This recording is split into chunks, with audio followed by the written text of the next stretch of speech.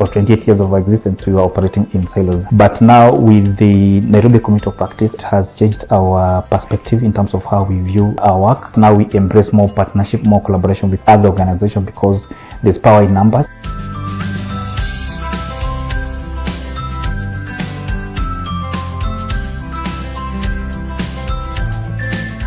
Towards the end of 2022 and early 2023, we were invited for training by our partner Kcdf, and at that time they were just sensitizing organization on the importance of community of practice. And as a way forward from that training, for us we saw the need to bring different institutions working in Nairobi County together into a community of practice for a number of reasons.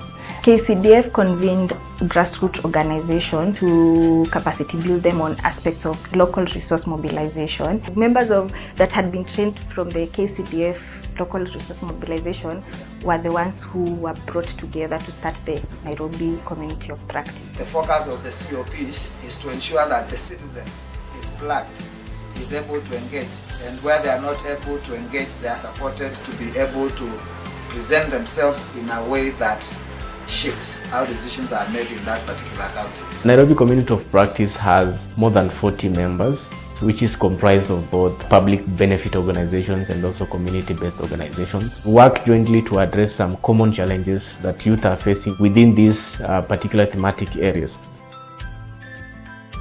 Forming a community of practice with Nairobi has enabled different institutions of youth-led organizations working on the same issues around youth to be able to have a unified voice. We ensured that we went to the grassroots, we identified the community organizations that we are partnering with. And by community organizations, that actually mean organizations that are rooted in the communities that we are implementing this particular program. COP was to be a platform for us to learn from each other, a platform for resource mobilization to support the amazing work that these different institutions within Nairobi County are undertaking. Nairobi Community of Practice, up to this day, it is one of those Satori moments. I have a friend in Youth Agenda. We've been sharing with him the struggles that we had. Then they felt that there is this Nairobi Community of Practice that we feel will really work well with Remnants Foundation. The first meeting I had, since that day, we have never looked back. In terms of advocacy, we've had a number of milestones. In terms of budget processes influence, we have been able to convene a number of trainings and capacity building sessions, especially for the members. We intend to build the capacities of these institutions to engage in these processes effectively. One of the key results that we've seen has been particular increments in budgeting for issues that were aligned with what the COPs were pushing for. A good example is the Kakamega County that got a significant increment in the budget by the county for reproductive health because they were seeing a lot of teen pregnancies. The COP anchor organization, which was Youth Agenda, started motivating us to now go back to the community and go back and be part and parcel of the public participation that are happening within our communities. We've been able to see transformation right at the community level. We've seen communities that have been able to engage county governments on key issues that are affecting the communities. We were able to convince stakeholder forums to consolidate views of the National Youth Bill 2024.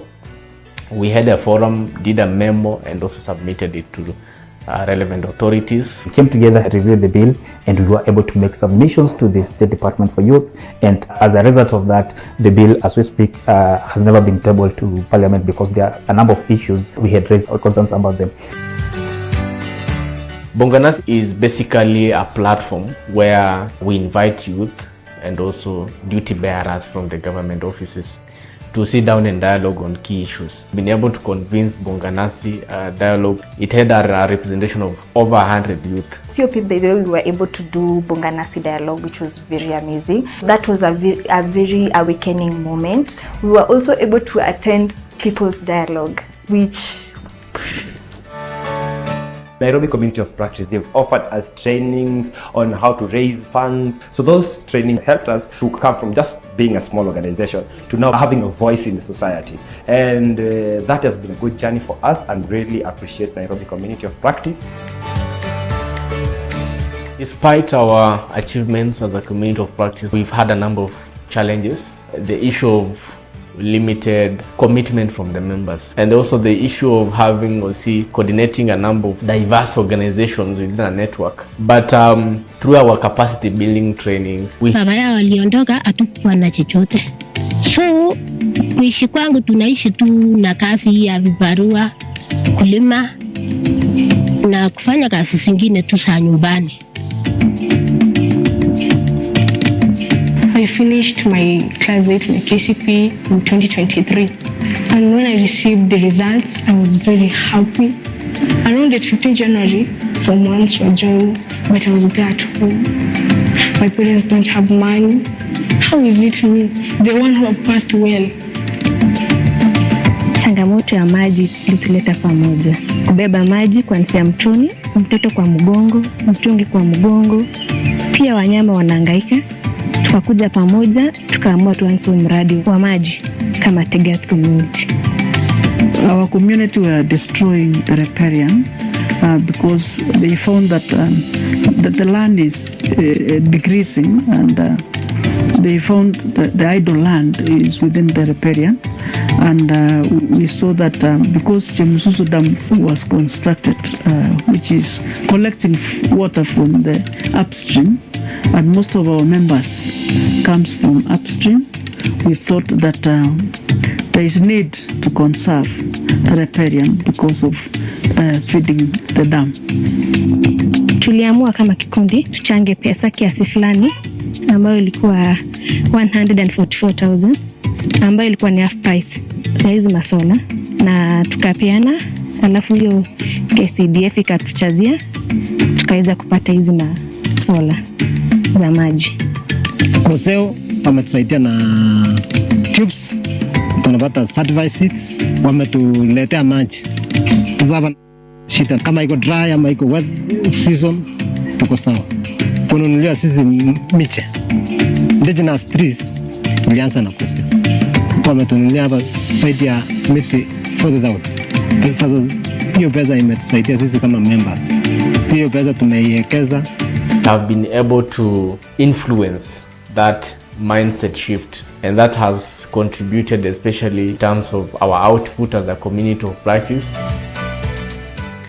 Remnants Foundation would like to encourage and to thank our partners for partnering with us, for providing us with the necessary resources to run all along, and we would like them to continue partnering with us. We look forward to seeing the COP creating a bigger movement, other more grassroots organizations joining in and helping us in creating greater advocacy. For us as Kcdf, we are still invested in this work. We hope to see more communities of practice grow across the country in Kenya, in different counties, monitoring and evaluation from the lens of communities, because we feel that that will strongly deepen our work around community-led development. I think it's a game changer in the space. It's something that I would recommend or encourage other civil society organizations out there to embrace going forward. We believe that we can change our society and also bring the necessary change, the change that we want.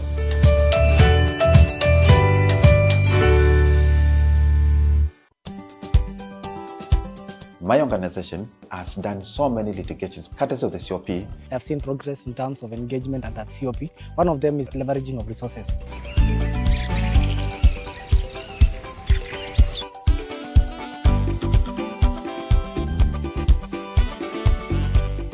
Makueni COP covers the entire Makueni County, whereby we have so far membership of 100 members. The history of Makueni community practice goes back to 2023. Kcdf really came to Makueni, mobilized government institutions, mobilized local and national and international partners working in Makueni, and they saw the idea of community practice. When Kcdf came, actually we were now shifting from the civil society to the community of practice.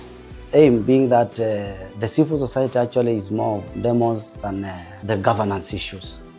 In as much as we were working with Makueni Civil Society Network, who is part of our founders, we felt that when the COP was born, that we could work together so that we reach more people. So that was a big opportunity for us as Budget. In many of the counties, if I can use the example of Makueni, Nairobi, Kwale, Kisumu, is that there existed formations in those counties that we ordinarily in Kenya call civil society organization networks that are based in counties. But there was a need for us to penetrate gatekeeping, ensure that we are working within the CSO networks, but at the same time, we are cultivating a new culture of collaboration. And so it is those actions that have evolved out of the interventions that we work with that we are calling a community of practice. In Makueni, we have 30 wards, so we visited the 30 wards. We mobilized grassroots groups, and when we saw the ideas, there are those who expressed interest, so we onboarded them. We signed an MOU, whereby they agreed to be part of the COP. Since the coming of the Kcdf, I am the most beneficiary on the matters concerning the Kcdf when they came, and incorporated us under the COP, because my organization has done so many litigations, courtesy of the COP, which came through the Kcdf.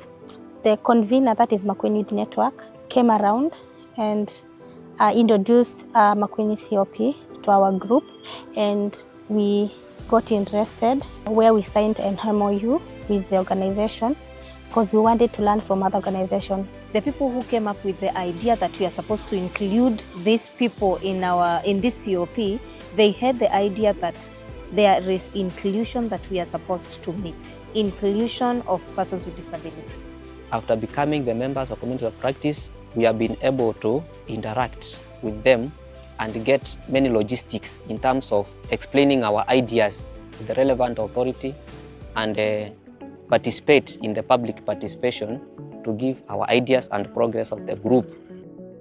In February this year, there were a notice by the county government whereby there were elections for community development committees. In every ward, we ensured that we supported at least between 25 and 30 members. Through the empowerment of the communities of practice, I managed to be elected as Ngu Masumba Persons with Disability Representative in the Community Development Committee at ward level. That is an achievement that if it were not for the COP, I could not maybe have achieved that one. The Giving for Change program, which is implemented in Kenya and 8 other countries, aims to catalyze societal change by ensuring the correct phrase. We'll start in the next few minutes, so kindly do prepare and come in. Thank you. That the place of giving is elevated. My organization has done so many litigations, and we have been able to achieve for the last 1 year so many petitions, submissions on the matters concerning public agenda on good governance. Previously, we didn't have the forum to engage with our stakeholders, the county government, but through community of practice, we have been able to do that. For quite long, sometimes people have not been included. For example, in the public participation agenda. Now, the fact that we have shown interest and we are pushing for our inclusion, now the county government has seen it valuable for us to be part of that. They really facilitate the movement and reimbursement for persons with disabilities during the public participations. It has sponsored me in the media to talk about the issues of persons with disability, and from that talk, the county government has seen the point of carrying an assessment, and the persons with disability have been assessed and they are getting their certificates. The COP actually has been awarded another duty to begin an officers program to the Makueni Youth Network through the CAS, the TISA and the TI. And I think that one is a plus to our shining in the county. Being a champion of good governance from Kalawa Ward, I sit in the Committee of Development, which is chaired by the ward administrator, and we discuss on the matters of that particular ward. Others will do so in their particular wards. Once we do that, we will be able to disseminate the same communication to our platform, and then the chairman will call us. We come here through the COP, we sit it down and we disseminate. Most of us are in the decision-making tables of the county government. Through Kwash, we have been able to champion for increase of budgets in terms of waste management, that is solid and liquid, so that more resources are pumped into this space. We have been capacity building on issues around budget, which has helped us escalate and focus in the ward and this has basically seen an increased number of persons participating in public participation initiatives, and basically that has completely changed how things are done within our ward. The opportunity is to ensure that as Kcdf, as the development actors, we change with the times. We ensure that we do a facilitative role, ensure that we are exposing groups to learning, exchanges, sharing, and sometimes also ensuring that we bring in the safety component. We are trying to sensitize, educate the community that in West you can get money and you can get an income. How? We are running a program on West segregation at household level, where we are focusing 10 villages, 10 estates in Watertown, and we are giving out waste segregation receptacles at household level, where we are trying to educate people whether you're supposed to segregate waste at household level. How? You segregate plastic waste alone because you can recycle plastic waste. Projects that we have started, number one, our main activity is apiculture. That is the aspect of beekeeping, and the aspect of beekeeping is the modern beekeeping. We have another main activity of poultry. The other activity, which is also very important, is the gala goats for dairy purposes. We keep them so that we can get milk to improve our diet and increase our nutritive values. The impact is huge. I have seen multiplication in terms of poultry farming.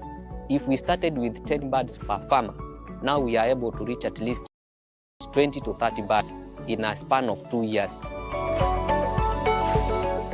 We are very appreciative for the opportunity that we have had in investing in the COP, because of the strides that we have made in terms of advocacy and also in terms of ensuring that policies are citizen-driven. It has made us to stand at a platform whereby we are able to request for more help from the county government, the national government, and other stakeholders. Thank you so much for standing with us. We cannot take that for granted. With your assistance, we have been able to reach spaces where we would not reach before.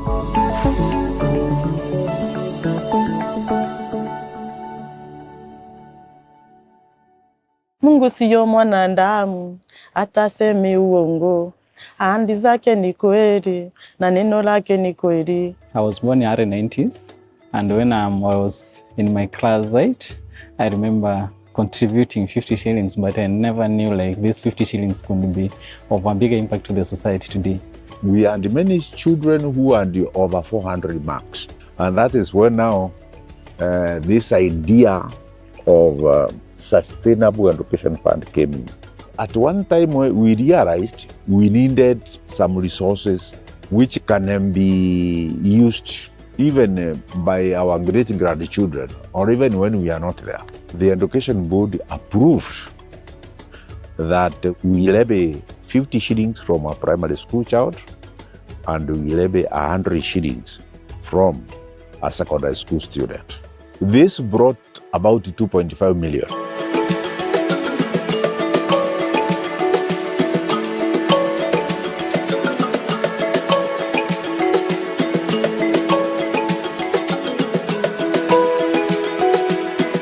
I went to Kcdf Primary School. I worked at, I used revision book, listened to the teacher, and also I managed to be among the top students in school. Wakati alifanya mtihani wa class 8, alipata marks 351. So mimi nikakosa mahali pa kumpeleka. Yeye alikuwa analia kila wakati, alikuwa anataka shule ya boarding na mimi sikuwa na uwezo. I felt that when I was home, I faced some challenges like family issues, and I won't be able to read well. So I wanted to go to a boarding school. Kwa mimi niseme hakuna mali sikupitia kwa maofisi nikitafuta uwezo. Ukifika nyumbani naye mtoto anakuuliza mama umeambiwa aje? Mama umeambiwa aje? We approached our now Nairobi branch of SIDA and we asked them whether we could organize an Harambee where we could raise some more money, and they agreed. We arranged for that. So in total we had 5,600,000. And this is the money we gave to Kcdf to match, and they matched it to 11.8 million also. And that is was our starting capital. As Supplement Sustainable Development Education Fund, we go to the field through your work closely with the head of schools, that is the primary schools, where we are able to get the students who are bright, and because they are related with these students for a longer way, and for a scholarship we normally sponsor from Form 1 going up once for secondary schools and going up. So we work closely with the head teachers from primary school who have worked with these students, and they know the challenges they are facing, and so now that we can get the best students and those who are most in need of these cases. Chifu wa kwetu ndiye akanipigia simu dakika ya mwisho. Akaniambia, mama Viva njoo bando huko. Nikamwambia Viva ameenda shule. Nikamwambia hapana. Sasa akapigia end teacher. Wakana na huyo end teacher sasa wakakuja kwa Kcdf. Mimi sikuwa najua Kcdf. Lakini niseme ya Mungu ni mengi. Njoo wake ni wao walikuja wakaniokota mali nilikuwa. Sikuwa na otherwise. We came at school, then I was given admission, uniform. Then I felt like the life I was inspired to have started. I want to appreciate Kcdf for finding its work to support our student, that is Viva Joy. It is always good to support the dreams of the bright students who are not able to support their own dreams. When I grow up, I will help those students or those children who are needy, take them to good school. Kcdf has worked with Kcdf in major activities, and so far I think so much Kcdf has done for us. Through the support from Kcdf, we have been able to bring the bond members together, and now we have been able to form subcommittees of this bond. And now we feel like we are going to generate more resources that are going to come to be handed to the endowment fund that we have. We are targeting to have more than at least 100 million with the Kcdf, so that now once we get those proceeds from the Kcdf, we can be able to address more community needs. Wale walikaa chini wakaona ni vizuri wasaidie watoto kama hawa, Mungu awajalie na bado aendelee kuwapa hiyo moyo na kuwasaidia kabisa, na Mungu aende kuongezea miaka mingi sana. Our future plans are as follows. We want to one day be a community foundation and not a CBO with its own established office.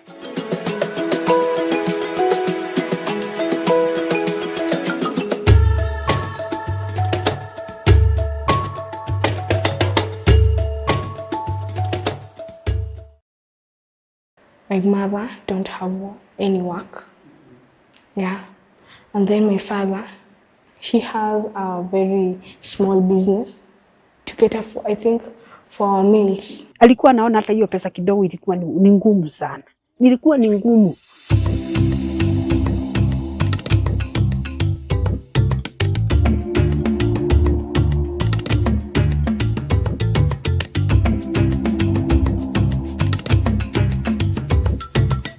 Mimi ni mama wa nyumbani, ninachunga watoto. Niko na watoto 4. Wakati baba yao aliondoka, hatukuwa na chochote. So kuishi kwangu tunaishi tu na kazi ya vibarua, kulima na kufanya kazi zingine tu za nyumbani. I finished my class 8, my KCP in 2023. And when I received the results, I was very happy. Around the 15th January, Form 1 were joining, but I was there at home. My parents don't have money. How is it me, the one who have passed well? Changamoto ya maji ilituleta pamoja. Kubeba maji kuanzia mtoni, mtoto kwa mgongo, mtungi kwa mgongo. Pia wanyama wanahangaika. Tukakuja pamoja, tukaamua tuanze mradi wa maji kama Kcdf community. Our community were destroying the riparian because they found that the land is decreasing, and they found that the idle land is within the riparian. And we saw that because Chemususu Dam was constructed, which is collecting water from the upstream, and most of our members comes from upstream, we thought that there is need to conserve the riparian because of feeding the dam. Tuliamua kama kikundi tuchange pesa kiasi fulani ambayo ilikuwa 144,000 ambayo ilikuwa ni half price ya hizi masola, na tukapeana, alafu hiyo Kcdf ikatuchazia tukaweza kupata hizi masola za maji. Koseo wametusaidia na tubes tunapata certified seats, wametuletea maji. Sasa hapa Nazari hatuna shida, kama iko dry ama iko wet season tuko sawa. Kununulia sisi miche, indigenous trees ilianza na kosa, wametununulia hapa zaidi ya miti 40,000. Sasa hiyo pesa imetusaidia sisi kama members. Hiyo pesa tumeiwekeza, tumeweka table bank 350,000. Attention please, good morning, we are beginning now. Kindly if you could take your seats. Like we say in Kenya, karibuni sana. I know we are technically hosting our family from down south, so we welcome all of you and all of us. And if there's one thing that I'll request is that by the end of today, at least make sure you get to know who is next to you, get to know what it is that they do, and find something that is in common, and welcome all of you. To begin, allow me to request us to rise for the national anthem of South Africa. Kindly, please.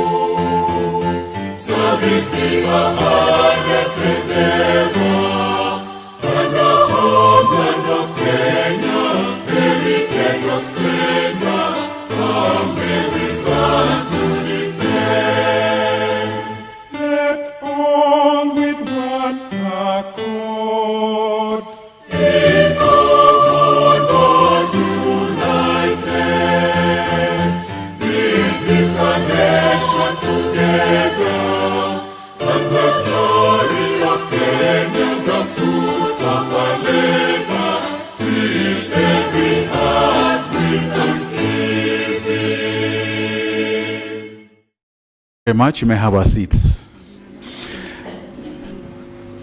I'm humbled to serve this morning and today as your moderator and MC to just basically get things weaved and moving and keeping it flowing.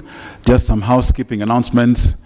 In case you need to use the washrooms out of the hall where we are in, to the left and left again, and you will be left because you'll be right. Basically, when you get out, turn left and turn left, you'll not get lost. But in case you need any help, we've got a very wonderful team from Kcdf at the registration. Meet them, and any of the hotel staff, they'll certainly guide you. On our tables, we're in a digital space and age. There is a slip that has connectivity instructions. We'd encourage, feel free, take those snaps, those shots, share, and let's get the digital space abuzz with what it is that is going on. We are going to have an engagement. There's a lot to learn from each other. Where did this journey begin? How it is, setting the stage. And if there's one thing that we are certainly going to set the pace for in Africa with the partnership that we have with Kagiso Trust and Kcdf, where we are at, subject going beyond CSR, building sustainable community investment models. This is legacy for us. It's a long time coming and the right time, and that time is today. I'd like to invite the chair of the Kcdf board, Madam Rose Mambo. And as she comes, just to let you know that Ms. Rose Mambo is a distinguished corporate leader with over 25 years of C-suite experience in capital markets, corporate governance, and business law across public and private sectors.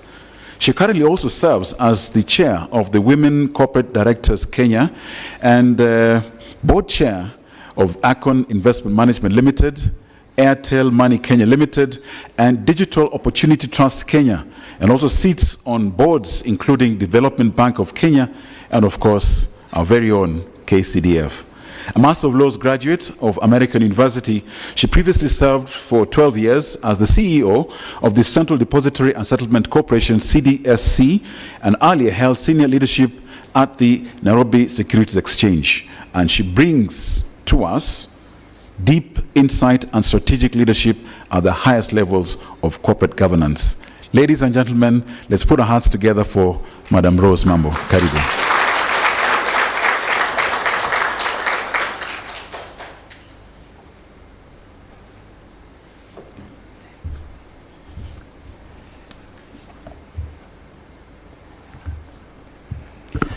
Thank you very much, our moderator, for that kind introduction. It's my pleasure on behalf of Kcdf to welcome you all here today.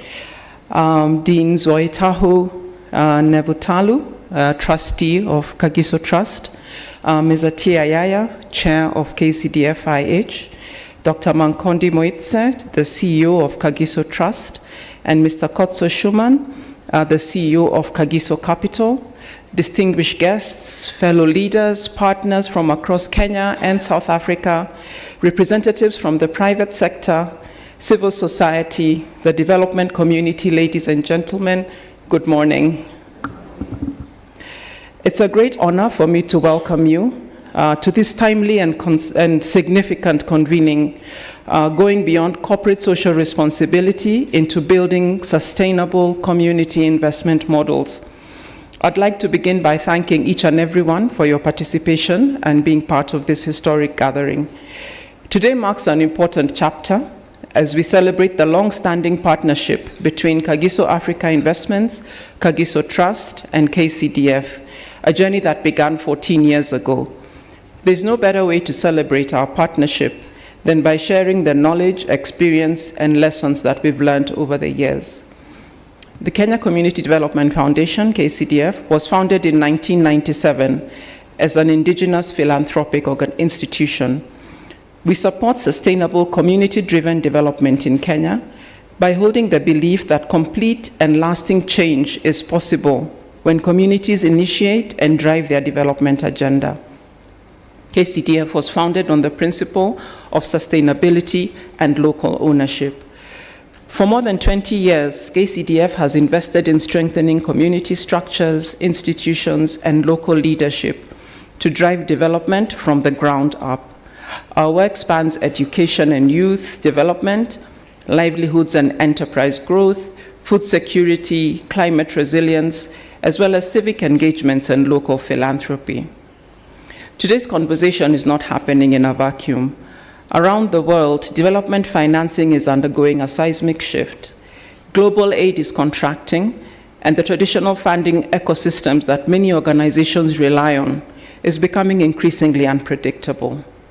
According to the Organization for Economic Cooperation and Development, the OECD, official development assistance dropped by 9% in 2024, and with projections indicating a further decline of 9 to 17% in 2025. Funding to least developed countries is expected to fall by as much as 25%, and global health funding could decline by up to 60%. In 2025, the Trump administration canceled roughly 83% of grants administered by the USAID. Other major donor governments, including the United Kingdom and Germany, followed suit, marking a devastating blow to global humanitarian efforts. These funding terminations and freezes have disrupted vital services, including healthcare, nutrition support, education, and emergency relief.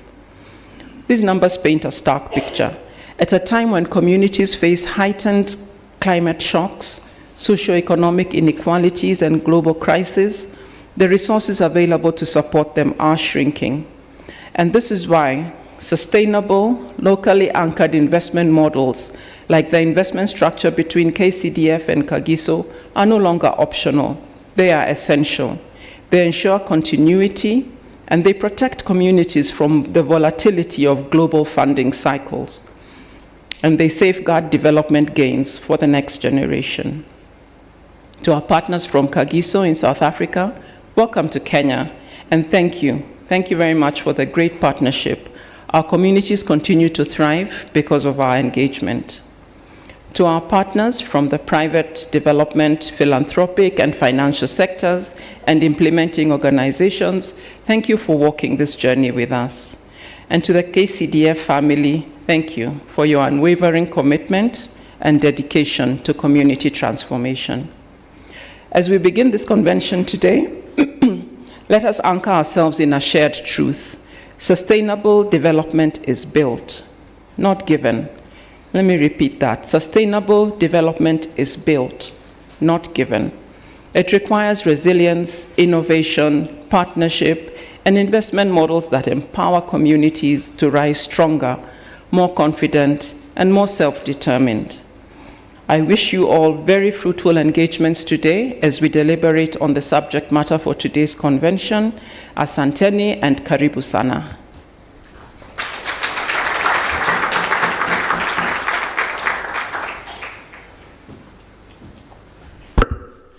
Thank you very much. What's the background and the genesis of this journey and the relationship towards the establishment of Kcdf Investment Holdings, that is Kcdf IH? To help us with this, to get to understand, very delighted to invite and introduce Ms. Atia Yaya, who's the chair of Kcdf Investment Holdings. Ms. Atia is a seasoned insurance executive with extensive senior leadership experience at Aon Minette Insurance Brokers and AP Insurance. She's built a distinguished career in strategic management within the insurance industry, backed by strong sector networks and deep operational expertise. She was instrumental in establishing the health insurance divisions at both Aon Minette and AP Insurance, demonstrating her strength in business development and institutional build-out.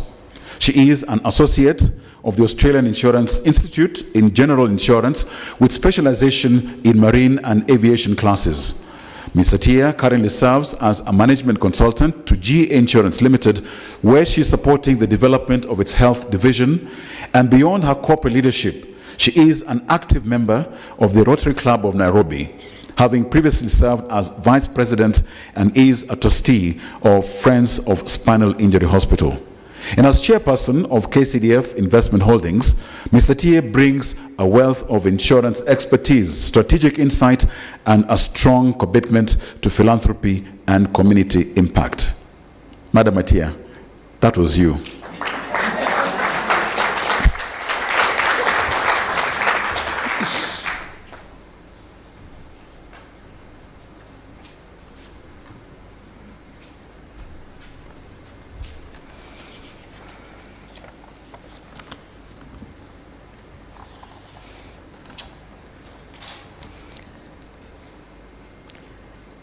Well, I can afford to say all protocols observed. Yeah. Distinguished guests, partners, ladies and gentlemen, good morning. Thank you, Edmund, for that introduction. You have exaggerated a little bit, but we'll talk. Now, I've been with Kcdf group for a long time. I think when I say a long time, some of you Gen Zs in the room here were not even born. So I've been around, and I've said sibanduki. You've heard Sifuna say akisema habanduki. So na mimi sibanduki. So allow me to share with you a brief history of Kcdf Investment Holding, a story that reflects vision, collaboration, and a sustained commitment to building long-term financial resilience for community development in Kenya. So let me talk about how this collaboration started. I think around 2010 or 2011, I remember there was a conference in Nairobi.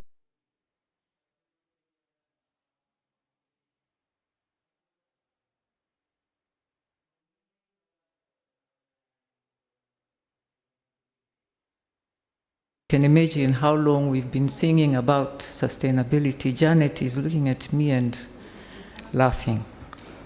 We've been singing this song for years. So there's this one gentleman who was in that conference by the name Kotso Schumann. He was one of the speakers and representing Kagiso around that time. And he specifically spoke about sustainability of organizations in Africa. That gentleman is here, Kotso, and please show your hand, and we are so happy. Now, Kotso is still working for Kagiso, now heading Kagiso Capital as a CEO. And I think he also said Sibanduki, because he's been there. So that makes the two of us. Yes. So during the conference, I was in a different room when he was giving this speech. Unfortunately, the late Professor Abdallah, may God rest his soul in peace, at that time he was our chair, was in the room when Kotso was speaking. And Professor Abdallah ran out of the room, came, looked for me, and said, Atia, you must come and listen to this story.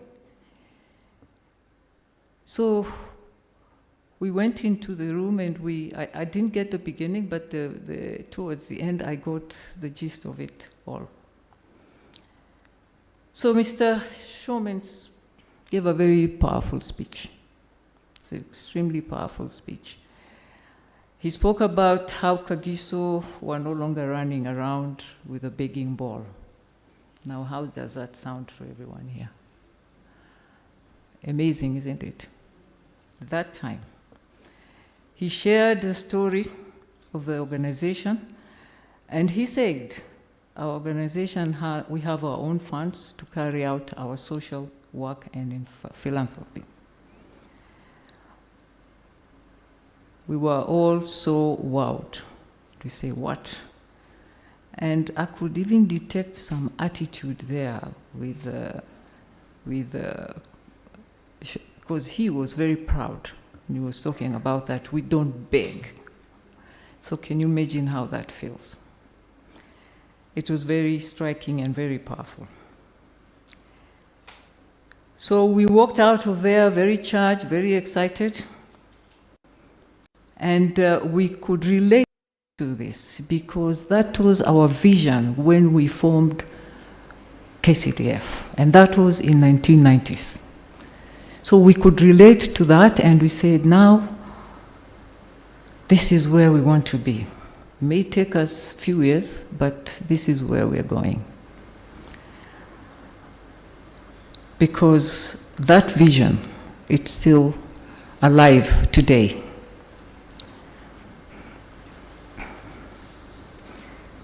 That doesn't mean Kagiso didn't go out asking for money. They did. But if they get, fine. If they don't get, they don't lose their sleep over it. Correct? Correct. That's where they are now. And we said this is where we want to be. We were so convinced that this is where we want to be. And we wanted to be like Kagiso when we grew up. So we started the journey. I see the team that was initially involved is here, there. I can see Arthur, please show your hand. Kibi, yeah, Janet, Kotso, yeah. Lebo joined us a bit later, but he also played a very big role in this discussion. So we started this journey that involved a lot of vigorous discussions and a lot of traveling between Kenya and South Africa. We wanted to learn in detail how Kagiso managed to get here, how they managed to grow their endowment fund to sustainability level. So in the process, we learned that very early enough, early in the days of Kagiso, they invested big time in banks, in media, in logistics, education, and so many others. And all they did was to sit and wait for the returns that enable their programs. So we therefore pursued the relationship, and we didn't give them any choice to say no, because we just tagged along and we said, you can't leave us alone, now we are with you. So we pursued this relationship that later grew into a partnership, forming the beginning of the transformative journey that led to the formation of Kcdf Investment Holdings. That was in 2012. This is an investment arm of both Kcdf and Kagiso, a decision that has made a profound impact on Kcdf. Now, over the years, together we have learned a lot from Kagiso as we sought to create a sustainable program that could fuel the philanthropic mission of both institutions.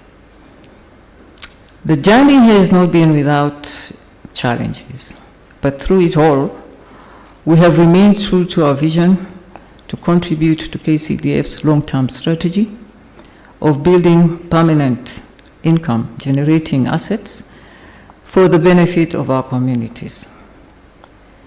Now, as we delve into the discussion later on, let us draw the lessons from this partnership and discuss how we can replicate this relationship between the private sector and the development sector, and aim to go beyond corporate social responsibility to building sustainable community investment models.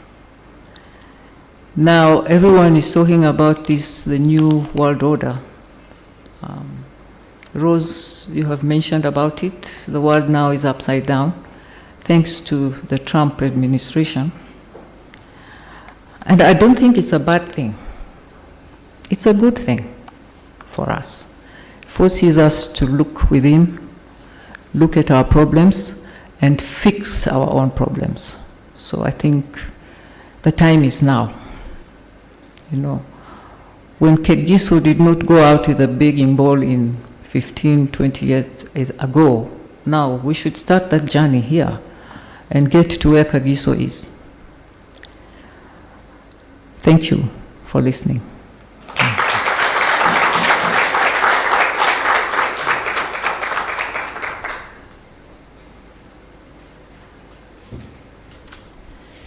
Thank you very much. Another round of applause. That is very inspiring, because if there's one thing that I can say, it gives you dignity when you're able to fix your own and you look at what you have and you progress on. And now to set the scene in terms of the role of the non-profit sector in driving sustainable community transformation in a changing world, this is a gentleman who, during dinner last evening, told us he drove himself all the way from the airport. And if you can manage the roads of Nairobi without any outsider, and you drive yourself and you're still in one piece the next day to be able to engage us today, then you have come of age. Mr. Dean Zoitwaho Nevutalu, Trustee, Kagiso Trust. I hope I got that pronunciation right.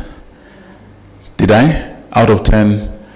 And if I did, let me tell you more, because Dean Zoitwaho is an ordained pastor, an experienced leader in extensive expertise in governance, public service, and social development. He holds a master's in environmental law and management, advanced theological qualifications, and a certificate in effective directorship. He currently serves as a national coordinator and advisor for the world's largest HIV counseling and testing campaign in South Africa. He previously led intergovernmental and sector support as executive manager at the South African National AIDS Council, and has held senior leadership roles, including Superintendent General of the Limpopo Department of Education and Provincial Electoral Officer at the Independent Electoral Commission, coordinating South Africa's electoral assistance to the first democratic elections in the Democratic Republic of Congo, DRC. Dean Zoitwaho also serves on the boards of Kagiso Trust, as we know, Kagiso Tiso Holdings, and other organizations, bringing deep insight in leadership, governance, and development impact. Ladies and gentlemen, put your hands together for Mr. Dean Zoitwaho.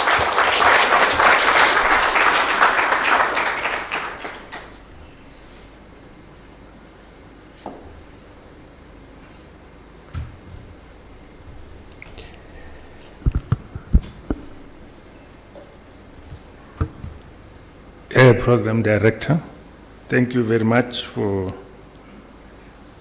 those warm words of welcome.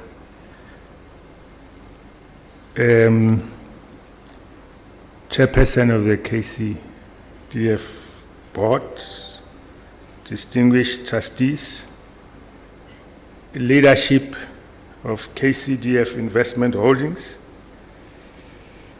partners, colleagues,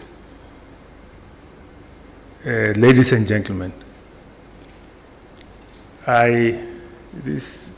standing here because of a mishap that has happened.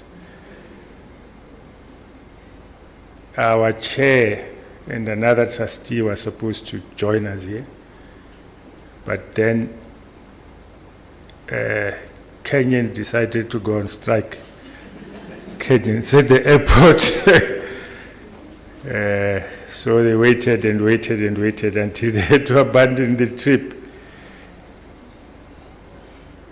So I am the only trustee here today, it looks like, unfortunately. But fortunately, my bosses are here. The CEO is here of Kagiso Trust, CEO of Kagiso Capital. The CFO is also here, I think. So, by and large, I am going to take you through a subject that our chair invested in thinking through, and she would have delivered it here. And as I was looking at this speech, I recalled, you see, in South Africa, I don't know how many of you know our history of South Africa. There was a time when we were under apartheid rule. And the white regime decided the best way to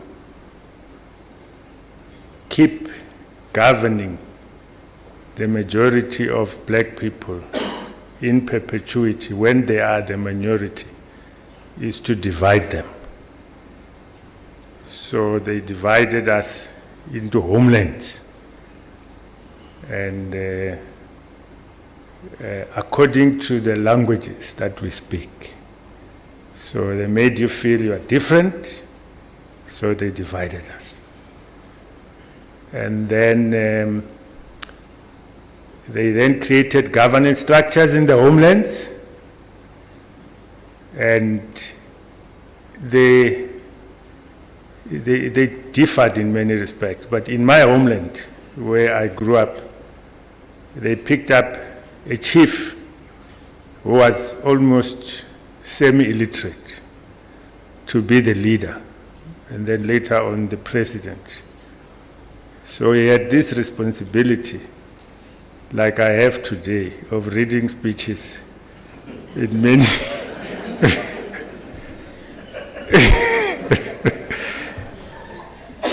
in many other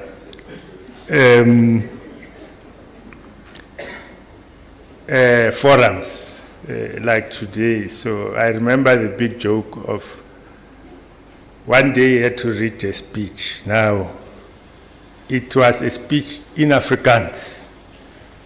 So many South African blacks didn't like Afrikaans, except the so-called coloureds, where it was spoken quite as a first language. But Africans didn't like it. We really hated it. I also hated it. I learned about it at school, but more because it was a language of the oppressors during the time. So he read the speech in Afrikaans, our president, but he struggled through it. It was difficult for him to read the words. So at the end of the speech, then he said in vernacular, you know, there were people there, even Afrikaans-speaking people there. He said in vernacular, yo, this Afrikaans is so difficult. I hope the one who wrote it understands it. So, betraying the fact that, you know, selling out in a way that he had nothing to do with that speech.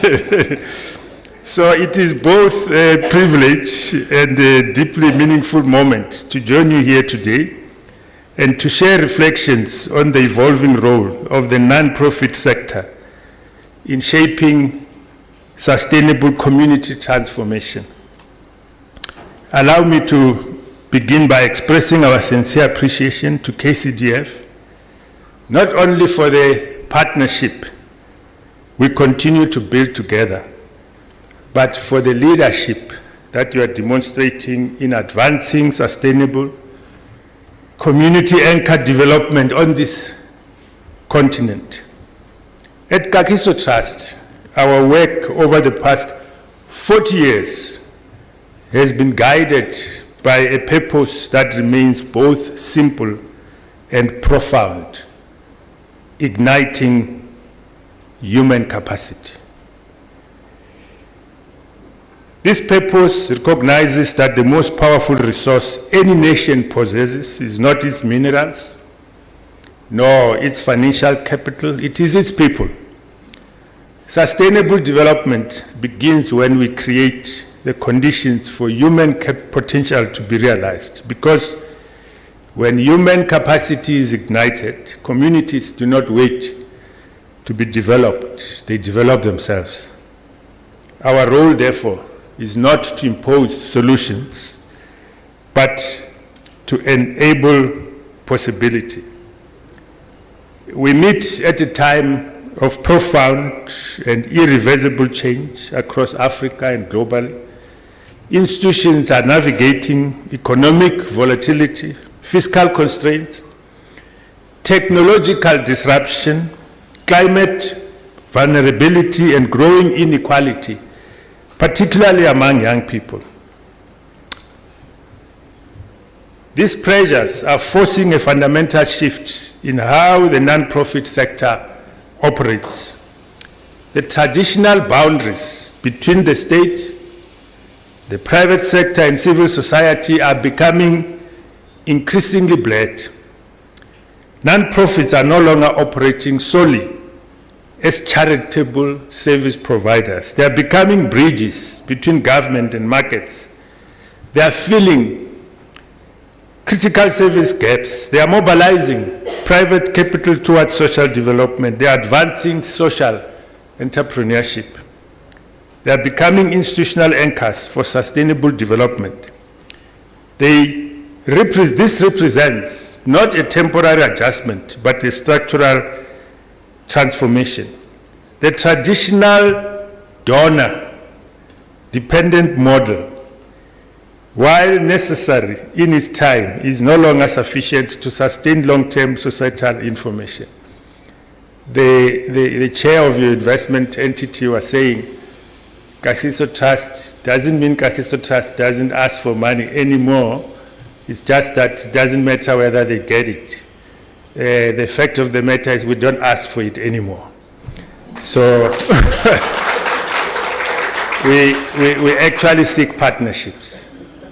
We are sitting with a new problem, which some of us who I'm the longest trustee serving in the trust. That keeps me, what keeps me sleepless at night. I chair the programs committee, is that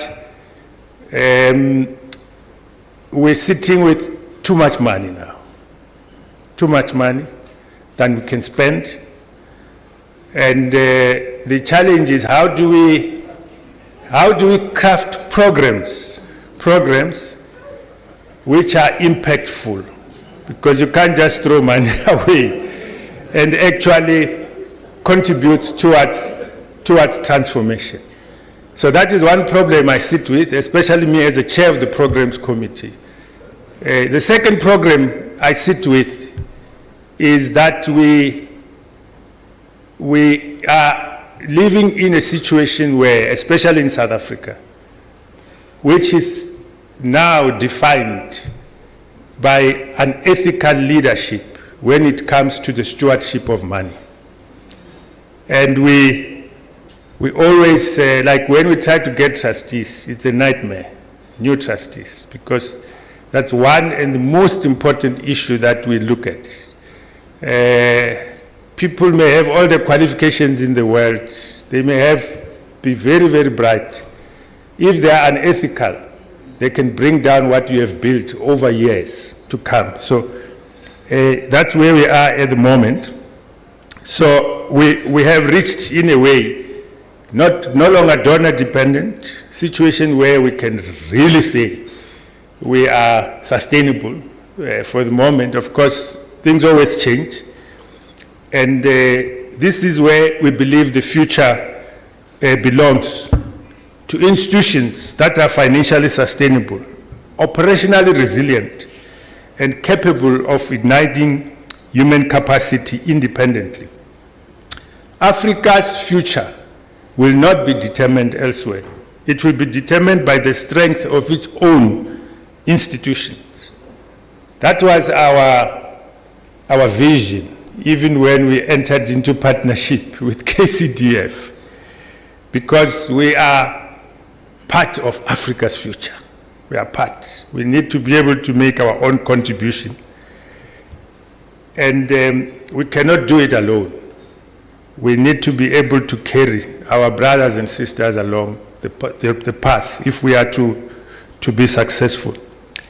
This future will be determined by our ability to bring organizations that are ethical, rooted in our communities, accountable to our people, and capable of sustaining their mission over generations. This is why Kcdf's work, and particularly the establishment of Kcdf Investment Holdings, it is so important. It represents a recognition that sustainable transformation requires sustainable institutions. It affirms a powerful principle. Communities are not beneficiaries of development. They are its owners. They are its futures. When institutions support communities in this way, they ignite human capacity at its most fundamental level. We were established in 1985 during a defining period in South Africa's history. So we are celebrating 40 years. May I please ask you, before I continue, to rise and sing happy birthday to us? To Kagiso Trust.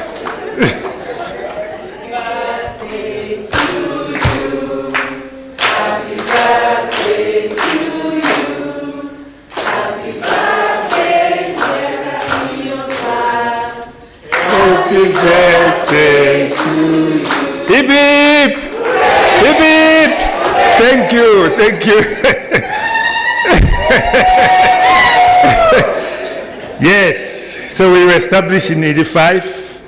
Its founding purpose was to support communities that had been deliberately excluded from opportunity and to contribute to the building of a just and equitable society. Over 4 decades, we have learned lessons that have fundamentally reshaped our understanding of sustainable transformation.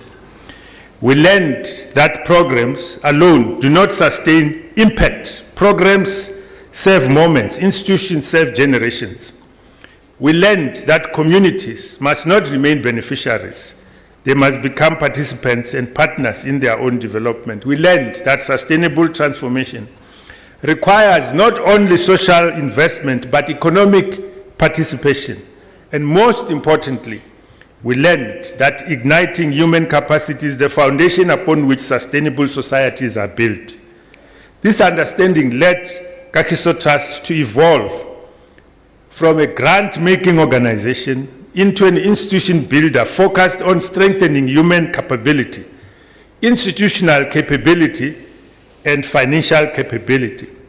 One of the most important lessons we have learned is that institutional sustainability requires financial sustainability. Institutions that depend entirely on external funding remain forever vulnerable. Their autonomy is constrained, their ability to plan long-term is limited, and their impact becomes tied for funding cycles beyond their control. And I need to add that very often they are actually pushed to execute another person's agenda rather than the agenda of the people that they actually are supposed to serve. So to address this, Kagiso Trust made the strategic decision to build its own investment capability. This was not simply a financial decision, it was an institutional one. It was a decision to ensure that Kagiso Trust would remain capable of igniting human capacity, not only today, but for generations to come.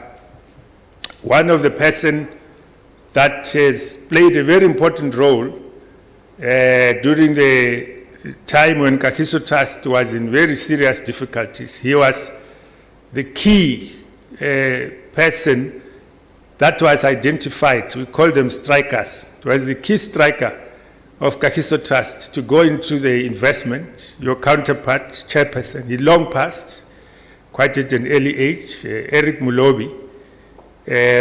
He used to say that his vision is to say that long after he has joined the ancestors, Kagiso Trust must remain serving the people. And he has long joined the ancestors. And Kagiso Trust is not only serving the people, but it's much, much bigger. If you were to rise today, he's going to be shocked at what that little seed that he has planted himself has actually germinated to become today. So this approach that we should serve not only our generations, but generations also to come, reflects a broader shift taking place across the non-profit sector. Non-profits must now develop diverse funding sources. They must build asset bases. They must embrace partnerships with private sector and development finance institutions. They must adopt financial operating models that are resilient, scalable, and independent. This is precisely the leadership Kcdf is demonstrating through Kcdf Investment Holdings. As we look ahead, the non-profit sector will continue to evolve. Non-profits must serve as catalysts, igniting human capacity within communities. They must serve as connectors, bridging government, markets, and civil society. They must serve as institution builders, creating sustainable platforms for long-term transformations. They must provide innovation and social entrepreneurship. They must mobilize partnerships to scale impact, and they must build institutions capable of sustaining their mission independently. This requires a shift in mindset from program delivery to institutional stewardship, from dependency to sustainability, from intervention to empowerment, from charity to capability. Africa stands at a historic moment. We are the youngest continent in the world, where, in many respects, we possess immense talent, resilience, and possibility, but potential alone is not enough. Potential must be ignited. It must be supported by institutions capable of nurturing it, institutions such as yourselves and ourselves, institutions committing to ensuring that Africa's future is shaped not by dependency, but by capability, not by external direction, but by internal strength, not by temporary intervention, but by sustained international leadership. Allow me to conclude with this reflection. We are not mainly participants in development. We are stewards of institutional legacy. The decisions we make today to build sustainable institutions, to strengthen governance, to secure financial independence, will shape the opportunities available to future generations. Our responsibility is clear. We must build institutions capable of igniting human capacity long after we ourselves have stepped aside, because when human capacity is ignited, transformation becomes self-sustaining. Communities must become resilient, institutions endure, and societies prosper. And I do hope that even long after, as the chair of the investment committee has indicated, after Kcdf would have grown up, and the history of Kcdf will be written. The legal contribution that we, as Kagiso Trust, will be engraved in your history as well. So on behalf of Kagiso Trust, I thank Kcdf for your leadership, your partnership, and your shared commitment to building sustainable institutions that will save Africa's future. I thank you.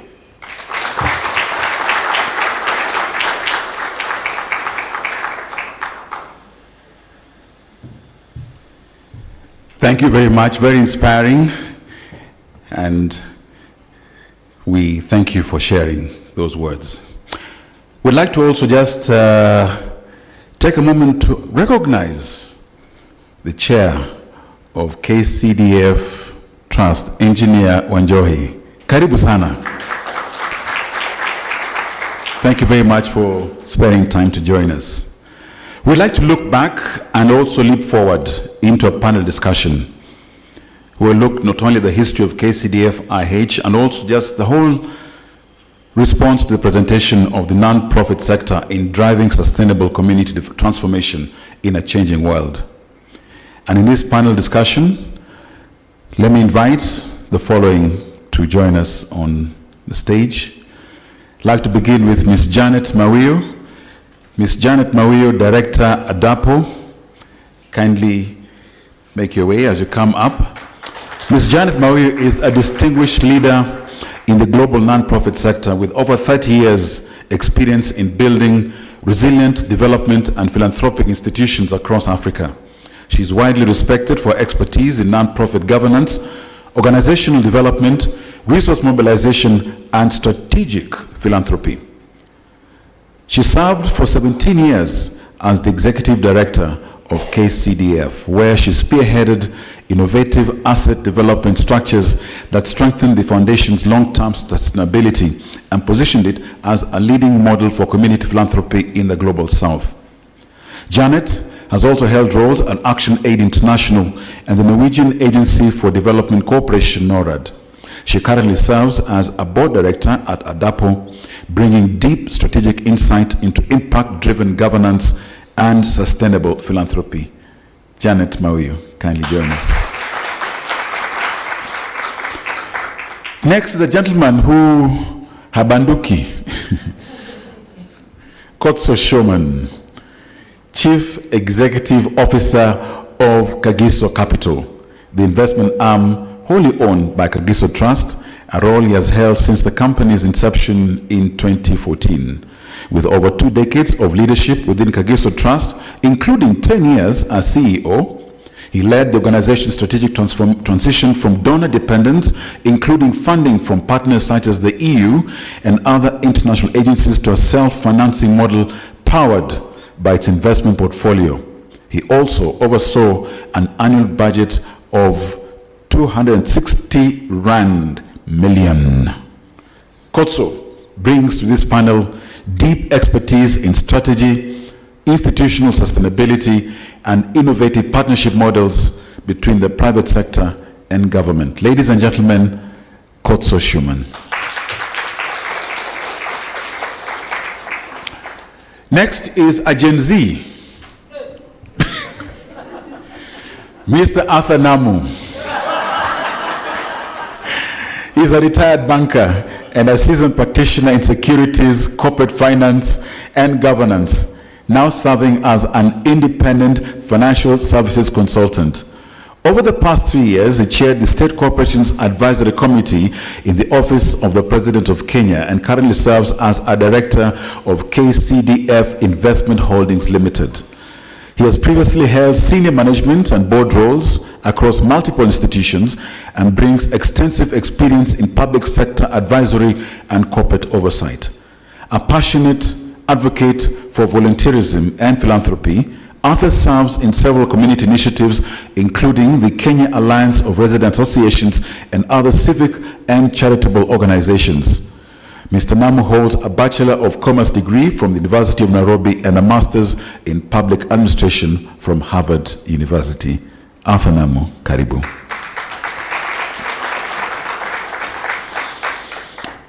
Those who know him call him Lebo.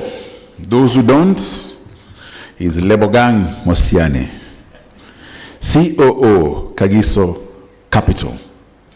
Lebo is the Chief Operations Officer of Kagiso Capital and Chairperson of Opening Learning Group. He plays a pivotal role in sourcing and evaluating strategic investment opportunities, driving value creation across the portfolio. And prior to joining Kagiso Capital in 2015, Lebo worked at PricewaterhouseCoopers, PwC, and the Shanduka Group, where as a senior associate, he managed the Africa Business and Private Equity Fund, overseeing investments across multiple sectors. And he brings to this panel, as moderator, strong expertise in private equity, investment strategy, and operational leadership across African markets. Lebo, our moderator, karibu.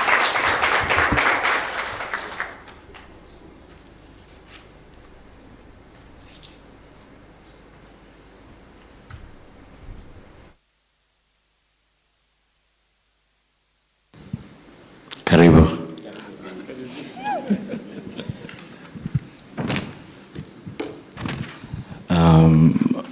I'd like to welcome my panelists, whom I met a few years ago before COVID. And today's conversation, we want to delve in a little bit deeper. So, Janet, as a lady, I'm going to have to pick on you. So tell us, most people are bored at conferences. You know, they loiter around, and hotel food is not really something like a delicacy. What happened at this conference in the early days where you struck a long-term partnership with Kagiso Trust.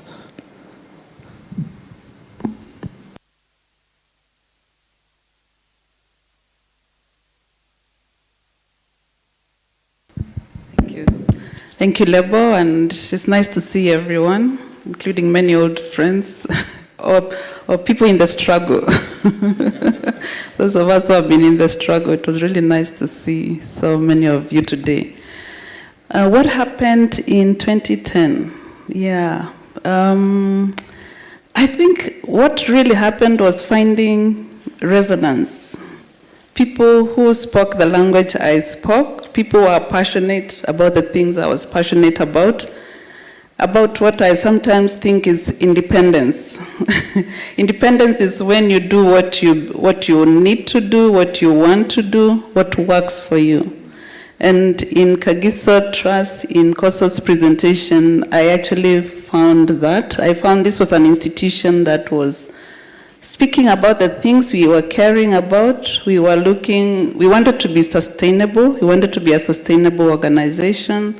And they had actually started doing things, and of course we had also started doing things, but they also were doing things that were different from what we were doing. So with a learning mind, I felt this was a group that we identified with, we resonated with, and it looked like we could go places. Yeah, because I believe in learning, I believe in joining others who are like-minded, and when you find that resonance, I can't think of a better word.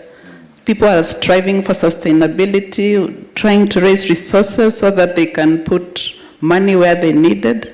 Those days they were doing education work, which we were also doing, but they were doing it in a way that they were funding, without depending on someone else. So for me, that was what was unique. Mrs. Karan, our MC calls you Shoeman. I think you must start a shoe business.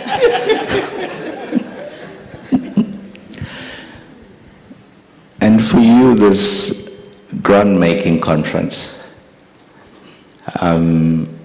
did it just spark in you, go back to KT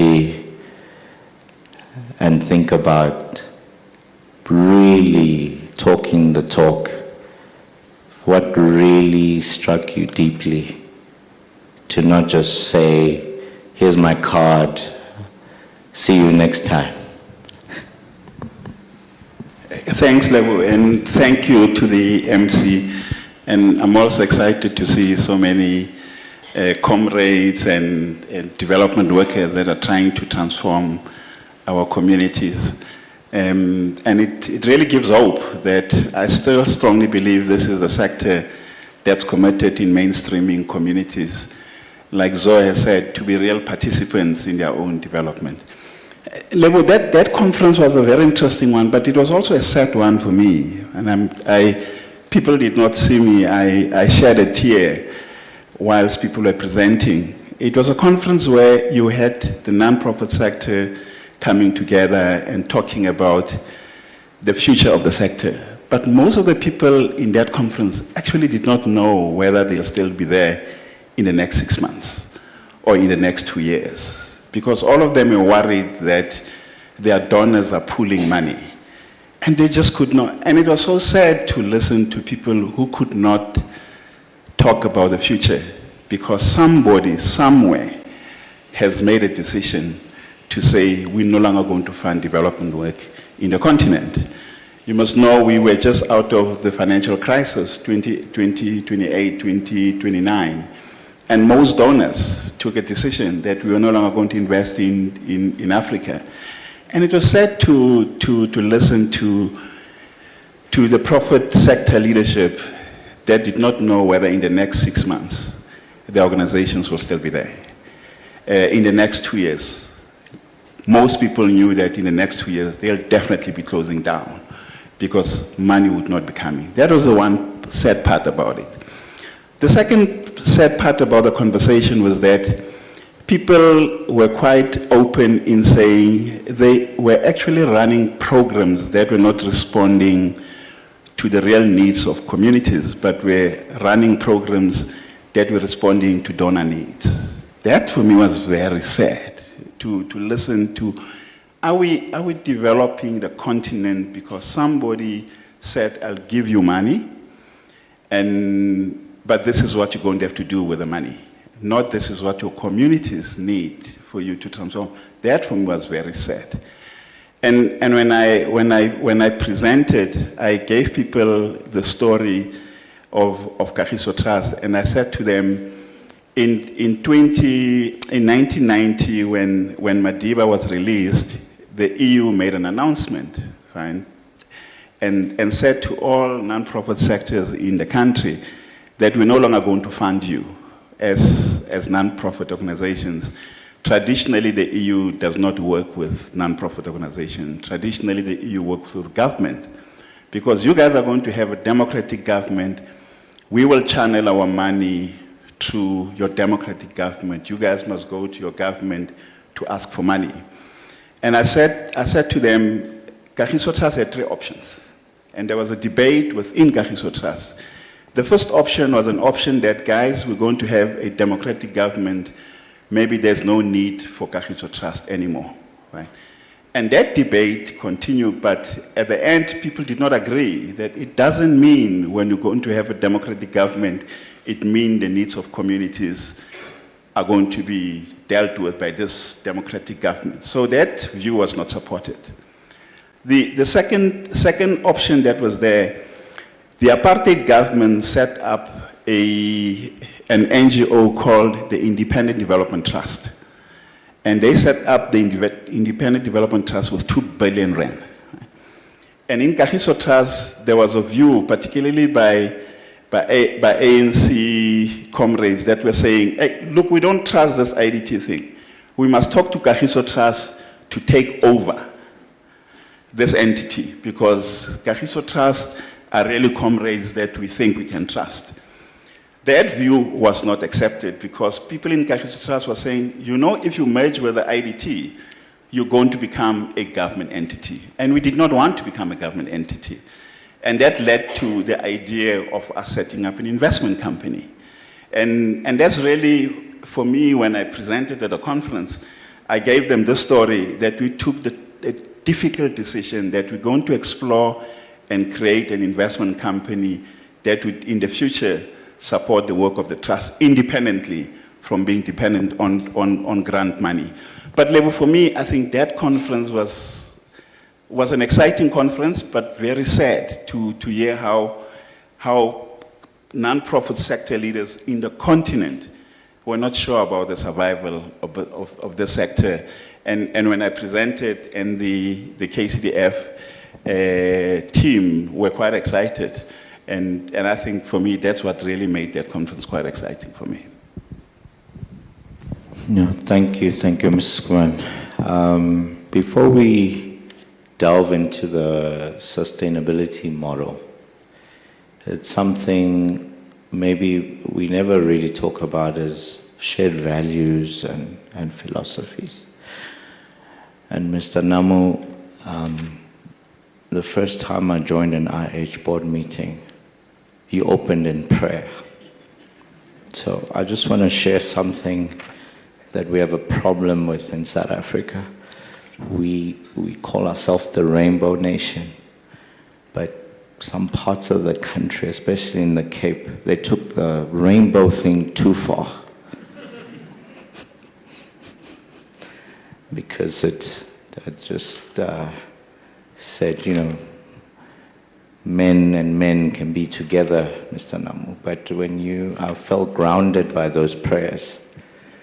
So we want to touch on values and why is it important? And we never talk about indigenizing our values in the African sense of who we are as fellow people on the continent.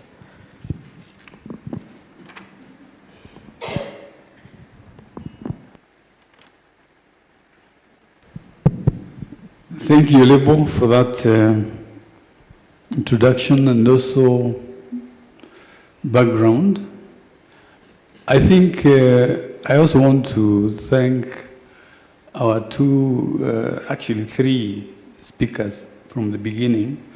Our chair of the foundation, Atia, and the gentleman, the trust, the only trustee from Kagiso, for really giving the broad brush of what the issues are. And really, as panelists here, there is very little that we can add to that because the main building blocks are there. I think at the very first start talking about values, before we talk about specific about values, is to talk about, is to say, to place sustainability in the right perspective. Sustainability is an issue that confronts individuals. It is an issue that confronts organizations, both profit and not-profit. It's an issue that confronts governments, and we can say continents. That has now become sharply in focus with the current environment, where we saw on television a head of state of one country literally humiliating a head of state of another country on television, which focuses the issue of independence in a new light. We fought for independence as countries to free ourselves from colonialists, but we are right back there.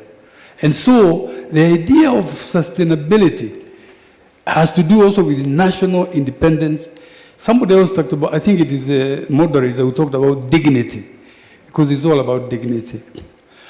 I think you're very right about the values, because as the gentleman from your trust said, values are what makes institutions run. Integrity is so important, so that when you're leaving your assets or organizations be run, they are run by people whom you can trust or entrust. I remember that when I joined the Kcdf, one of the key things they were doing at the time was institutional strengthening. We would go into a community, and there was a tool that was employed to evaluate how the institution is doing, create a board so that the organization is able to be governed in a particular way. So governance, good corporate governance, institutional governance has been a key value, for Kcdf. It's a journey, and we are not there yet. I like what our chair said. It is built, not given. That's why it's a journey, and we are going to continue on this journey. And for those who are struggling in the, I think Janet was calling them fellows strugglers, I think the future is bright. I think the key thing is to start on that journey. Take the first step, seek advice where you need to seek advice, so that you can then be able to build on it. Because, as I've said, the issues of sustainability are problems for the whole country, they are a problem for the entire continent. I think Kagiso and the Kcdf have built, or they have started, they have planted a very important seed around which collaboration within Africa is important and part of what is needed to bring about the unity, African unity, which has been elusive. Because what we have started is a very important thing. I don't know, this is a rambling commentary, but I hope I've answered, yeah? But before perhaps I stop, is to recognize a number of people who are with us who are not recognized. There is a gentleman looking down there called Francis Kamau. If you recall, Kamau and Joyce is not here, the ones whom we gave the job of husbanding this institution, Kcdf, IH. Thank you, Francis.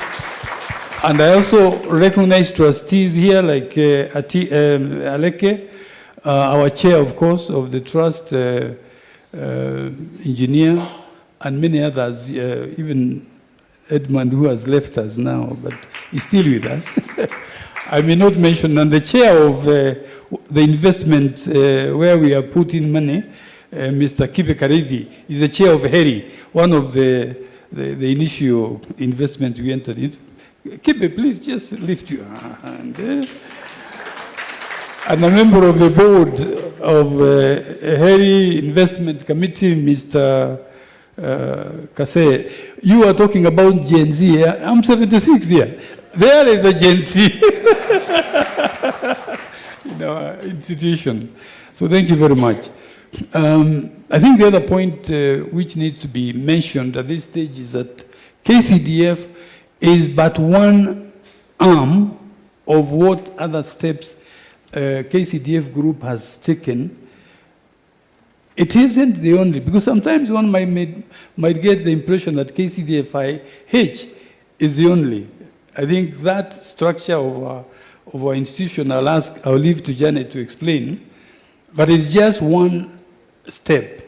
We started, as I said, with being grant makers, institutional strengthening of organizations. We went into endowment fund.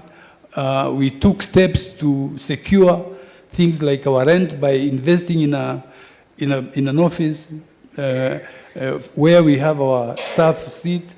We were given an asset which we developed.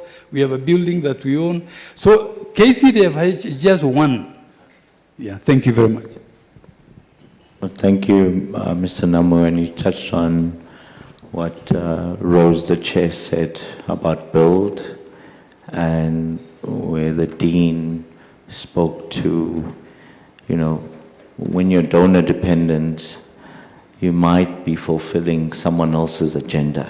And maybe on a deeper level, Ms. Mario, what's your view on a sustainability model which has long-run impact embedded in it as some form of strategic thrust for our communities?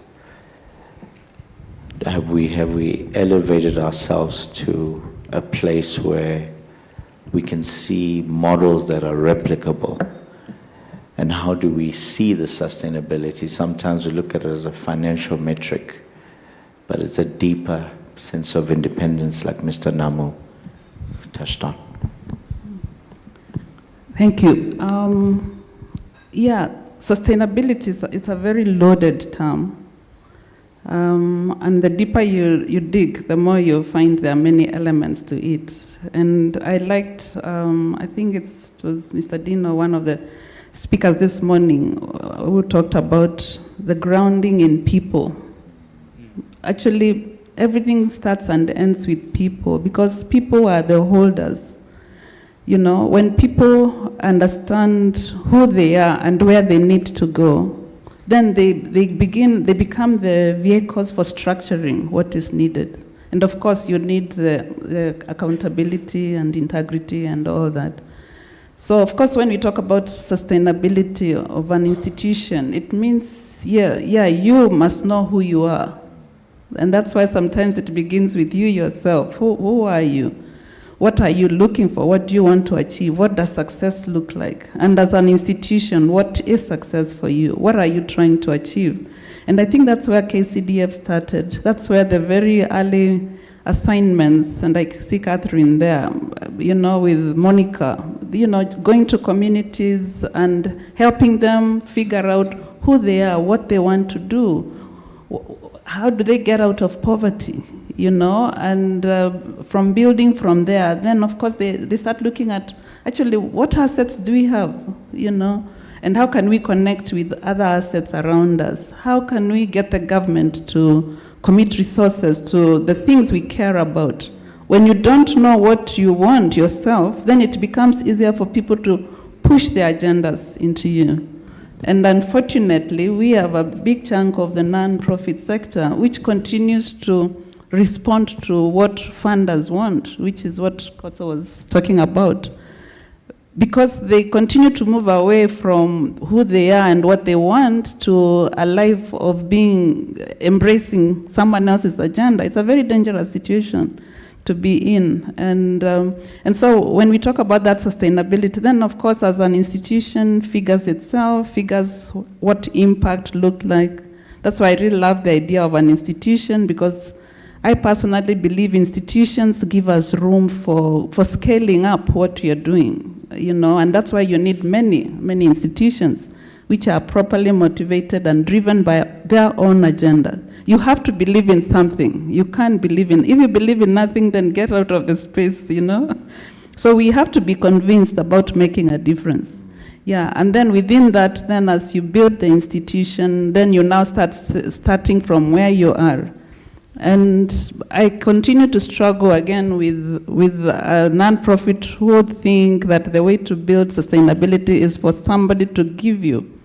And I really like the statement I had this morning. Of course, it's a journey, but you run it yourself, and you start where you are. So when you have a mentality, we have nothing, you have a problem. You have something, and that's why, again, back to the roots of Kcdf, we believed everybody has something to give. And as they went to different communities, they found people had different things, different resources that they could put in. Yeah, and as you begin from there, and as you find other people aligned to their agenda, that's how Kagiso now became relevant to us, because we were speaking the same language. Yeah, then of course now as you begin the journey, then of course there are all kinds of practicalities. Yeah, that's why now for us we started with even the gift of the building, an old refugee building. That was where we were. That was a big step, when the Aga Khan gave us that building. So when we started looking, what else can you do? Engineer and others, we were like, yeah, but, and people saw the hope in that area, that part of town, when you think about how it was in 204 or somewhere there, it was not anything like what it is today, but you start where you are. So I always say people have different positions, different organizations will have different places of start. So nobody should try to tell you to begin like, you see they have done this. No, begin where you are and look at what works for you. So it made sense for us to think about not just occupying a building, but doing something a bit more. That was where we are. But again, I also say, for me, sustainability also begins with saving. If you have a wasteful life, for heaven's sake, you're not going to be sustainable. And that's a big challenge for non-profits, because very often, because of living for someone else, living for a funder, we end up with unsustainable lives. That is unfortunate. We have to begin where we are. We must make our money go far. And if a funder does not want us to repurpose the money we have saved after achieving what we were meant to do, let them take it away. Because we often argue, if we are returning to them, let's buy something else. No, if you can't be allowed to save and start, that's how you begin an endowment, by putting aside the money, the little money you have. And then over time, you may leverage on whatever other opportunities that are there. So I think the more I think about these things, and I've been doing quite a bit of thinking in recent times, the more I find we have to rethink what we call the NGO model. It's a very bad, even the name NGO continues to annoy me. Non-profit, who is that? Who describes an organization by what they are not, So we need to liberate ourselves, for heaven's sake. Non-profit, what is that? So that is because of that, then you start doing crazy things. You live for someone else.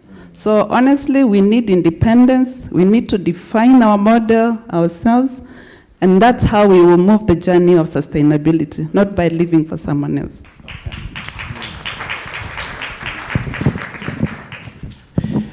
Thank you for that, Ms. Mario. You have to help me. So in 2017, how many years were you celebrating? 2018, there was a conference. 1997. No, in 2017, we had a conference here. 20 years. 20 Wasn't it years. 20 years? Yeah, 20 we were years. celebrating 20 years. Yeah, and I was in one of the plenaries, and I forgot to buy a book, and I regret that there was a bishop there, and all I heard was he was saying Bogisi. Yeah, and and all he was saying was he told the Ford Foundation to stop. These people have minds, and he ended up saying they must build agricultural profit-making enterprises. And he says after a few years, he called them back. He said, you see, here's where they are today. And I like that frugality that you talked about and just the mindset. And he put it in a book. So I need that book. and maybe, Ms. Cohen, I think for you, you said you dropped a tear. Why did that resonate with you from a sustainability problem? The Dean said, our problem today is the resources, but now making sure you allocate it towards real, meaningful impact. So what does sustainability mean from one Bayer school to an impact model? Lebo, thanks. I think maybe let me give people a sense, just the Kagiso journey on, and I'm not going to steal Mzo's thunder and Dr. Muiti's thunder. Just to give you a real story, 1990, the call is made by the EU. We decide to set up an investment company. Kagiso Trust has small reserves. Right? Kagiso Trust go around the country, try and raise money from the banks. The bank said to Kagiso Trust, but what security do you have? And we said to the banks, the only security we have, you can trust us. And the bank said, but you know that's not how we borrow money. You need to show us assets so that we can borrow against the assets. Quite interestingly, we got a loan from JP Morgan's. Right? JP Morgan's gave us a loan. We started the company with approximately 25 to 30 million rands. You guys can do the conversion. Fast forward, right? When I came to the conference, right, we'd already done the first rand deal. When I came to the conference in 2010, I said we started the company with about 28 million. When I came to the conference in 2010, we were sitting with approximately between 3 and 4 billion rands of assets. Right? And that's how the story started. And for me, the issue of sustainability is quite big. The other thing I was saying at the conference, and that comes to your issue, and what Zoe was speaking about, that I also made the point that when I was a CEO, I had 10 years that I've never written any proposal to any donor. Right? But we were growing our programs quite exponentially. Right?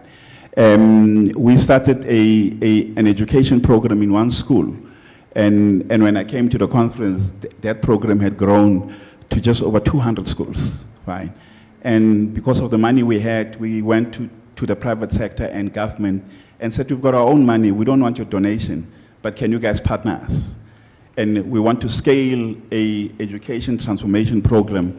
The Bayers program grew from one school. 2014, we were already implementing the program in just over 500 schools, right? And that was because of the resources we had, and we wanted to demonstrate to people that you can leverage the resources, the resources you have by going to the private sector and government, and you had very clear conversations with them. This is not a donation. It's either you partner us, but you're not going to dictate the program, the agenda is our agenda. We want to transform our education system. We want to transform our schools. And that's really how this thing really went about. In selling the idea to the trust, I think it was not a difficult conversation, like Dean has indicated. The trust and the trustees saw this as an opportunity to start impacting and contributing to the transformation of the continent. Because we were quite proud about the story we've built. And we thought the only way we can contribute to the transformation of the continent is to start sharing the model with different parties. And when we did the deal, I think we were very deliberate. We said to Kcdf, if we set up the company, you as Kcdf are going to own 60% of this company, and we as Kagiso will own 40% of this company. And we had a clear commitment, and we said, look, as this company grows, we want you guys to buy us out. We have no intention to own this company 100%. It is going to be owned by you as Kcdf. And I think this journey is really the journey of us saying, this thing, there's huge opportunities there. And for us, I think, Lebo, the idea of sustainability has always been about how do you ensure that this institution or the sector is endowed with assets that would make them continue to do the work they do without being dependent on grant money. It's scary to be dependent on grant money. I mean, I always tell people the EU story for me. If the EU did not announce that they were going to channel money to government, I always say to people, that's probably the best thing that has ever happened to Kagiso Trust, is for the EU to say, we're no longer going to give you money. And that really brought the most innovation in the trust. And that's why the trust today is what it is. And I think both Mangodi and Mzo will give you a sense on how the trust is endowed today. And that's what makes us extremely proud around the model we've built. And that's really defines for us what sustainability is.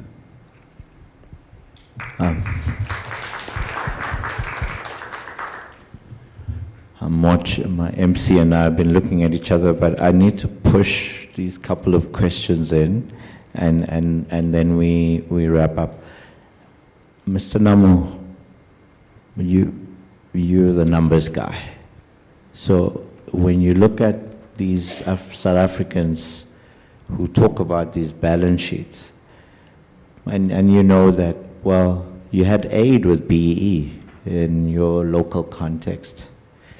We were thinking of maybe we could think about the likes of Safaricom and them saying, let's aid these NGOs by giving them participation because they have to build these balance sheets. And in the Kcdf context of one day having their own sort of large endowment, what are your thoughts on that?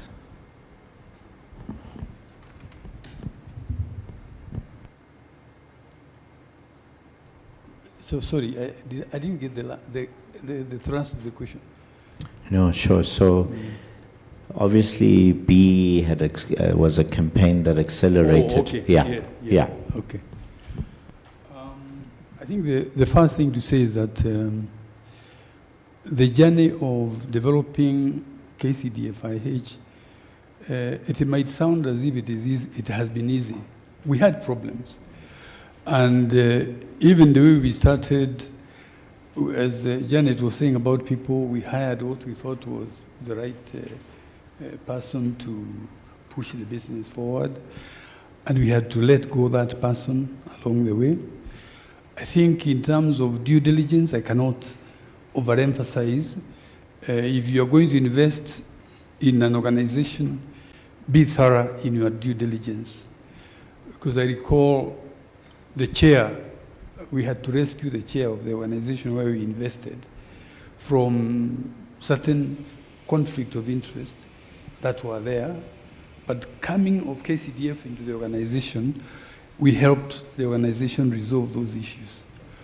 Again, it goes back to governance.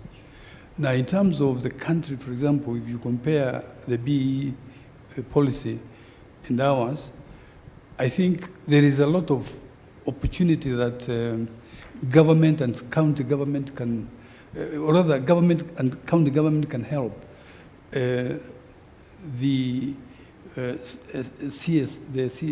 CSOs to build capital. Could get a piece of land, even if you take the example of Kcdf, and there's a lot. Counties are always giving money to private organizations to build factories and all the rest of things. We can make that those approaches to government, to local government. I'm involved in another, community organization, and I recall it's an elders organization, and we went to the local government in Embu at the time and said, we are starting this elders council. We need to build resources. We don't have money. Can you give us a plot of land where we can develop? And we were actually given a plot of land. We did not develop it because we were in the transition with the new county structure, and whoever came as a governor took the land. So corruption is another issue that we have to continue tackling. I think the challenge also we have is the challenge of management of resources, not just by the central government and local government, but even institutions. And that is an important consideration always.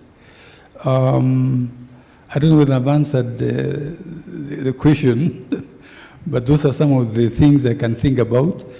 Perhaps for the benefit of the rest of the participants, so we are not talking to ourselves, maybe when it comes to question and answer, some of these things will make sense. But thank you very much. Yeah. And then in terms of Janet, when we were at that conference in 2017, some of it and all the other NGOs you brought and the questions they were asking in the main sessions and plenary sessions, I thought what we could build out of this is maybe go to West Africa and find another sister or brother in the same, because we have championed this together. What could other foundations take from this in terms of collaborative partnership to build endowment, not just by themselves, but could Kcdf and the trust or other people come together and say, let's go plant another seed with someone similar to us in Ghana, for example, so that this pollinates in a particular way? I think there are different opportunities for influencing, and I think that's why there's a forum like this, where you have a mixture of people, because we're trying to influence others to consider this reorientation about how civil society organizations are surviving. And an organization like Kcdf obviously is part of some of the major networks in the continent. You know, the Africa Philanthropy Network, where we met Kagiso. Those opportunities are still there. It's a question of what people are doing with them. East African Philanthropy Network, those opportunities are there, and maybe we need to shout a bit more in kind of pushing this serious sustainability agenda. So I think there are opportunities to kind of influence if people are actively engaged in the networks.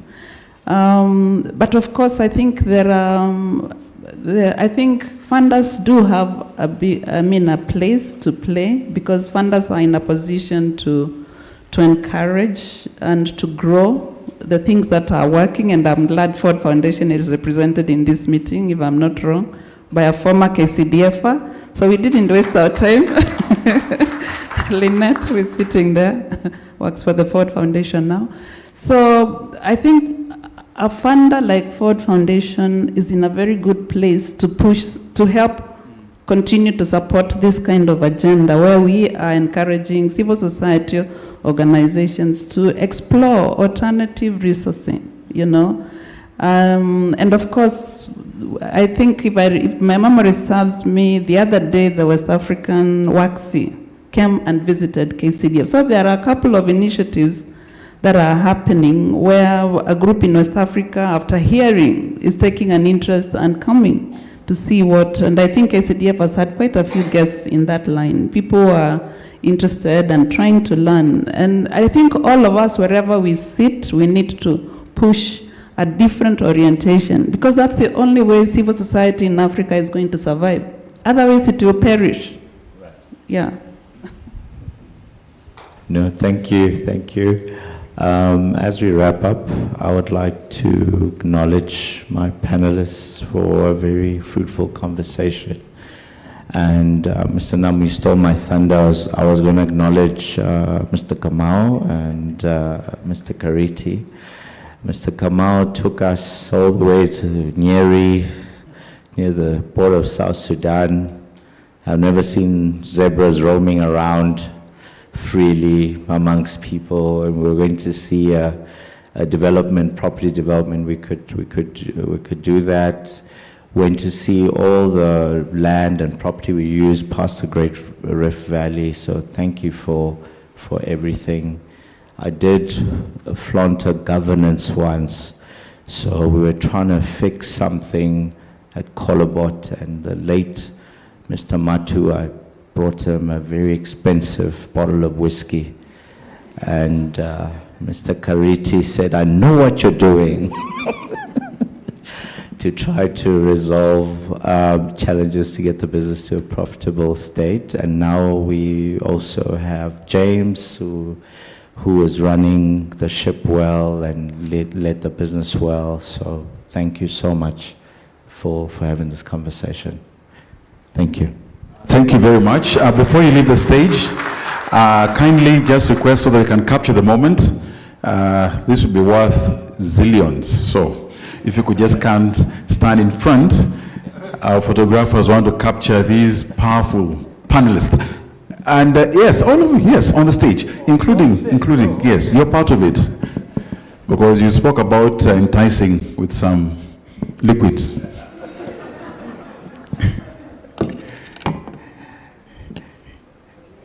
And I think Arthur is about to look up. You're not hiding Uji.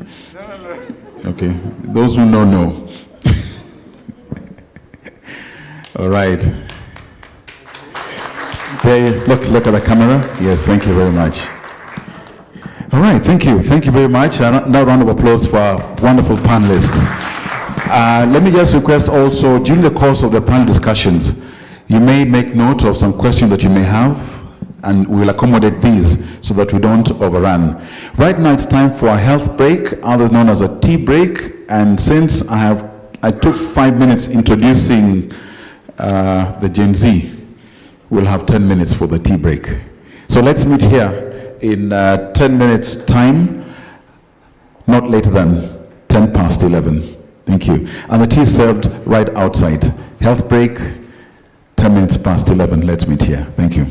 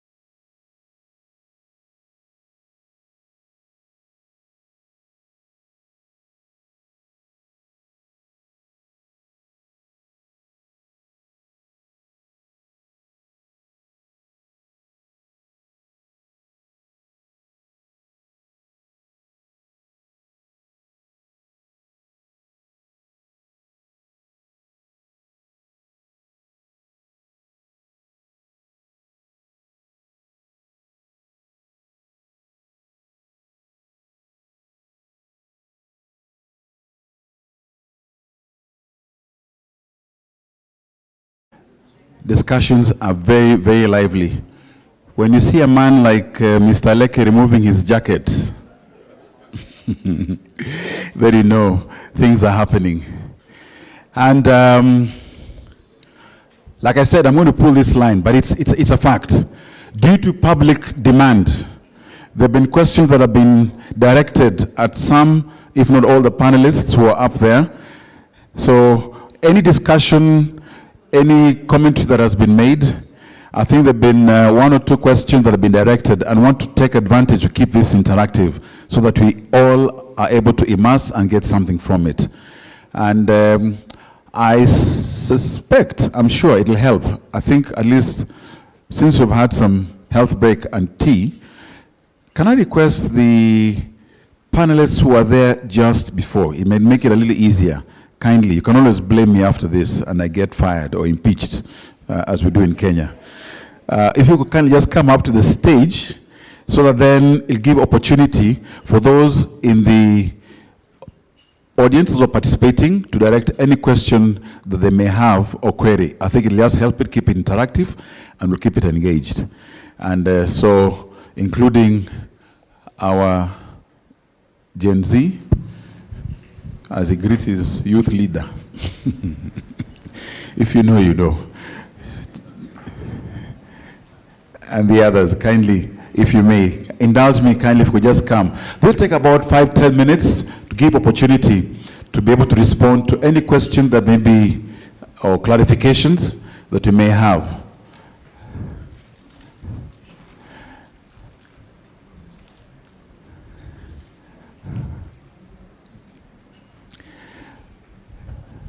And yes, I know it seems like there is a seat empty there. That was for Lebo. You're so lucky. But, all right. Do you have any question? Any question? But since Lebo was moderating, I'm going to give him some job. Who will be able to have a mic where you are and be able to actually get to you. You'll just, there's a microphone there. Any question that you may have that you want to direct to any one of our panelists here on what has been spoken to, please feel free. This is public demand. I'm about to ask, not Purity to ask a question, because you're one of us, you'll be giving the answers. Any question that you may have, any area or clarification that we may, this is the moment, this is the opportunity. Or if you ask actually out there, and it was responded to, what you may do proactively here is that in case one of us was asked a question, you can actually re-ask yourself and respond to it. That will help us trigger. And I know, Kotso, you were in public demand. What were you asked? How did you respond? Oh, there's a question there. Kindly, please, just give us your name and ask the question. Thank you. Okay, thank you, Program Director. It's Dumisani from Kagiso Trust. So my question is to Janet. I think she mentions an interesting word towards her end of session. She talks about alternative resourcing, and we at Kagiso Trust has battled with the term alternative funding, but we're just interested, or I'm just interested to, in your own context, the Kenyan context, the environment that you are in, if you say alternative resourcing, what would that look like in your own space?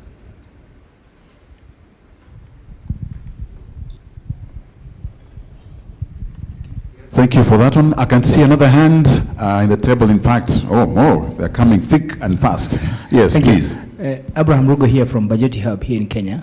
I think my questions will be perhaps to Janet a bit, but also to Skoman. What kind of negotiation, because you have to use the resources that you have. Much of the resources that you have are the ones you are funded.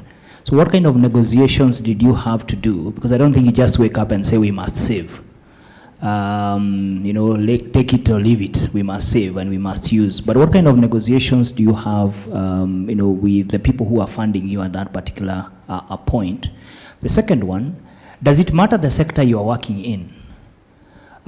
So for instance, we are working a very, outward-looking governance space, public finance, advocacy. Does it matter that sector and how, the kind of investments you can be involved in that also do not jeopardize your mandate? I think for me that's, I'll be happy to hear any practical thoughts. Thank you very much. Thank you very much.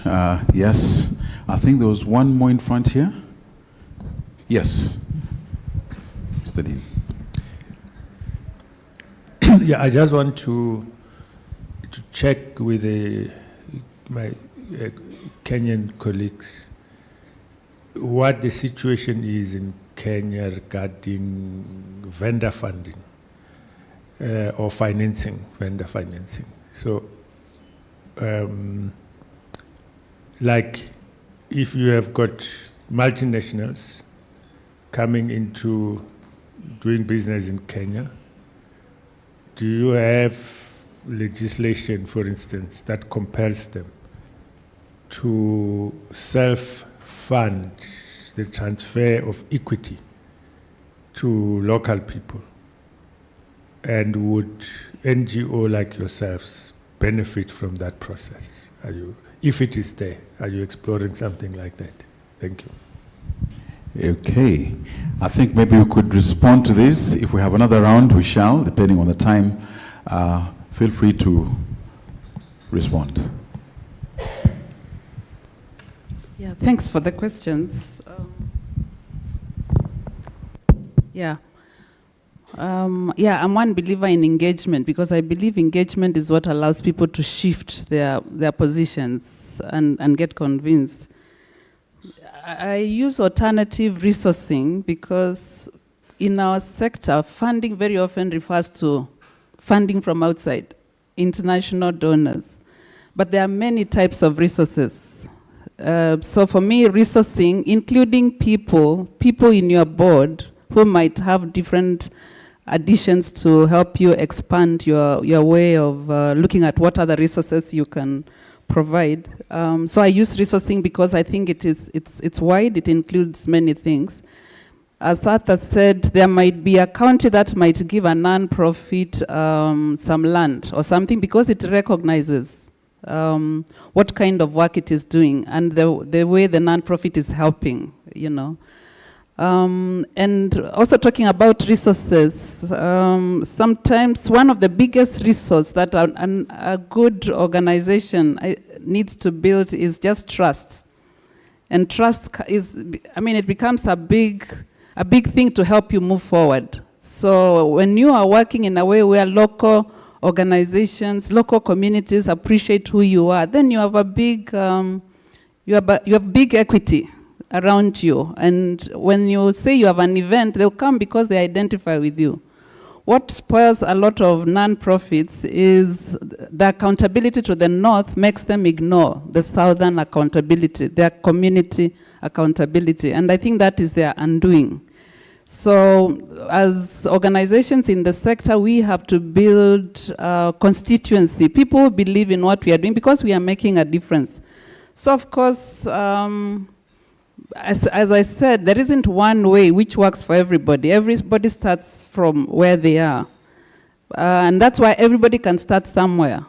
Right from your savings, which ends up building your reserves, and going beyond the fact that you can live for 6 months without anybody else giving you money, to actually now beginning to structure maybe an endowment like Kcdf did, beginning to structure an endowment. And because you are building trust, you might end up with the privilege of somebody who allows you to put a certain amount of the money they give you to your reserves or your endowment, I think one of the big leverages that non-profits have today, and a couple of the ones in Kenya are making use of that, is asking a funder to allow you to put 10% of your funding to a fund, which you keep growing.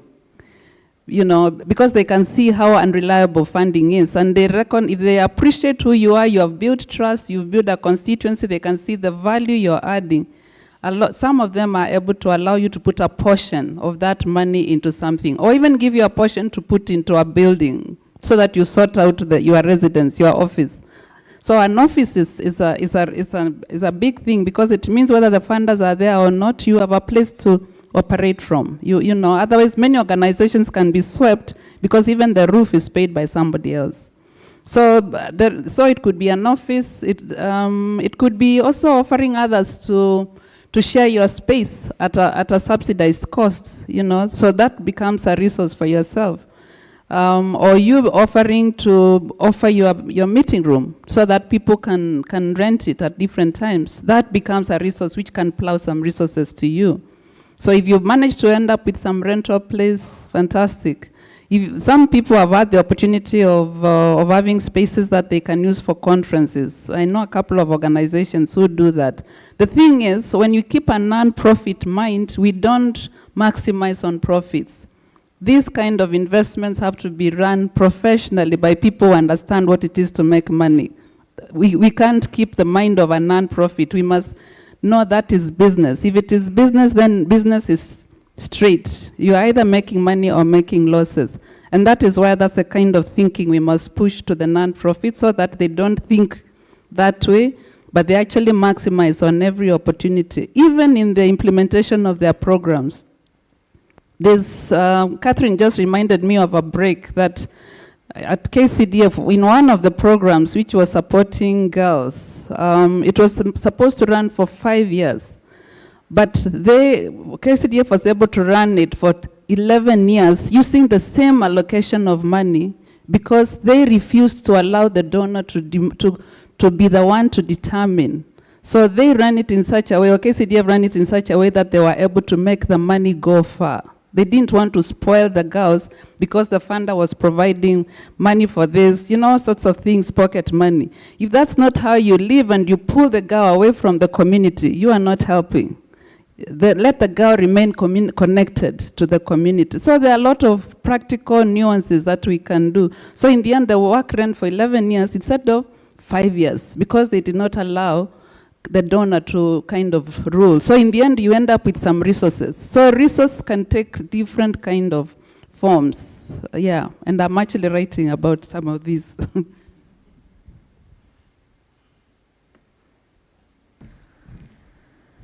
I thought someone else may want to add. I think, or even in the room. Even within the room, you can actually have a perspective, a commentary, a query, clarification, or even can be Cindy's word here. Like no, I was just going to attempt to respond to what the chairman of the trust asked. I think it's a question of what funds are available in Kenya, perhaps which we could tap into. I think that was the question.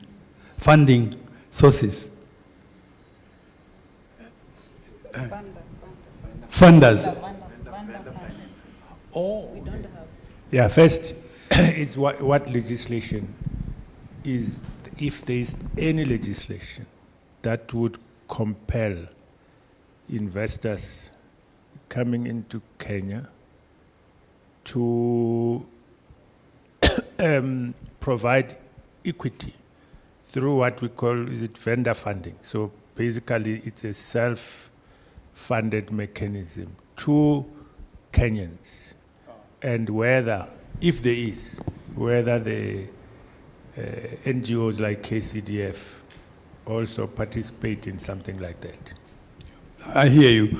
We do not have legislation that compels investors to do that. I think that's an area perhaps which needs to be worked on. And I believe one of the things we must do as I don't want to use the word non-profit because of the way my colleague here explained it, but this civil society has to do, is in the area of lobbying and advocacy. So, because you need to educate the government or even the legislation. You could be even the source of the legislation to bring that about. I remember when I was in banking many years ago now, we're talking about nearly 45 years ago, the government came up with a policy at the time of telling banks that you must invest 17% of your deposits in agriculture. That helped a little bit, but didn't really go far. Such policies are the ones that we need. The other area, perhaps, where organizations such as ourselves can work is something we had started. I think Janet had started a program. It was called Legacy Fund, Developing Legacy Funds, to encourage the well-to-do among us.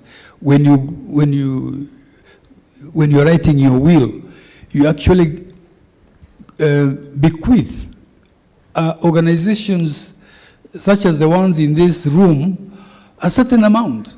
There is still a lot to be done there. Some of these people are just dying and leaving huge amounts of money to be wasted or to be fought over by their children, and the lawyers end up taking this money. That money is a lot. I think that's an area we need to work on and develop that legacy. It's not a bad idea. It didn't go far, but I think we can still work on it because there is a lot of money around that is not well structured or even available for the work that we do. As I was saying to somebody, the area of the issues of poverty are going to be with us for many years. Not just in Kenya, I'm talking about all over the world. I've been to Russia, I've been to Japan, I've been to China, I've been to Europe and America. And this problem we have, it's all over. The model of development that the world has taken that leaves a portion of society outside or they are not taken in for whatever reason is something which the world needs to fix. Obviously, it has to start somewhere. And we do what we can do in our spaces. But it's really a terrible situation whereby you have the society developing, you've got trillionaires, at the same time there are many, in their millions, who can't afford to put food on the table. Look at the predatory interest rates that banks are charging. If you talk about the ordinary Mwananchi, who is left, Mwananchi is an ordinary person, who is left to look for money from money lending applications and money lenders, they are paying crazy rates of interest. The government has a responsibility to ensure those rates are down. I mean, I don't know, with 300, 400%, how are you going to develop? So the people are caught up in a vicious cycle of debt after debt after debt. When are they going to develop? In fact, I'm very interested to hear about your absorption capacity problem that you now have. Where you have money, you do not know where to take. And the people who are developing programs are not coming up with enough programs to do it. Our chair of the foundation doesn't want to hear a lot of stories from those of us who are in the investment. She wants to see dividends flowing into Kcdf, not stories about what you are doing and today and so forth. So I think is a work in progress, but there is a lot of potential. There is a lot of potential. The legislation, I challenge, we have a lawyer now as our CEO, initiate those legislation so that you can be able to help the government. Government don't think about, they are thinking about other things, not about people. They sometimes pretend to think about people, particularly now when we are coming towards 2027. There is 1 term, 2 term, 3 terms, you what? They are not really interested. So, but to answer your question, Chair, there is a lot of opportunity that perhaps need to be cultivated. Yeah, thank you. I think there was a question around how do you negotiate to redirect funding. We did not have that problem as Kagiso Trust. Fine. What we did as Kagiso Trust, I think we built a reserve fund that was completely controlled by us. Right? And when we started the investment company, we could tap onto that reserve fund to put in equity contribution in setting up the investment company. So we did not have that challenge. But your other question is around focus. One of the things I think the sector struggled with, and I think we were able to do it as Kagiso Trust, we knew that the time of us being everything to everyone was over. And we had to take a deliberate decision to focus the organization. And we knew that if we focus the organization, it gives us an opportunity to rebuild from the ground. So when we had constraints around funding, we took a decision to focus the organization on education. Right? Now I think the organization is in a far better position to think bigger of a number of different programs. But we had to be quite deliberate, and I think we always reflect on it at Kagiso Trust that there was a time where it was tough for us. We literally had to retrench a lot of staff members. I mean, we're an organization that used to employ just over 100 plus people. When we went through that tough times, we literally had about 18 people in the organization. From 110 plus to 18. But we knew that we had to refocus and rebuild the organization from the ground. And the future around what type of programs the trust runs, Dean has just made the point. The trust has so much resources that it can start thinking bigger on different type of programs. For me, I think this sector sometimes is not able to take the tough decisions of accepting that you can't be everything to everyone anymore because you don't have the money. And that's what we were able to do as Kagiso Trust.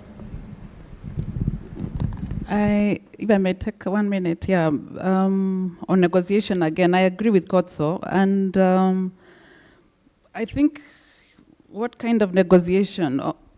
I think it has to do with you going with your agenda. If you go with your agenda, you're fine, because it is yours you're convinced about. You may get 8 and, let's say out of 10, you may get 7 no's. Probably 1 or 2 will give you a yes. But pursue it with dignity. That's a kind of conviction that I think the sector needs. And you will find someone who resonates. That's why I personally believe just take the money which agrees with where you want to go. Don't take any money, because it makes you have mission drift. Mission drift is very serious.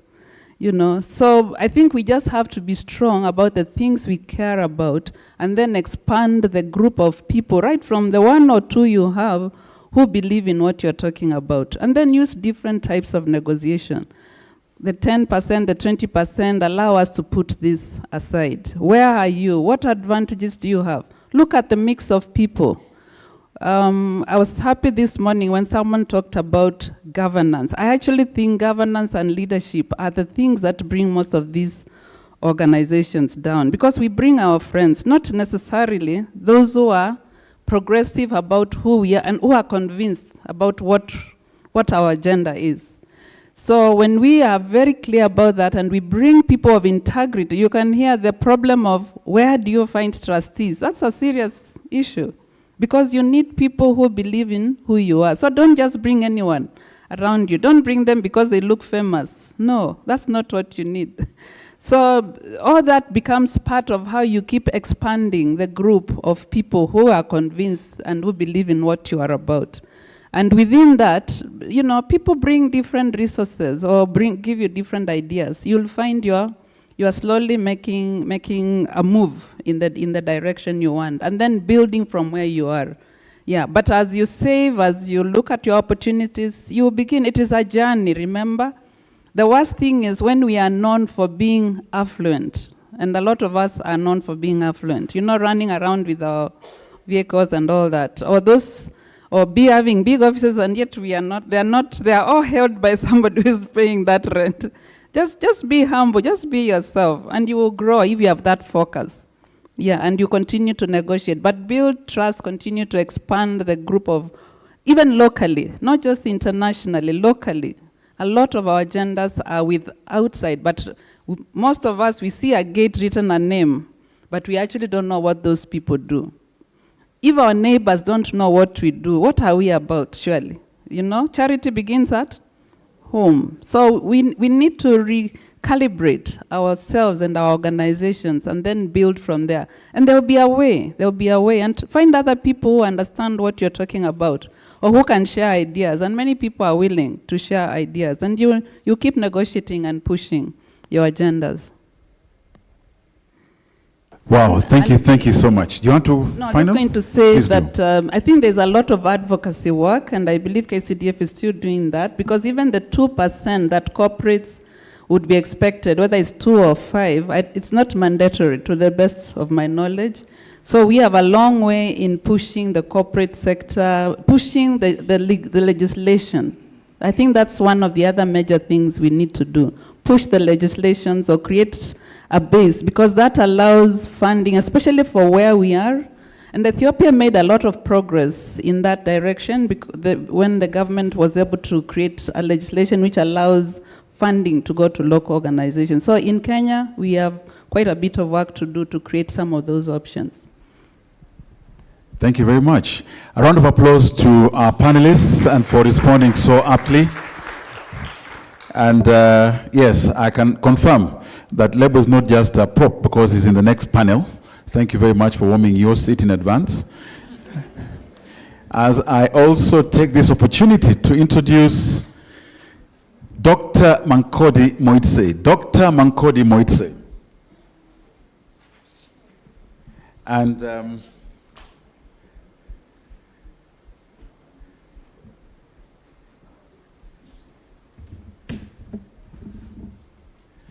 Dr. Mankodi is the CEO of Kagiso Trust. And I think I need to check, because Kagiso, is it or it came naturally. I'm from western part of this country where we have such pronunciations. So Dr. Mankodi is the CEO of Kagiso Trust and chair of Kagiso Shanduka Trust, KST. And she's an accomplished group CEO. I won't read all that. I'll just add a bit of spice. But you know what? She holds a PhD in technology and entrepreneurship and is deeply passionate about innovation, leadership, and youth development. So you can see, all those who are young and Gen Zs, we have a youth-minded leader, and we thank you for it. Next, there is a gentleman, Mzomle Nyenjana, CFO, Kagiso Trust. And he is CFO, and you can tell that he's definitely a qualified chartered accountant who completed his training in PricewaterhouseCoopers, building a strong foundation in financial management, governance, and strategic advisory, because he brings on board experience in stewardship that is so much required in finance and institutional oversight. But again, clear focus on sustainability and long-term value creation. He serves on several boards of Johannesburg Housing Company, the Brickfields Housing Company, Kagiso Trust Holdings, KTH, and also Kagiso Trust, strengthening financial stewardship across both social and investment sectors.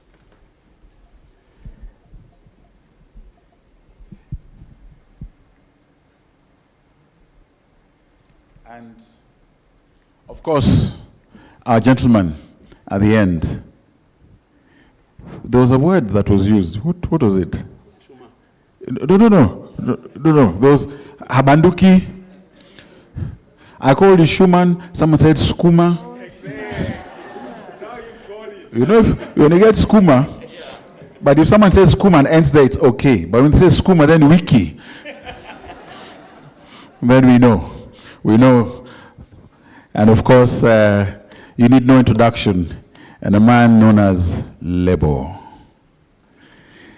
And this is where I introduce myself. You know, do I have a photo? I've been talking so that these guys can Google. As I say who I am, because I just realized I'm the moderator for this session. My name is Edmund Mudibo. I've been part of Kcdf family. I tried to get away. They say once Kcdf, always Kcdf. Have clearly not succeeded, but it's all good. It's all good. All right. Now, what we're going to discuss in this panel discussion is all about strategy. And feel free to take also some notes, some questions that you may have. We'll see if we can accommodate a couple of questions at the end so that we keep it interactive. Because what we want to have a deep dive is the whole aspect of your strategy in matters financial sustainability. We'll look at asset creation strategy. We'll also look at how you created sound governance structures and more. Good corporate governance principles. Without governance that is proper, then we're not going anywhere. So, let me start by asking this very first question here. And anyone can jump into it. Some I may direct. Now, Kagiso Trust is often cited as a leading example of a foundation that has successfully reduced reliance on donor funding. Now, at a high level, what problem was the sustainability strategy designed to solve? What exactly was it that you're seeking to solve? Yes, please, go ahead. Ladies first. Yes. Oh, ladies first, by the way. And we'll have another Valentine next weekend. Please, go ahead.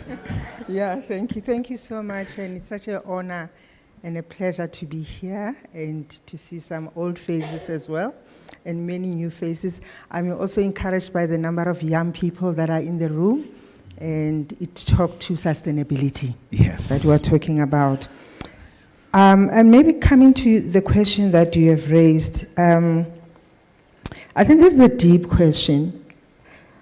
I think maybe at a philosophical level, it's about appreciating that we are custodians or burdened with mindset shift. You know, when you start something and it doesn't succeed, you know, I'm one of those people that do not celebrate statistics that says the first black of doing this, the first, but also statistics that says we found very few organizations that are started by black people that are surviving. So the issue of sustainability in the work we do, there's an emotional attachment to it, that we owe it to our organizations to survive and be sustainable. So it's one point. But the second issue is really about the developmental gaps that we have. We were speaking with Janet earlier, that we hope that we'll reach a stage where development is only not about lifting someone out of poverty, but to actually lift them to livelihoods where they thrive to even invest in making others to thrive. So it should not be about, as long as we've taken you out of poverty, you are okay. And maybe the last two, it's really about, I think it has been spoken to you, I spoke about the stop-start. Financial sustainability means people can have the assurance that that which we have started will take it to the end. And it sends a very, very big, important message. The last one is about ownership of decisions. I think the panel from the chairs earlier when they spoke about ownership of decisions, because otherwise somebody is defining what is development for us.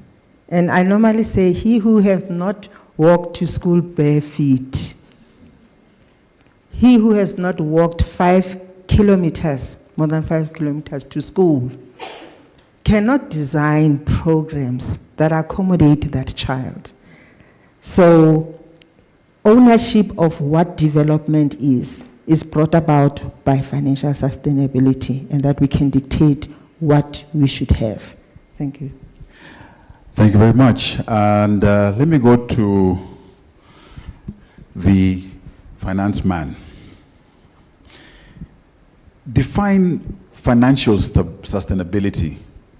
I mean, in terms of how did Kagiso Trust define financial stability for itself beyond simply generating income? It's almost afternoon. Yes, please. And back home it's still the morning. I think for us, it's all about accumulating enough resources for the trust as a PBO entity, which is its sole mandate is about development of the poor people of our country and addressing all the developmental gaps that are historic. I mean, they come many years and there's still a long way to go.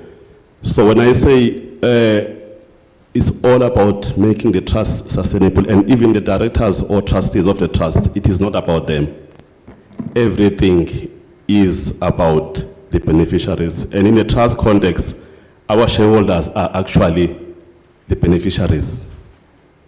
So when we'll talk later about how much we have, I mean, our financial position, NAV, etc., etc. But I think the key is ensuring that, as Dean said, we have enough money, but I can only say we've got enough. I can't say we've got abundance that we can even, I think in the bigger country's context, yes, KT as an entity has accumulated and is quite successful in terms of achieving that goal of being financially sustainable. But then when you look at the country's needs socially, I mean, we still, experience high unemployment rate, which is worrying because it's got other effects of crime, etc. Because if you've got a lot of youth unemployed, the whole economy is quite stuck in a sense, and it's got other dire consequences of crime, etc., etc. So we still feel we need a lot of collaboration amongst all corporates, even from the resource that we have. But also, I think what is key, I mean, it's like if you've got a resource, I would illustrate it in a bottle. I mean, you've got water that you fill in there, but you have to make sure that there's no leakage, because otherwise you'll keep on pouring. So what does it mean? The programs that we implement have to be sustainable, so that at least we can always move on. Otherwise, we'll keep on deploying resources in one program which is not helping us grow, because we want to carry on and make sure that as we deploy the resources we have, the programs themselves are sustainable and help us to move forward and then alleviate a lot of poverty issues that the country faces. Thank you. Thank you very much. And as we continue here, Kotso, what strategic mandate does Kagiso Capital carry in ensuring that investment returns ultimately support long-term social impact? Thanks, Chair. I think the reason why Kagiso Capital was established, maybe a couple of reasons. I want to reflect on one important one. I think the trust wanted to continue with the program of growing the asset base of the trust. The Dean made the point. It's a statement that one of our late founding trustees left us with.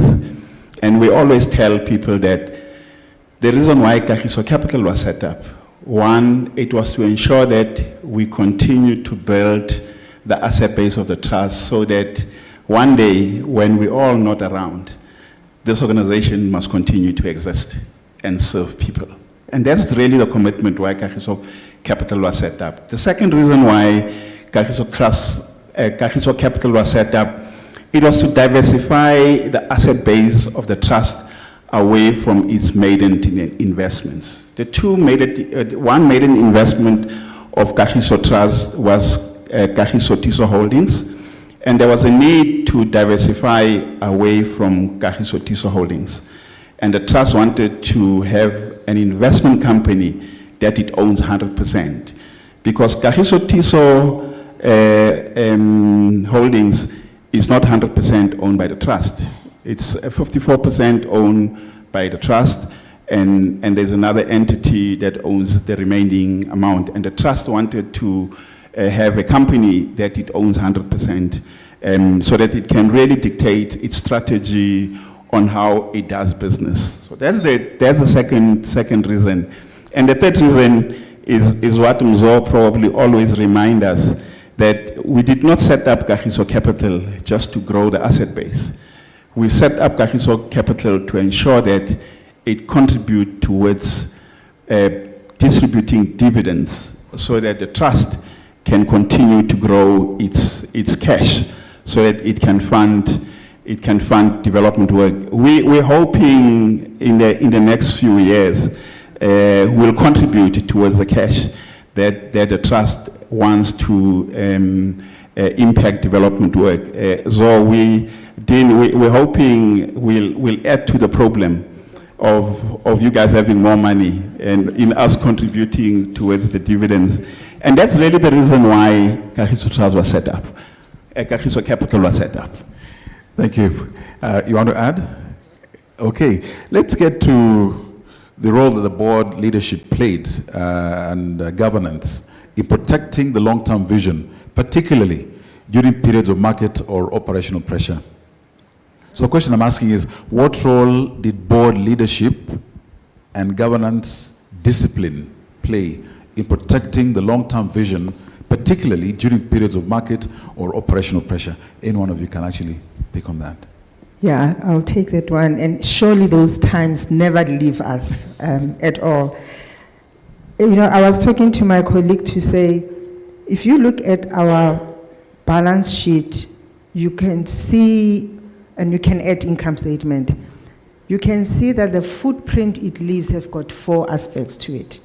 One is about program spending and using the same rigor to say, how do we set aside money for savings, whether we want to call them endowments or reserves.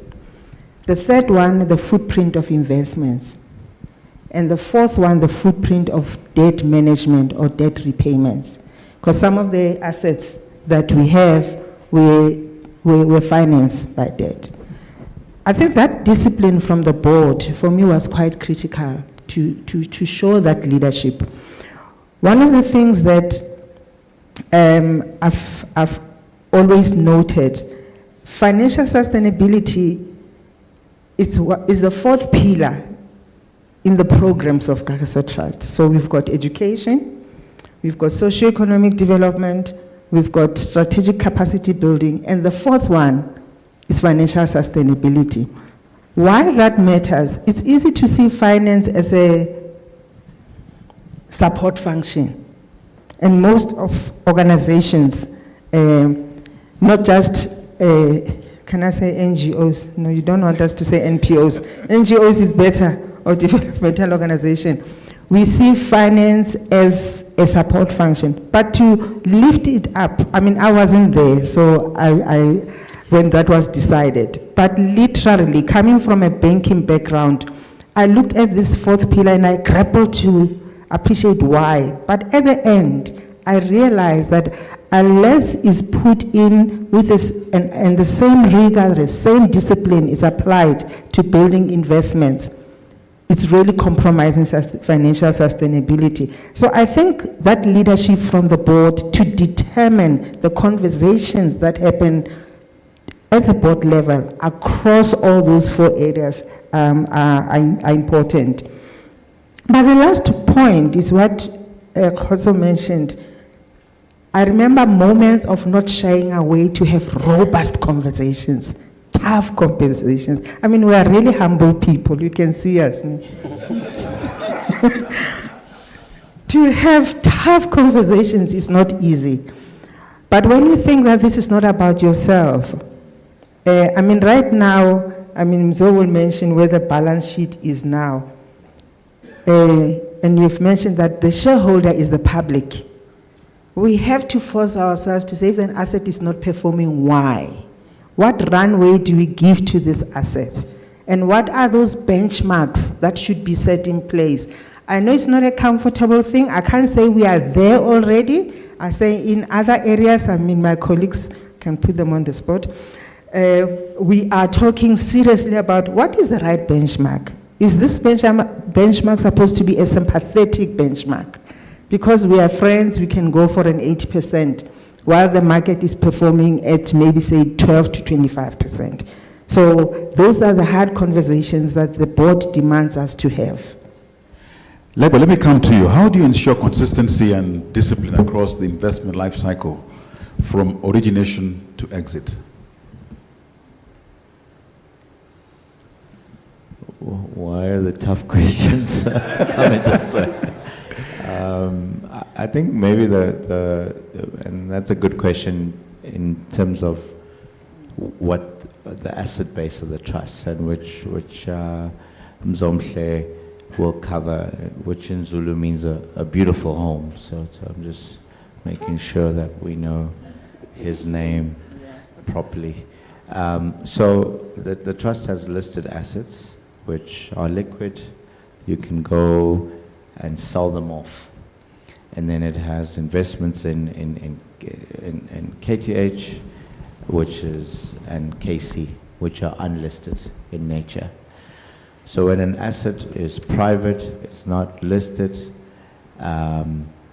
you buy it on the basis of having enough influence in it from origination, hoping that you bought it at the right price, and you have to wean out that strategy over time.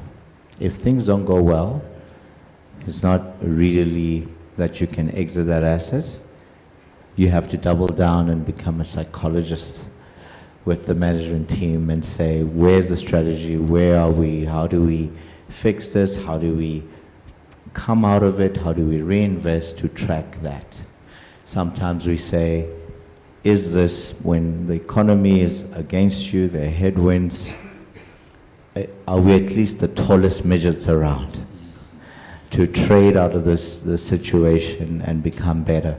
Because there are the external factors, there's a culture that you have to build into a business, and you learn that it's people that drive an enterprise and get it to where it needs to go. So to your question, it's a multifaceted involvement, not just a check that you write at the beginning. So usually people in our industry talk very nice and they celebrate coming into assets and not really the value that's been created over time.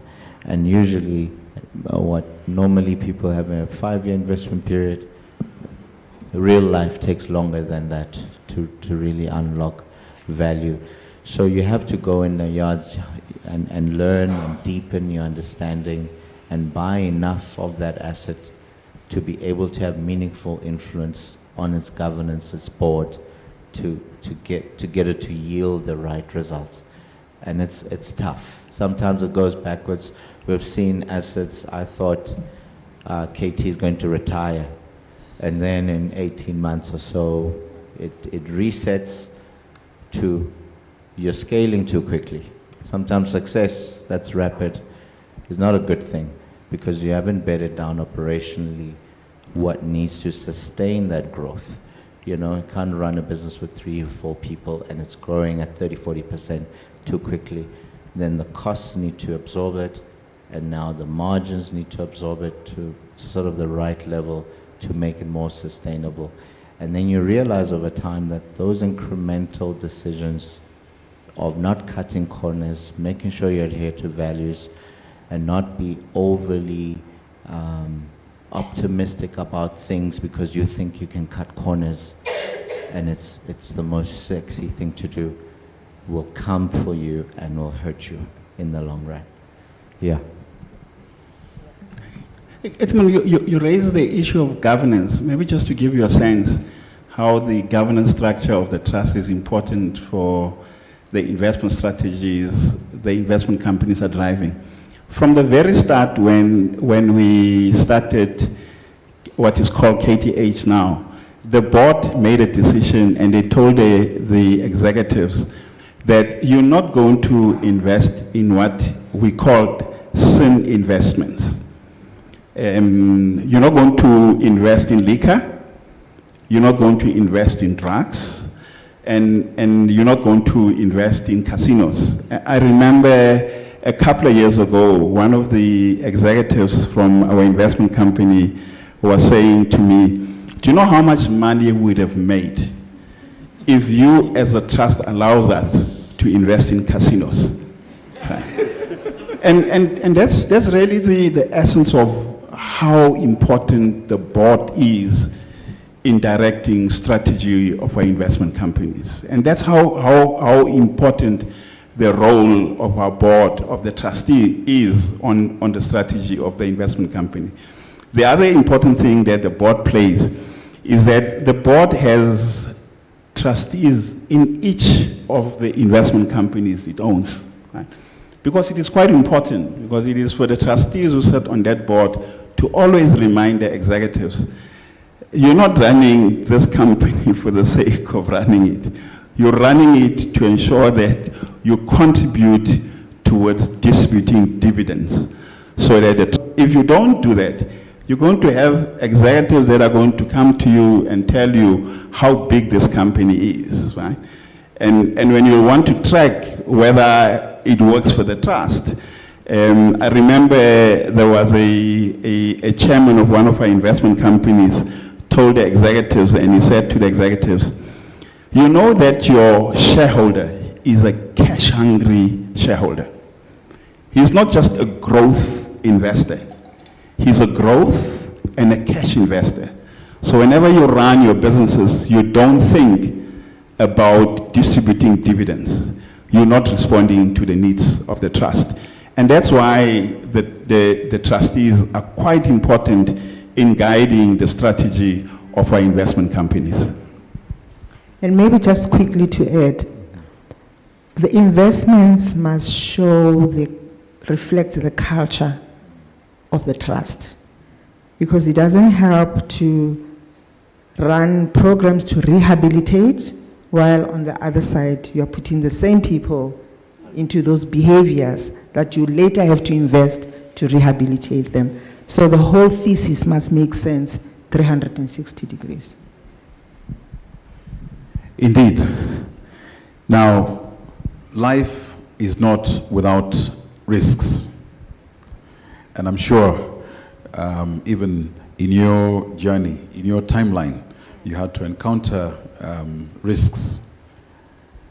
So then, how does Kagiso Capital approach risk management, particularly in markets or sectors with development intent?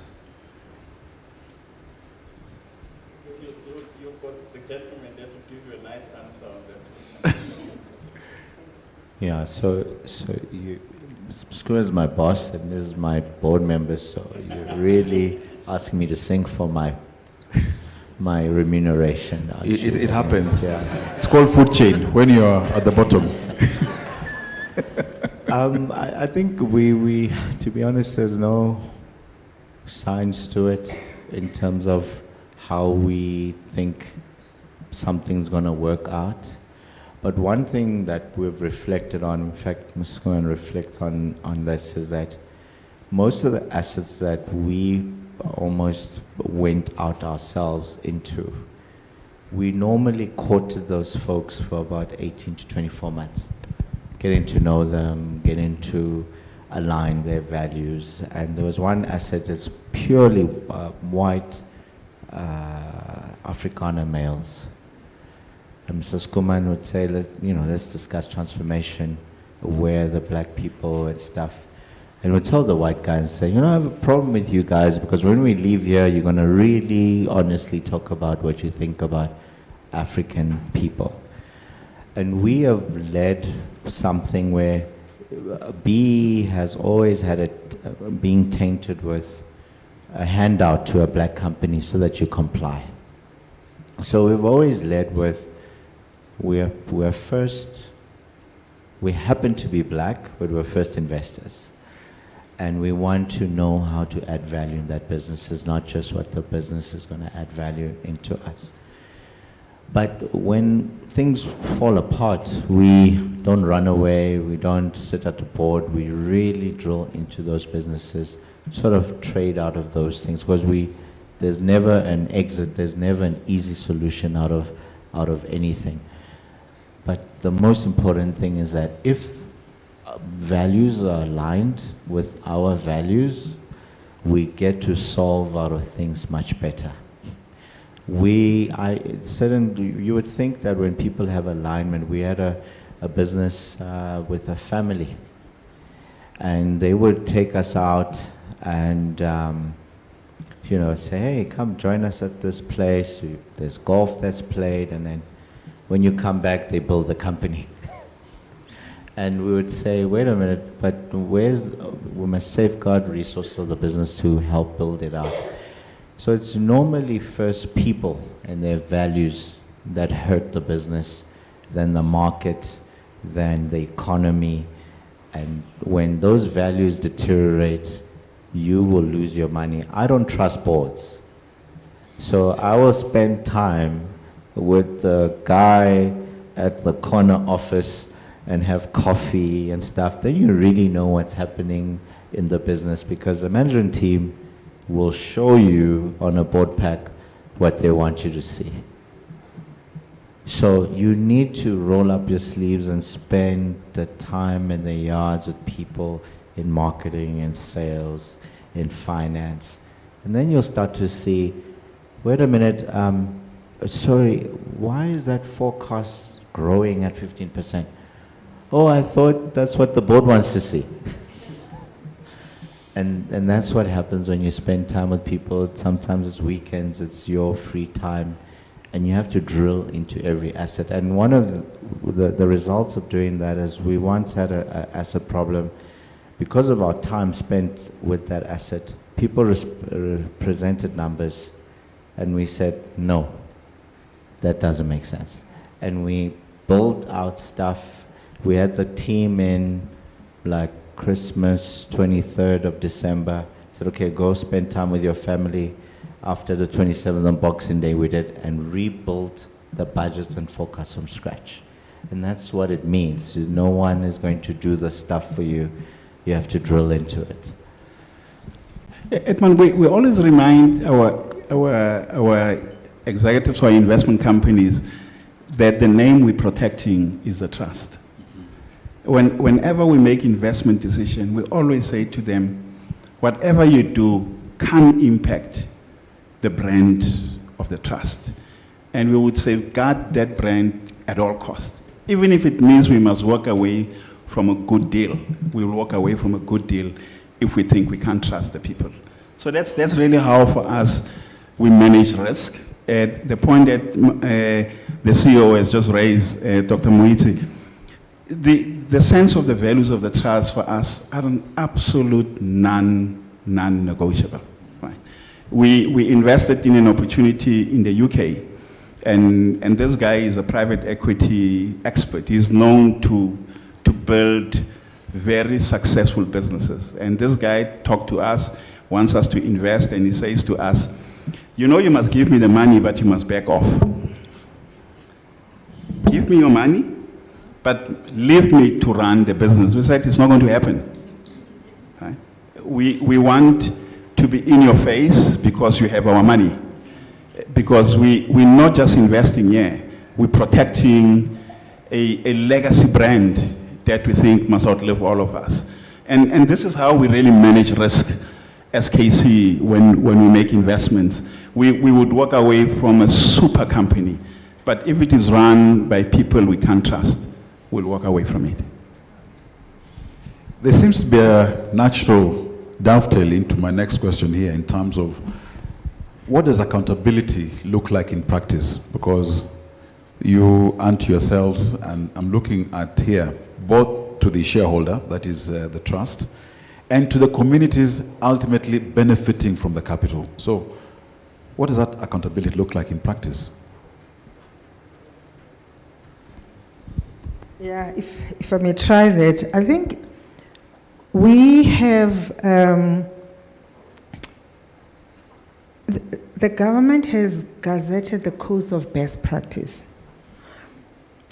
But in reality, it's guidance. So if you don't want to go to hold an AGM, you don't have to. But I think the board of Kagiso Trust decided that we will take the opportunity to make it our own practice, even if it's not required by law. It's a suggestion. So I think now we are in the third, going to the fourth year, where we hold annual general meetings. And I know they are quite complicated. I mean, if you say you have an AGM with schools, who's the mandated beneficiary? So we sit down literally every year and analyze the different programs, and because you have to be authentic and truthful about it. Because you can bring someone, label them as a mandated beneficiary who won't challenge you or not even understand the things you are saying. So we have forced ourselves to do so. In schools, for example, we go for principals. And we do have other 4 programs. We also try to appreciate who can we bring to the table where the trustees stand before the beneficiaries, mandated beneficiaries, and account. We tell them about the budget for the year, what are we going to do next year. We also tell them about what we have done with the finances. But also, most important, we listen to them, because we went and ran programs. What do they think about those programs that we have run? Do they want us to do certain things differently? And also, it means also preparing them. You know, when you want a person, if you want to have proper accountability, and we were not doing this earlier, but with time we have introduced it last year. How do we prepare them to come and be equals with us in a meeting? Because remember, they see us with people with bags of monies, if you like. And therefore, in their mindsets, we are not equal. So we have to prepare them to be equal. So when we have a board meeting the following day, we have made them comfortable to say, ask us questions, challenge us, give us suggestions. So that's where we pitch accountability. But also there's an accountability here. There's an accountability, and it's multi-layered. I mean, we are friends, but we are not friends also. We have meetings in a joint excos where we debate and argue things, and where we talk. You know, somebody will be saying, you must have patient capital, and we will say, what's that? So we engage and we hold each other accountable at that level. But that's also in preparation to the board, because the board has got standing meetings where the investee companies will then come and present to the board. They also participate in an annual budgeting process to the shareholder, so that the shareholder can understand what is happening. And lastly, the AGM between companies. So auditors, approval of financial statements, all those matters that are reserved for the trust, the investee companies will then come in an AGM. So it's robust across the field. Yeah. In my other life, I used to be in media, and at around about this time, we call what is a commercial break. But to help you prepare for that commercial break in terms of asking a couple of questions, let me prepare by asking here in terms of beyond capital. What forms of value does Kagiso Capital bring to investee companies to ensure their long-term sustainability? Beyond capital. What forms of value does Kagiso Capital bring to investee companies to ensure their long-term sustainability? And after that response, we'll get into a brief Q&A so that you can also engage us. Yes. And you've seen he's been volunteered to respond, so we thank you.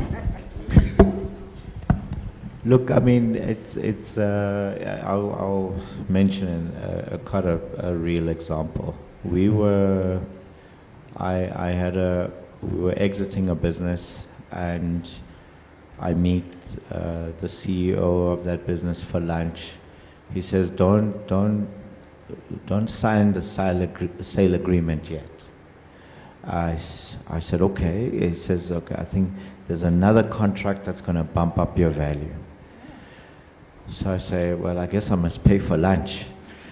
So So, okay, so I pay for lunch. Then he calls me the following day. He says, about that contract, can we discuss it? So I said, no, okay, wow, another lunch. You're paying this time. So we meet the following day. He says, no, these people, there's a consultant who is consulting with this entity, and he needs a fee to get me the contract. So I said, what do you mean a fee? No, he's going to clip 20% of the business we make. So I said, okay, so I don't think that's what we want to be doing. So I said, what have you done? He said, no, I signed an agreement to do this with this person. Did your board see this? No. So I said, okay, go to this person, tell them we're not going to do this. We want to vet them and stuff because you need to come out. He says, no, but our business has been doing this in the past. He was a familiar face. Then we ended up notifying the person we're selling to that, listen, out of our values and what we stand for, we can't sell this business to you right now. We ended up discovering that the buyer, knew about this contract. So they knew they were buying at the right time because something else was coming. So spoke to Mr. Skuman, we spoke to one of our trustees, Reverend Chikani, who ended up going to the Hawks and reported this matter. They were going to embezzle, not just from us, 75 billion rand of a contract. So now you would say, and then we went to court to interdict that process. The judge threw us out and said, no, but you already were in a dance with these people. And then some shareholders who were part of this were part of the problem. So the point I'm making is, we take it dearly what the trust represents. 40 years of people who started as volunteers to hold this together and put it, not have any disrepute. So the capital, it's weird. It's because Mr. Namu likes praying, I'll use a scriptural reference. Say, your name is far more important than silver and gold. And that for me precedes that. And as a result of what we do, we've had transactions come to us because of the values. We didn't find them, people said, we like working with you because of these values. And we wouldn't have done this without what the trust represents. And that for me talks to beyond the capital. Where are you taking it? Who's your community of business people that you're building, and what are the values you're enduring alongside them? What does it mean for South Africa Incorporated? And we wouldn't be at this panel if we were talking those things. Yeah. Maybe before the break, I think we must make Mzoho, and because just to give you a real story on real numbers. Fine. Let Mzoho and Lebo talk to you guys around where value is sitting, fine, so that it really gives you a good sense of what has been created. And maybe Lebo will talk about KC, and Mzoho will give you overall where the trust is sitting. Yes, sir, please go ahead.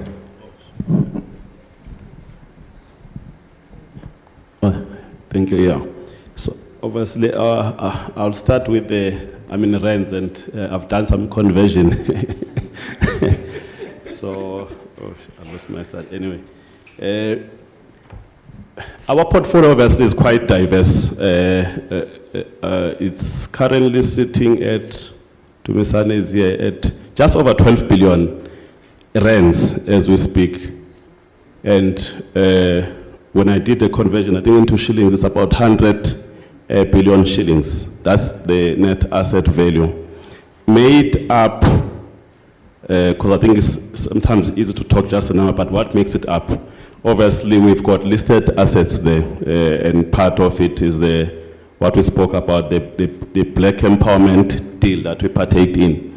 But before the deal, because the deal came later in our lives, I think the most critical investment is the one that we formed called Kcdf Trust Investments. That's the one, that was the beginning of our financial sustainability back in 1993, just after we realized that donor funding, I mean, it was quite clear. We had to shut down. Obviously, setting up that entity, I mean, was a long, patient journey. I mean, the debates, I mean, most of the trustees, I was not there, who were there, I mean, were mainly clergy people. They were concerned that, I mean, if you start a business, it's a cutthroat environment, and normally the part of ethics sometimes may seem missing, because now you are entering a space which is no longer developmental, but just profit focused. But we said, no, I think we'll separate the mandates, to be clear, to say, yes, still do business in an ethical manner, including what also touched on the exclusions, because we are not just here to just maximize while we destroy society. But then this is about making the trust sustainable, because the mandate is still bigger and relevant. And I mean, the part I remember in 1993, 1994, there was Better Life for All. And that was meant to be offered. So everyone who was not visionary, or if the trustees were not visionary, they would have assumed that now the new dispensation, which is our own government, was going to be Better Life for All. Then let's leave everything because they're going to solve the issues. But then they realize that it won't, the Kcdf Trust as a vehicle will still be needed, because the developmental gap is quite wide. So I've touched on Kcdf Trust investment, and then obviously we have also formed KCI. But then I think the other point that is quite important, KCI produced, or was a nice platform that allowed black investment professionals to be given space. As we speak now, we've got people or CEOs of big corporates whom I mean, if Kcdf Trust Investments was never formed, they would not have had a share in participating in an investment space. So by doing that, as much as we were growing the asset base, but we've also allowed them to run big businesses, which now gave them credibility to run listed companies as we speak. So there's been a dual benefit in terms of what we have been doing. Obviously, the last point is we spoke NAV, but then what does it mean in terms of the income generated? It's plus minus 400 million rands. That's where I will start. And then in Kenyan shillings, it's about 3.2 billion per annum. As we speak, that's as we speak. So obviously then it gets allocated into our programmatic pillars. Flagship of those programs is education, socio-economic, which is entrepreneurship funding mainly, and then we do have other programs, because the program design is always, I think Sewell will add, but we normally respond to the social needs, and then where we believe will make the greatest impact. But then that's where, and I mean, the outlook going forward, whether 5 years or whatever, I mean, we can assume a 10% growth of that, so it may land.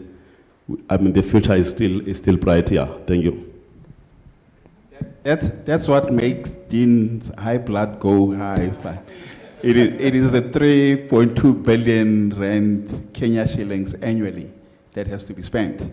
That's how independent the trust is. Right? And no donor money, just the trust assets generates that. I guess that has certainly gotten us into where there must be one or two questions. That's the kind of problem I want to. Yes, there is a good lady there, and Yes. Wow, thick and fast. Just keep your hands up. Our ashes will come to you. It's good afternoon. My name is Linda Onyango. I represent the SME Support Center. So first of all, very, very inspiring. Great to see what you guys have built. Very, very inspiring. So I have one clarification question and one proper question, I guess. So the first clarification question is, you explained the legal structures between KTH, KC, and now I had KTI. But I wanted to understand, do they have the same board? And if no or if yes, how do you then decide this investment goes to KTH or is under KC? Do they have different investment policies or different investment theses? Just for me to clarify, because I do notice they have different. KTH has several investments, though I do note you said you only the trust owns it about 54%, but clarify that. And then my second question is really how you capitalized Kagiso Capital, just to understand. What made the HSBC say yes, considering you didn't have any assets? So what made it tick for them? That's a good lesson for anyone trying to go into the banks to see how to capitalize any investment capital or any capital drives they may have. Thank you. Good question. I think we'll take one or two more and then we shall. Yes, there's one there and in front. Yes, and then these two in front here. We'll have those ones. All right.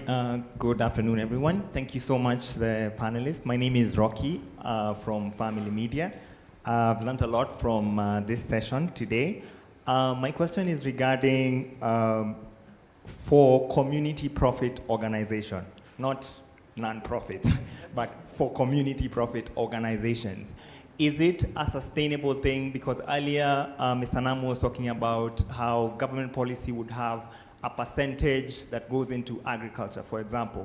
So is it a sustainable model to suggest, say, entities like how we are in this room, you will find someone has space to rent an office.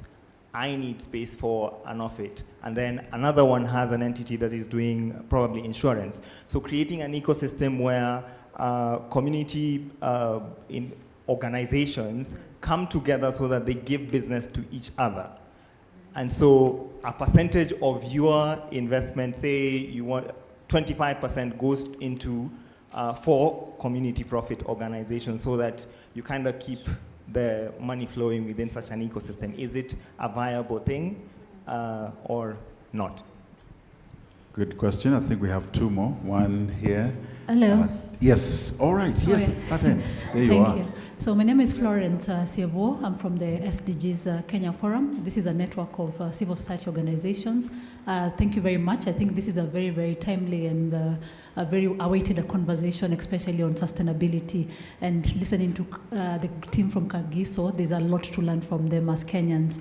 So my question to you is on just maybe practical examples, how you've been able to deal with local governments, maybe partnerships with the national or local governments. There's a question around, for example, in Kenya, how can we partner with our local or national governments moving forward?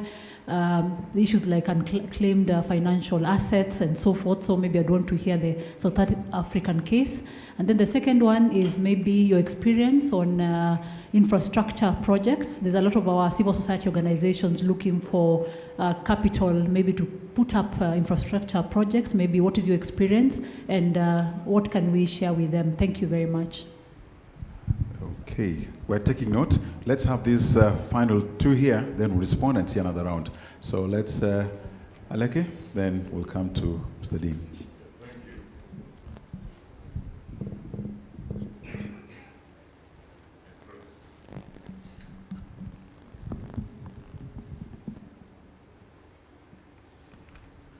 Thank you. I'll make a comment and then a question to the panelists. And I happen to have worked in the microfinance sector for most of my working life. A few years ago, not quite a few, maybe about 20 years ago, someone wrote a book, Whose Sustainability Counts? Is it the clients we're trying to support, or is it the institution? The examples from the microfinance sector have been very bad, in the sense that the focus was toward the sustainability of the institution. And I worked for an institution that actually became sustainable and profitable, and today is a tier 2 bank in this country. However, the clients whom we sought to support are no longer being served. Yes, the institution became very successful, but the clients were forgotten. I am raising this because is it possible that with respect to Agiso, that because of your focus on sustainability, certain socially oriented programs that would have very high return socially may be ignored because of their low financial return? Is that a possibility? Then I think one has to be careful, because like I said, the example from the microfinance sector is terrible, in the sense that it is the capitalists, the people with the capital, who have taken over these institutions that were started with a strong social focus, but they lost out. All in the name of sustainability. And of course, who was pushing for this sustainability? Our donors. Thank you. Very thought-provoking question there. And yes, we shall have Mr. Dean. Yeah, thank you. I want to spoil the party a little bit. I know you can. No, I think that our team has painted a very beautiful picture. But listening to some of the questions, I want to add that we, as the board of Kagiso Trust, as we were on this trajectory, we went through very anxious moments. I think it's important for especially Kcdf and other entities to know. It was not always all that easy. Of course, the boards of our investments are separate. There was someone who asked about the boards. Even though some of us double up. So, like I sit on the main board, I sit on one of our investment entities. In the beginning, there was such a tension that divided the board between the main shareholder, which was Kagiso Trust, and the board of the investment entity. We only had one then. And the tension was primarily around the investment strategy. Basically, we were feeling like we were dying and we couldn't operate. We had no money, we had no cash flow. And the investment guy said, we must grow investments. So for 10 years, no dividends. And so they used to say, you mustn't kill the golden goose and the goose that lays the golden eggs. So they were more into growing, the entity, the net asset value, but we were struggling with even salaries. Hoto was the CEO there. He's in the investment, but he was fighting investment colleagues every day because he had no money. And, it was so difficult. I can tell you, it actually divided the board as well, because those who were on the other side shared the investment, a kind of a philosophy of our investment entity. So they would defend it while they were sitting on the board, this side. So, it was anxious. I think, so basically, as we were moving, on this, we really had a very difficult time, an anxious moment. But one of the other things that maybe not everyone can answer sitting there is, how did we go to a bank, JP Morgan, and they gave us, by the way, Khotso, it was $5 million US. I remember that because I was already on the board.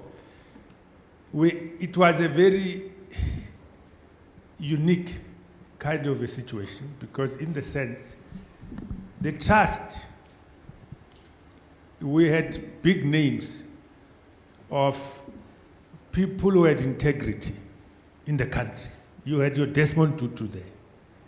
So if you just have a person who is sitting there, a Desmond Tutu, it carries capital. You know, the integrity carries capital. You had a Bears Nodi.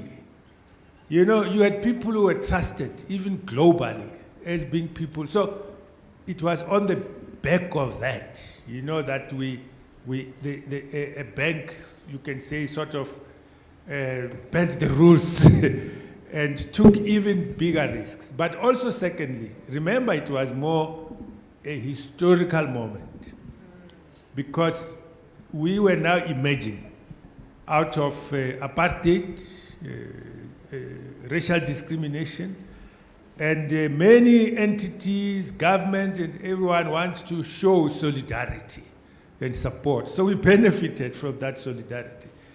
But we benefited because we had a vision also, and we were there. And of course, I also say, in terms of our growth, the biggest growth that we have experienced was more as we benefited from what we call BEE, you know, deals. So, but it was because the institution is there. So it's important for the institution to be there and be alive with people who have got integrity so that they can take advantage of the opportunities that come the way. So we were quite lucky, but I just wanted to add that that picture painted, it went through some of very dark tunnels, which were very difficult. So tension.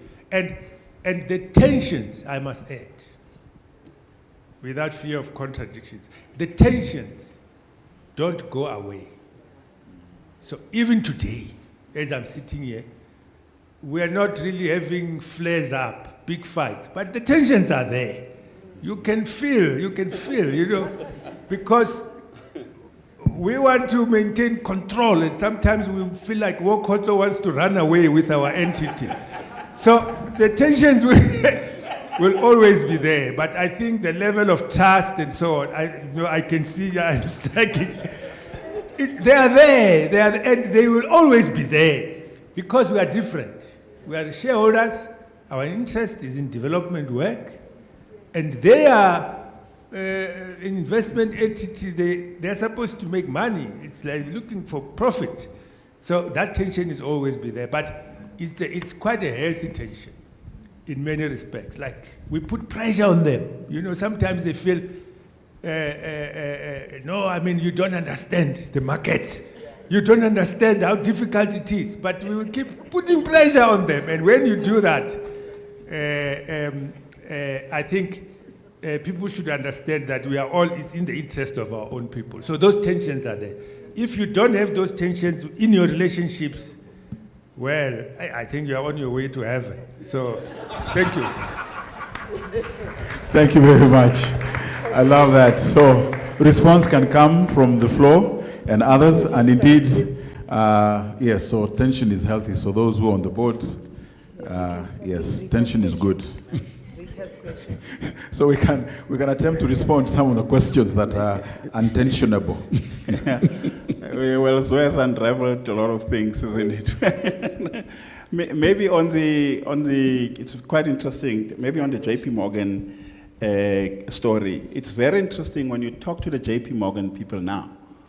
The JP Morgan always say to us, one of the most stupid decisions they made was to give us a loan. And JP Morgan is an entity that has been, they said one of the most dumbest decisions they made was to give us a loan and not buy equity. We paid, it was a 5-year term loan, right? We paid it in 3 years, right? And they were out, and this thing was growing. Right? And when they look back, they say that's probably one of the most stupid decisions they made. So that is the one issue. I'm not quite sure whether when you ask the capitalization level will add on it. On how KC was capitalized, it goes to the tension that Dean was talking about. KC was capitalized. We had two options, right? We could have said the trust must sell an asset and give us cash for us to set up KC. What we did was to ask the trust to on-lend its balance sheet for us to go and raise debt behind the balance sheet. And because you had an asset that was paying dividends, cash, the banks were prepared to say, look, we can fund this thing with our eyes closed because they will continue to service the debt. And when we set up KC, we actually, let's go back to what Dean was saying, BE. We thought there was going to be a second wave. There were people who were the beneficiaries of the first wave of BE, right?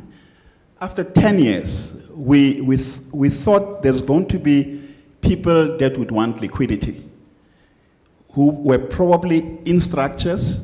After 10 years, they probably had an opportunity to exit. But they were going to exit assets that we think still has value. And we thought we would go and give those guys opportunity to exit and say, look, we will buy your stake, but we'll buy your stake at a discount. And that's really how KC was capitalized. We raised that behind the assets of the trust, and I think and that's really how the investment company Kagiso Capital was capitalized. I hope that answers that question. I think I'll leave the other questions to Mzo and the CEO. Lebo, I'm not quite sure whether you want to add on that point. Yeah, so as the Dean covered, the tensions do get to a point where you're like, you know, how do we position what the support from a capital perspective from the trust? You become less reliant on that. So we got to be fortunate to invest away from the reliance to an independent balance sheet for the trust. That doesn't mean you invest in what you like, you invest in things that are robust enough to be able to sustain the entity itself. And in terms of what that period looked like, it was 2014 to 2020, there was COVID, and we were protecting another entity on behalf of the trust with the same balance sheet. So the capital was more seen as seed capital because the trust needs more of its balance sheet. Its investment entities must be independent. They can't be giving to the investment company and giving to development programs.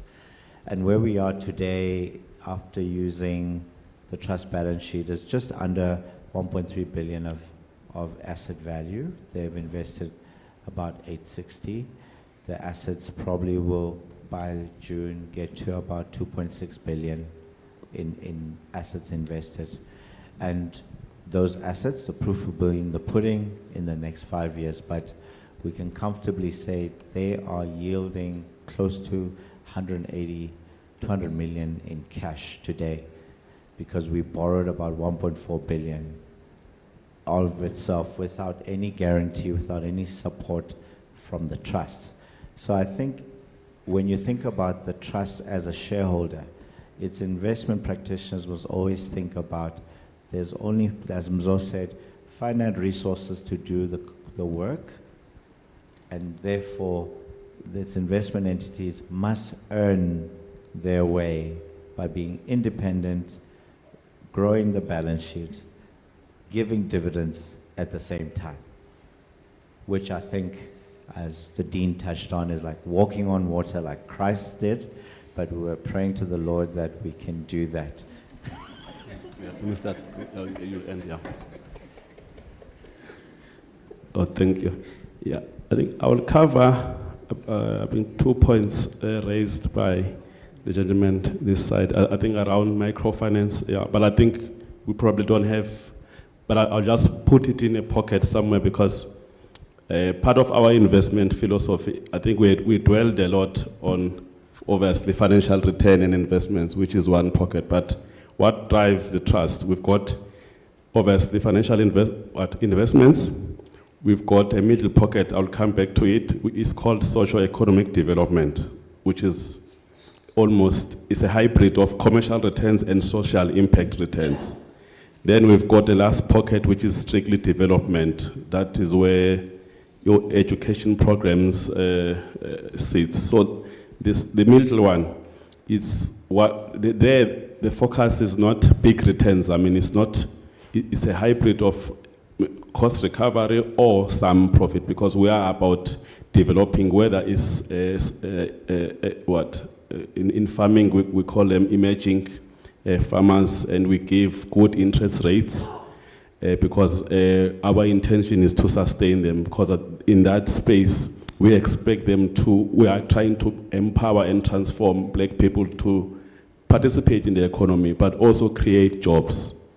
Whereas in Kcdf Capital, I think the conversation is very simple. Grow the NAV and give me dividends, then I'll solve the people issues. Bring the money, I'll solve people issues through the socio-economic development and the strictly, no returns expected. But even there, in education, that's why we said earlier, the impact is quite important, because it would be fruitless to focus on making money, being tough on labor and hozo, and when you deploy this cash, it's not making the meaningful impact. So that's still quite critical, because yes, it's not tangible, but I think in terms of, you can quantify it in terms of social returns, but I mean, it must make the difference. Then I think there was another point which CEO will dwell. We do have a component, we call it alternative funding. We still have not found a right term, but I think all it means, yes, investments is one source, we are quite clear, yes. But then we are also open to other innovative funding alternative sources. So be it crowdfunding, partnerships, philanthropic.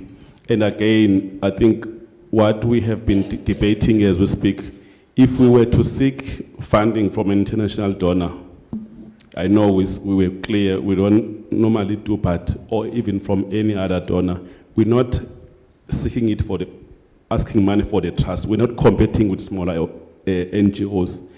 If we were to partner, it's more providing seed capital to partner on their behalf. So the benefit, the ultimate aim is to unlock funding for their purpose, rather than being seen to be scrambling for limited resources, while at least we've got this big balance sheet. So ours in that space is to say, we are offering, whether it's 50% or whatever, anyone else on the space, please co-fund with us for this purpose. So it's not us trying to unlock, because someone can say, how can Kcdf Trust with so much balance sheet still chase donor funding, while at least there are smaller NGOs who can't even breathe? So in this case, it's more about, at least we have, our governance is very organized. At some point, maybe a funder could say, yes, we can deploy the cash on behalf of that please account, because maybe there are structures, we currently cannot trust them because they don't have proper governance structures, or even the finance team to be able to report to us. But if we, in that collective, I think it's another creative way of unlocking funding for ours. But I think ideas are still open. I mean, as I said, it's an innovative space and not limited to what we currently are exposed to. So we are open to that. Thanks. I just wanted to cover something very important, that what we're doing think about it as a family that must outlive many generations. So along the way, you have the wrong uncle running the show. You need to make sure that we're on a 100-year play here. We are not investing for tomorrow. We're investing for things that will outlive us. We're investing for increasing in credibility and sophistication, which what Mzo touched on about the type of investment professionals. We find that it's very, very difficult to find the right people who possess the skill set, the values, and sort of the heart to stay the course. So it's very fundamental to sort of know that the bedding down of the right culture, otherwise then the incentives will go haywire. You'll end up paying people for the wrong things, and then your business will go the wrong way. And it's very important that as we build that capacity, it starts yielding things, and almost sometimes the people will bring stuff to you. People will tell you, let's go to another country, let's go this, let's go that. So it's important to know what you covered on, Janet said, that this is what will give you dignity, lasting credibility, and a balance sheet that will stand. I particularly view that there's not a lot of representation from an African sense of building institutions. Or what Aliko Dangote has done with doing a refinery. He said he could have made $120 billion richer if he had invested in some AI stocks. So where we are is still in the foundational aspects of bedding down the foundations from an asset allocation perspective. And maybe future practitioners will come and they will lead the Kagiso Capitals, the KTHs, and other businesses that you start to that point. So I don't think it's a return game. You know, you can do a lot of things on Excel, and it'll spit out numbers, and you'd run to the bank, and banks will give you money. I was saying to Mr. Skuman that sometimes I feel like I'm running a credit business, the business that the banks want to lend to, not a business that we want to build. And so we need to say, here's a KC, fine, you borrowed, you pay the lenders, you have an opportunity over time when the debt is paid out to pay divvies, but then you need to start being more active and intentional about where you're taking it. And that, I think, is a 100-year game. I don't think it's a 5-year investment strategy that's going to get you there. I think last question, or two questions, and maybe just to say, Dean, yeah, there's the master class that you had between Rose and Adia, quite valuable. I think we want to take them a picture from here, so that we remind you, IH and Foundation, when the tensions come. Yeah, but it was quite enlightening. Rocky, maybe to your question, I think you are raising a very important point, and I think it's, I hear it even as a call, as we meet in these spaces. We don't respect each other's skills. I think somehow in our minds, private sector is better, in a way. So something that we can even, skills commoditization, asset commoditization amongst each other. We are learning is quite early. Through our civil society pillar, we are trying to think of a trading post where people can say, these are the skills that I can offer. I mean, if there's one person who knows how to write business plans, it's us. And proposals, it's us. So why then do we go to another sector to go and help us to write them? So I think you're raising an important point. Another phenomenon is around the ecosystem. I think for many years, we also suffered from going to the same places to implement similar programs. Whether it's about my name, unless they write Kagiso Trust name, I'm not satisfied. But I'm seeing a level of maturity amongst us. We are leaving the egos outside the room, and the money goes a long way, because the question that we are asking ourselves is, for example, Kcdf, what space are you holding in the ecosystem? Kagiso Trust, what space are you holding? Instead of doing the whole components of the model, you do your piece, the other one do their piece, but we can hold each other to the level and the quality that we are looking for. It took a long while. I must say 10 years this conversation started. There's the first organization now that is organizing itself around the collective. So I hope maybe in 2 years' time we'll see the results of that. And maybe a quick one on the partnerships.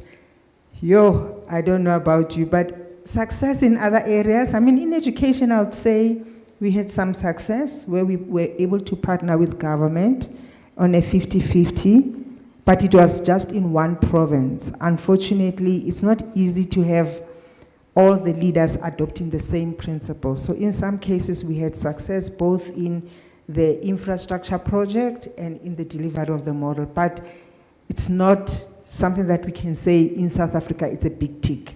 It's not yet there as much as we want it to be. Yeah.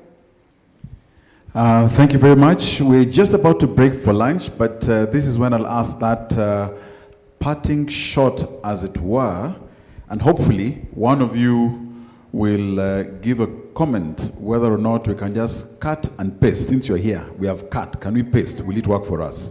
We'll start from that end as it comes down this way. For me, 3 things that I'll probably leave you with. It's a long game. It's not a short game. Zoe has indicated there was a time, 10 years, I said to you, we were 120 people, we retrenched, and we became 18 people. That's how tough it was. So the first thing is, this sector is going to have to be able to make tough decisions. We took a decision that we could not be everything to everyone anymore.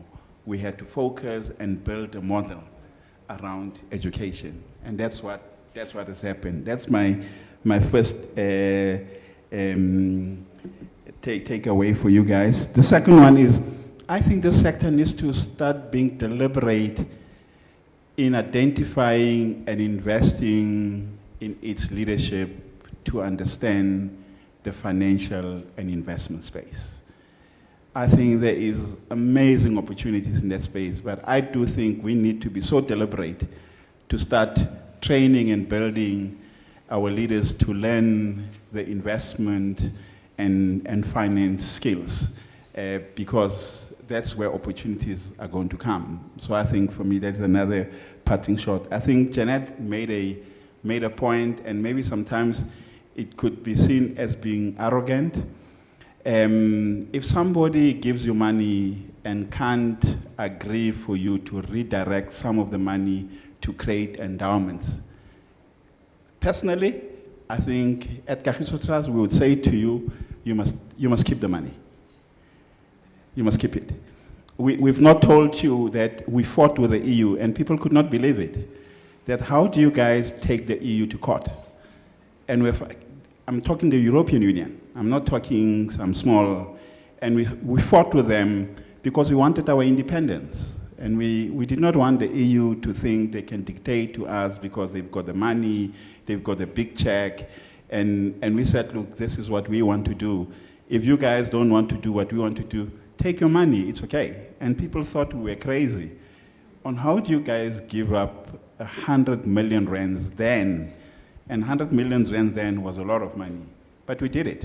As Kagiso Trust, and I think we said, look, we're not going to allow the EU to dictate to us if they're not supporting what we want to do.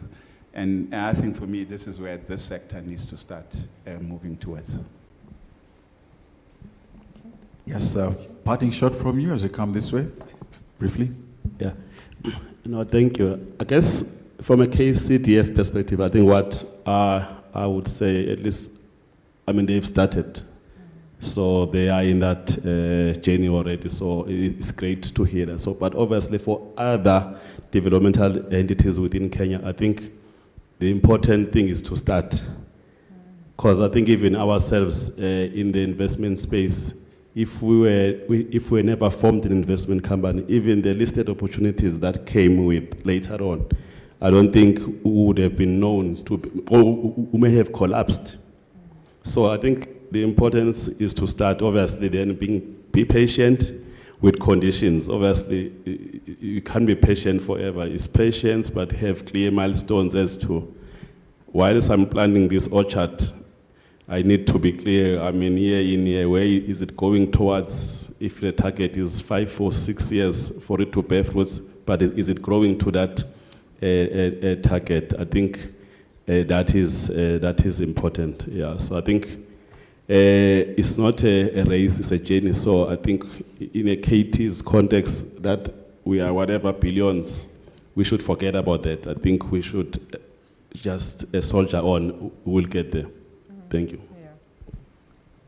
Parting short, I think let's build capabilities both in the trust and in the investments. It's important because sometimes the advices from investment consultants need to be also thoroughly reviewed and be guided, because they also don't really understand our spaces the way we understand them. So I think capabilities from both sides. So when Lebo talks about the ROI, I should be able to challenge him back. And when he says, give us 10-year runway, I should be able to calculate the numbers and say, you can actually do a 5-year runway. I don't have to be an expert. I mean, to come to where he is, I don't know. He's far. But I should know sufficient to have an intelligent conversation so that he feels that we are partnering in engaging. Thank you. Lebo. The shortest straw now. I think maybe someone once said they reflected on, you know, when you start a business, they say a minimum viable product, i.e., where the customers, then I'll give you money if you show me someone likes your product. I don't think we're in the minimum viable product journey. I think we must build things properly for the long term. And sometimes it'll feel like you're over-investing. It's counterintuitive. But that's the reality of what you are presented with at that time. Yeah, thank you. Wow, thank you very much. Can we give a round of applause to our wonderful panelists? And since I have the microphone and I'm trying to get myself into a photo, you can join me here. Please feel free. This will be a very important photo down the road. Thank you very much.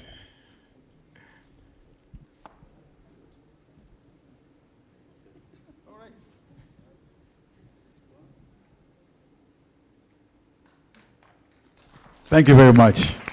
And let me request, just to let us know, let me request all Kcdf entities, directors, and trustees, as well as the Kagiso team, to just remain behind very briefly, and so that we'll brief you about how we just want to do the photo session, so we can have a before and after lunch look, you know. But all the others can actually go for lunch. Just let us know that the lunch is next door. We are cognizant, don't want to get too tired. The next door, the next room, actually, is called Frangipani. So wherever you go, and Frangipani is out to my right. So when you get out, don't go too much out, but immediate out to the right. And as you depart, you'll also be given lunch vouchers.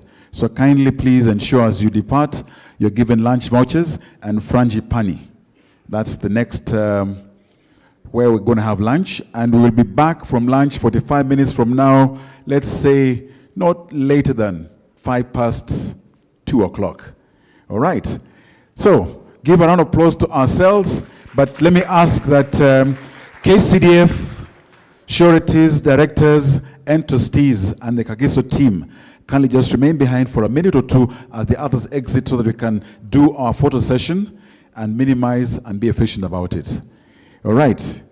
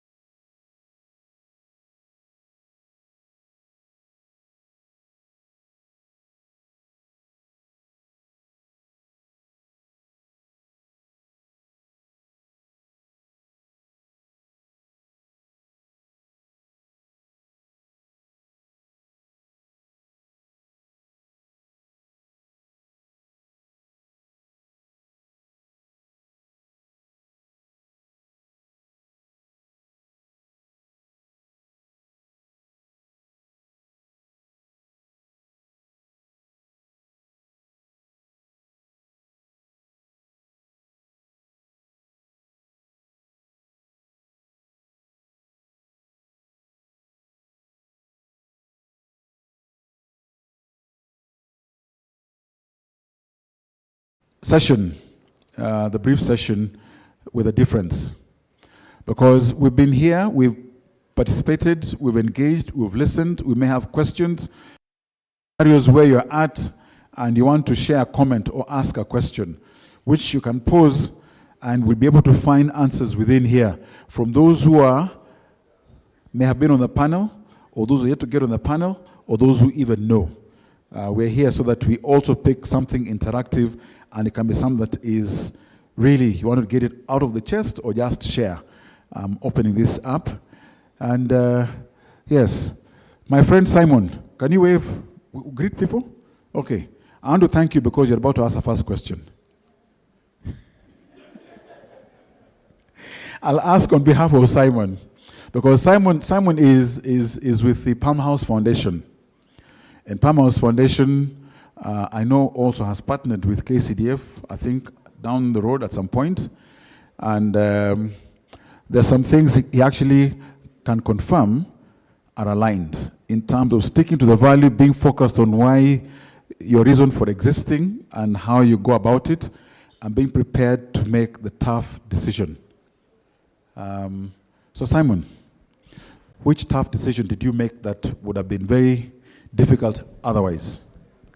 I know there are times where you have a benefactor who supports you in doing what you do, and they may give you some soft nudging, encouraging, which is not aligned to how and why you exist, without mentioning particular names, and certainly not the one who is also in the room with you, because we need you to still be in Palm House tomorrow. Do you want to rephrase that question? Because I was with Simon once upon a time in the recent past, where a benefactor called to try to engage, to say, I'm sending someone, can you, in your interviews, consider?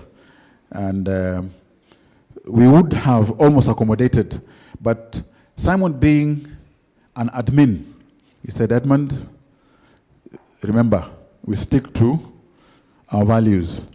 And because of this, I'm sorry, we cannot take.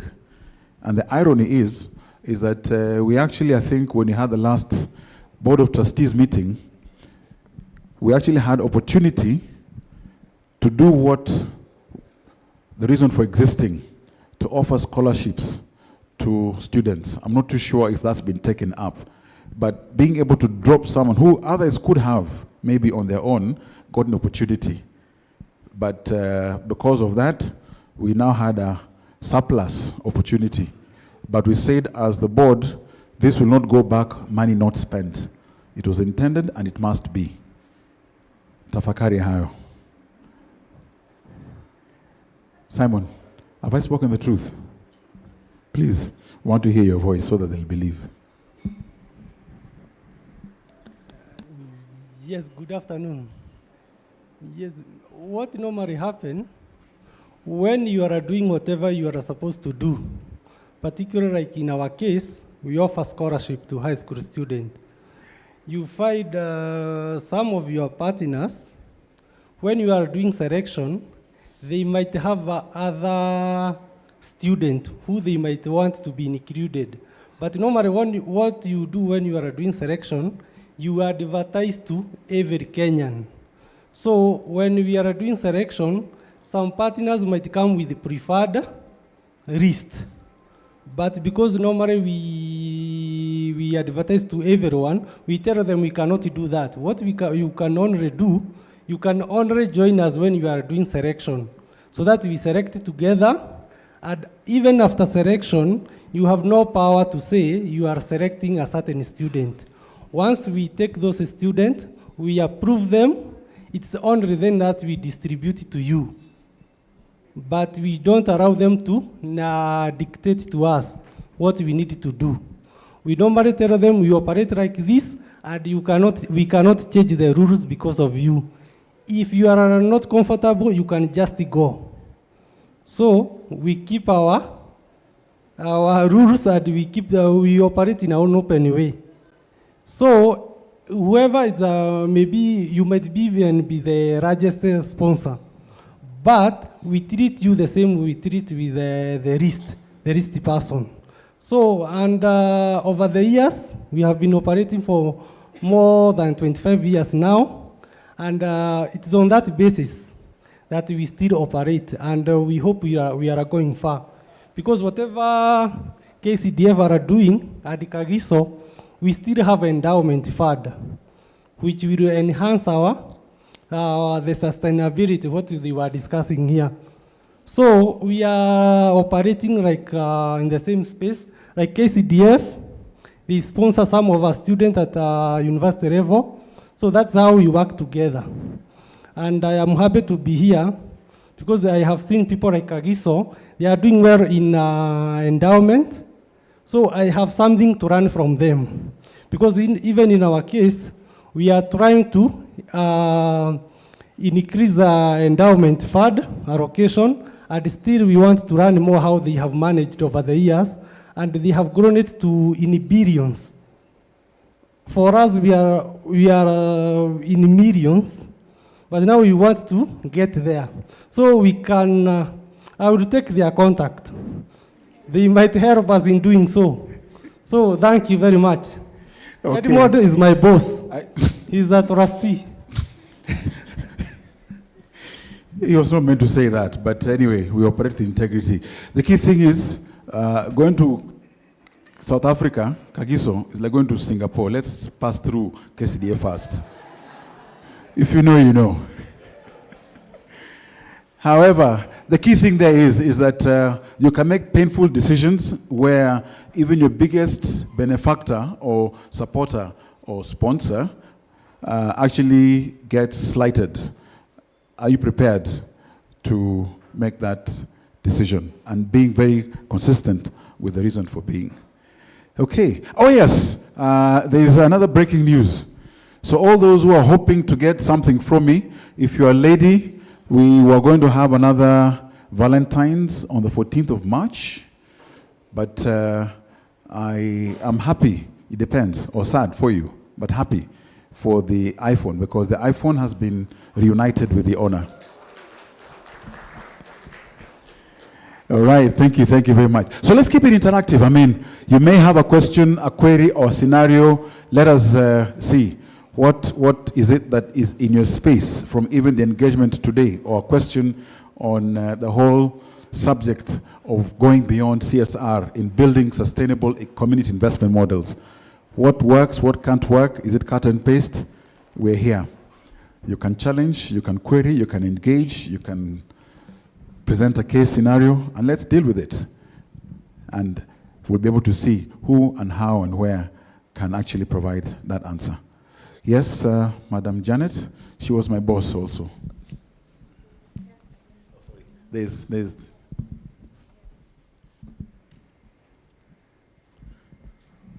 Yes, I think one of the thoughts which came to mind as I listened this morning was the fact that there is coherence between the trusts and the investment companies in terms of the DNA, in terms of core values, and that's why the investments try not to do anything that would contradict what the reputation, yes, to use her words, the reputation of the trust.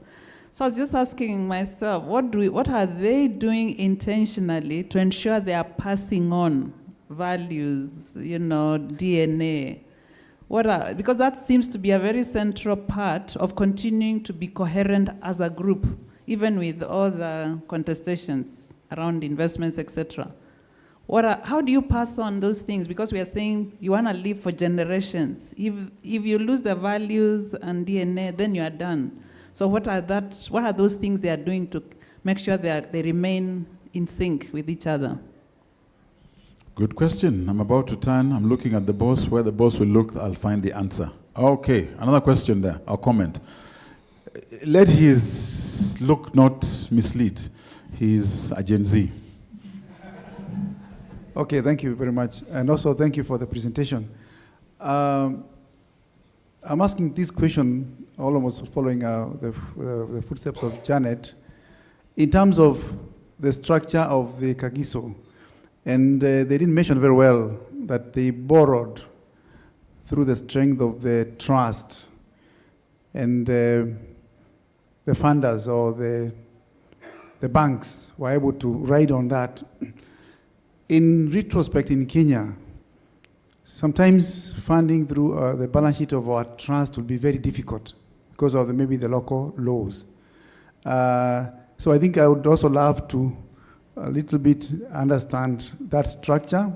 At the same time, I know there was a BEE in South Africa, and therefore maybe the debt from the financial institutions was not as prohibitive as the one in Kenya, because sometimes debt in Kenya, especially the interest rates and the other commissions and fees, and it would be very, very high, to the point that you have to work overdrive for you to pay the service the debt plus give dividends.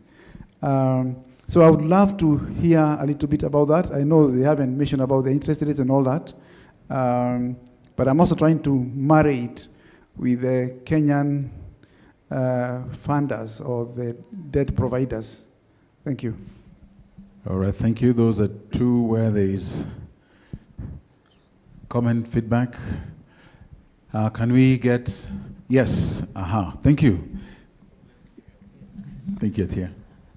I just want to touch on what Janet has raised. I think it's more or less about the succession plan in our spaces. Now, in the corporate world, and Janet has already said, we should run this as a business. It's not a non-profit thing. It's a pure business for us, and the business we're in is to uplift our communities. That is business. It's not philanthropy. It's not charity. It's just pure business.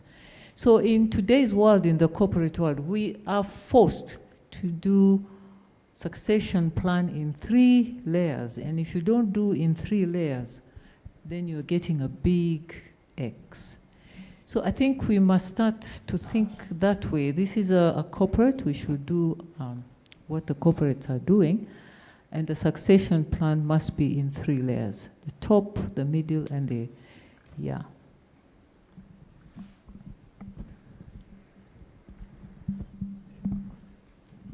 I think for me, Atia has probably answered Janet's question. It is about succession. It's unfortunately the dean is not here, and the dean has always said one of our biggest worry is how do we ground the people that we bring into the trust, right? Because if you don't ground those people, you probably expose the trust, and it's what it has created to huge risk, and that's one of the big challenges. One of the things, Janet, I think we do is to try and do what Atia is saying, is just to do proper succession, because the people that hold the values, you probably have them in the institution.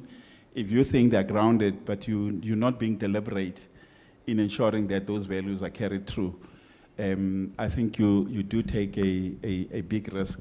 Maybe I could make an example with the people know Baballo, right? Baballo was part of the trust. Baballo is now the CEO of KTH. It's because you know that your values are there, and hopefully will take those values into the institution. I think, Kamau, your question is a very interesting one. Both the first rent deal was a commercial transaction. It was not a transaction that was done because you're doing a BE deal. You did a BE deal, but it was commercial. The first rent transaction was also even funded by international banks, right? Because they probably had an understanding that first rent will be able to service the debt that they were providing to the structure. Yes, I think you can't compare the interest rates of South Africa and Kenya. But the transaction was a commercial transaction. It was not a special deal because it had international donors, international funders that put in money. You also had mezzanine funding, and you know mezzanine funding is quite expensive. But so it was a real commercial transaction. I think the big question is whether, and it goes back to the question that Dean asked, whether corporate Kenya is prepared to facilitate institutions through vendor finance. And where corporates would say, look, we like what these NGOs are doing, we will finance you guys to own part of this business, but we as a corporate will finance it.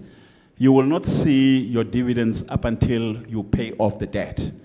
And that's probably the big question, whether corporate Kenya has the appetite. I remember, Janet, we had this conversation with Safaricom, and we thought actually Safaricom will take KCDF as a shareholder, but I don't think we probably pursued that conversation quite aggressively.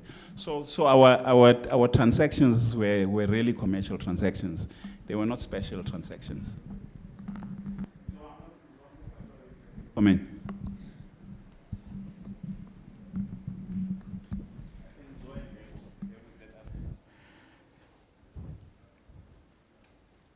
I hope it was clarified. Do you want to add or another question, query, comment? Do I see a hand? You know, when I look at you, I know you there's Bluetooth working, you know, there's Wi-Fi here, I can confirm. So definitely you'll say something. I thought you were looking at my neighbor. Edmund, utanunua coffee leo. Sorry, I think for me, so first of all, at Bajeti Hub, this is a process we are now starting, really at the very, very beginning. And for me, the one thing that has resonated a lot, and I think it's resonated from morning, is that this has to be based on the values of the parent organization, you know, because those are the values you transfer. So for us, even as we are looking for the asset manager, you know, the investment manager, they have to align with our values and conviction. I was going to raise the same concern that that Francis raised, but this was going to be in relation to investments. The fact that a lot of our economies are also in a very, I won't call it volatile, but very shaky aspects, especially as far as government borrowing is concerned, bonds and all that, you know, is concerned with all this debt distress and what have you.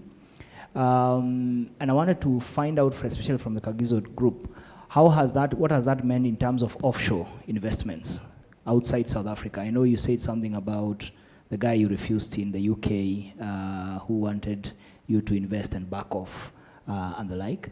But secondly, what kind of burden does this place on the core organization without diverting it? I think I've heard that said on and on. You have to, for you to be hands-on, you have to manage the manager. So you have to be in charge of what is being invested, where your money is being spent. But your day job is actually to, in a way, to run the social focus. You know, for us is really, you know, the work around public finance, the investments that the government is making for the people's lives. How has that balance? And I think this I'll put straight to the CEO of Kagiso Trust. How do you find that balance so that then you're not just managing the growth of the money?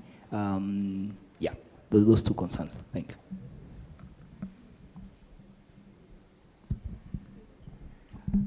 Yes, okay. There's another one there.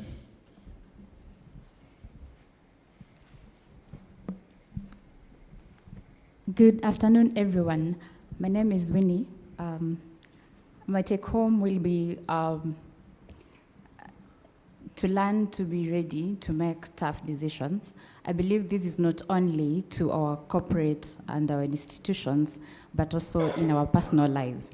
Now, my question will be, how do philanthropic institutions balance corporate interests with genuine community ownership so that the sustainability is not just a narrative, but a lived reality for the communities being served. The second question will be, how can corporates align sustainable community investments with county development plans while still responding to the real grassroots issues in our communities? Thank you. Okay, we have those two. Any volunteers in terms of response from Kagiso? Or even as we have, yes, Mr. Maniman, the right person.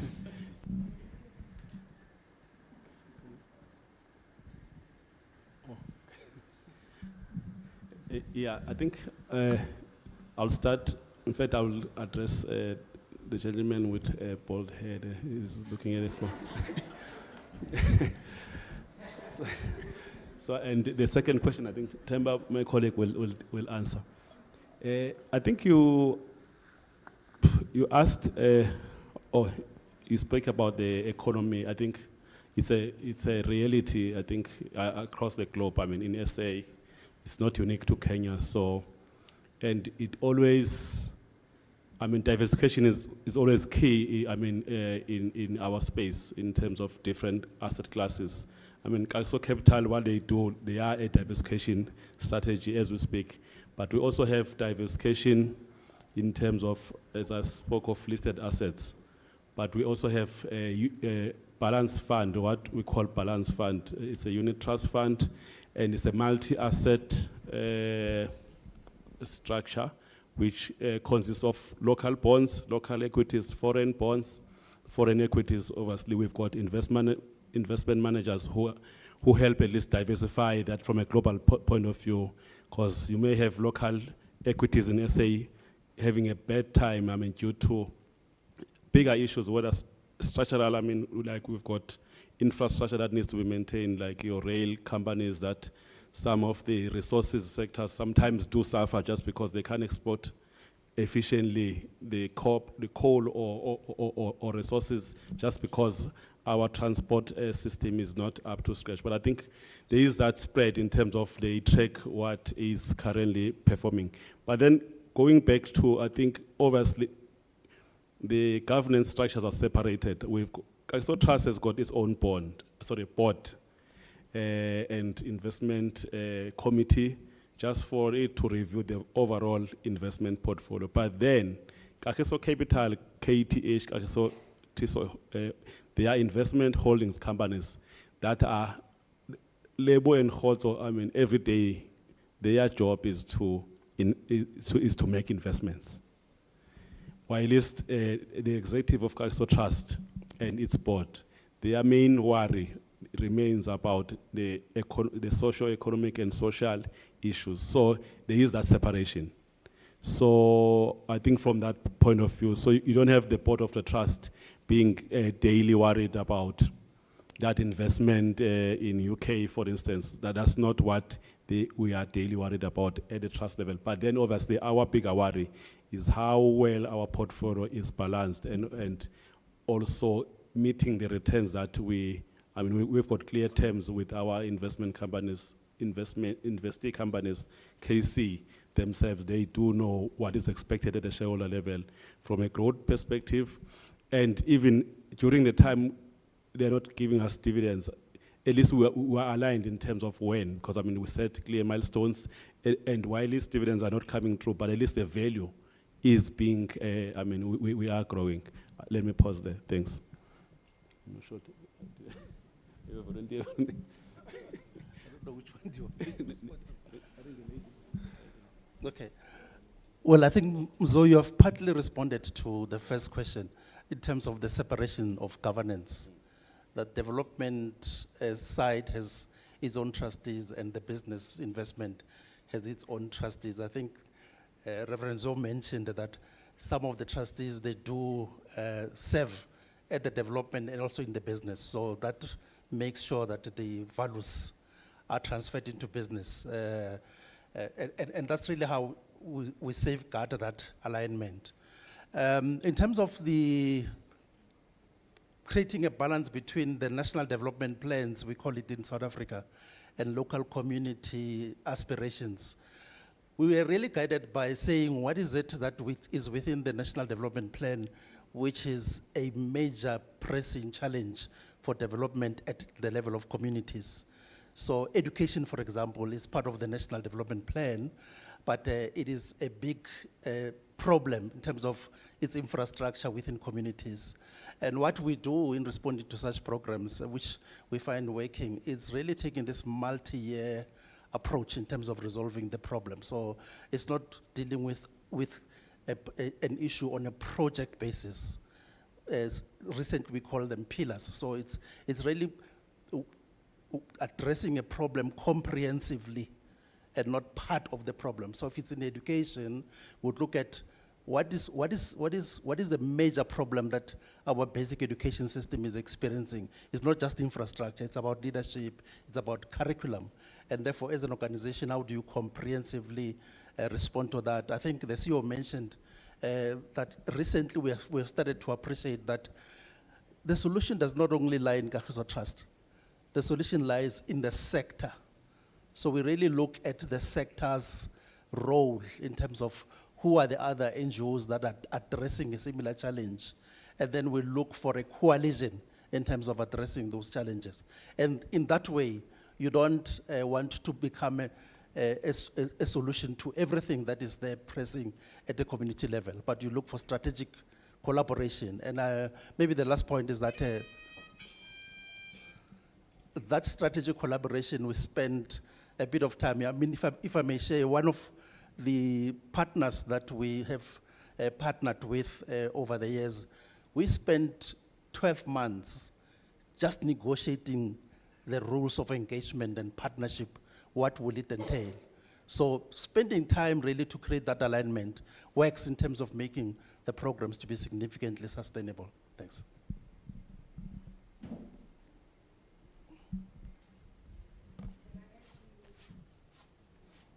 All Can right. I add to the... Yes, please go ahead. Yes. Can I add to the response? I think we were fortunate, if I may maybe use that word, that there are other private service providers that I call them ecosystem orchestrators, who have taken the role of profiling and influencing. I think we need that. It goes to the question that you've asked earlier.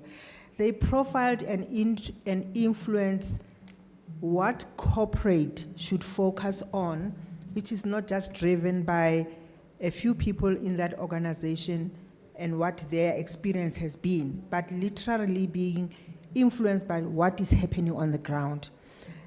I think it was not necessarily a planned approach, but over the years it's proving to be very critical.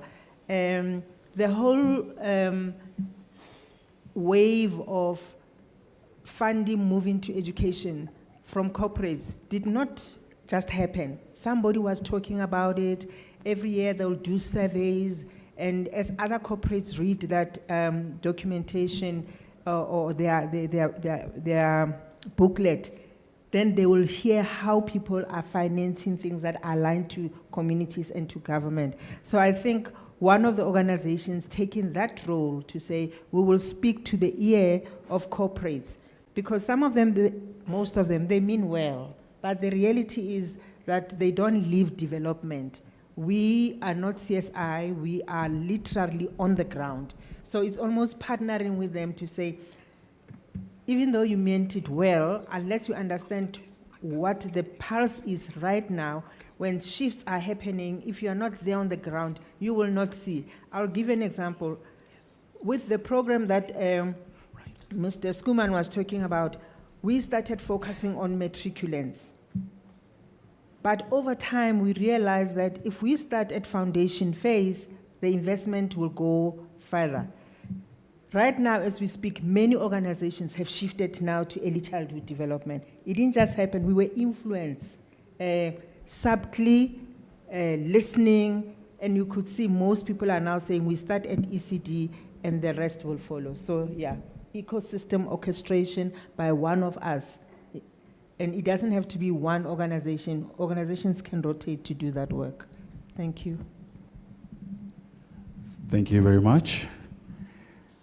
And as I come up to the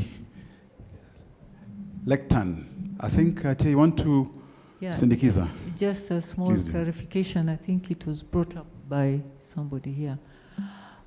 Just to explain the setup of KCDF. You're wondering if KCDF, the foundation, is bogged down by all these investment issues. Now, you'll see KCDF, there is the foundation, and then there is a trust. Now, that's just to take care of check and balances. The fund is with the trust. You know, the foundation has got to ask, and they have got to give us reasons why they want that money. So that check and balances has been there all these years. Then there is the investment arm, like we explained the investment holding, KCDF. Investment arm that does nothing else except just taking care of the investment part of it.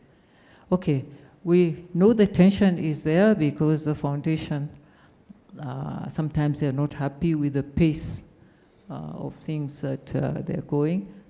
So this tension is everywhere, but it's now clearly defined that this investment company will do nothing but make sure that they make money for the trust and the foundation.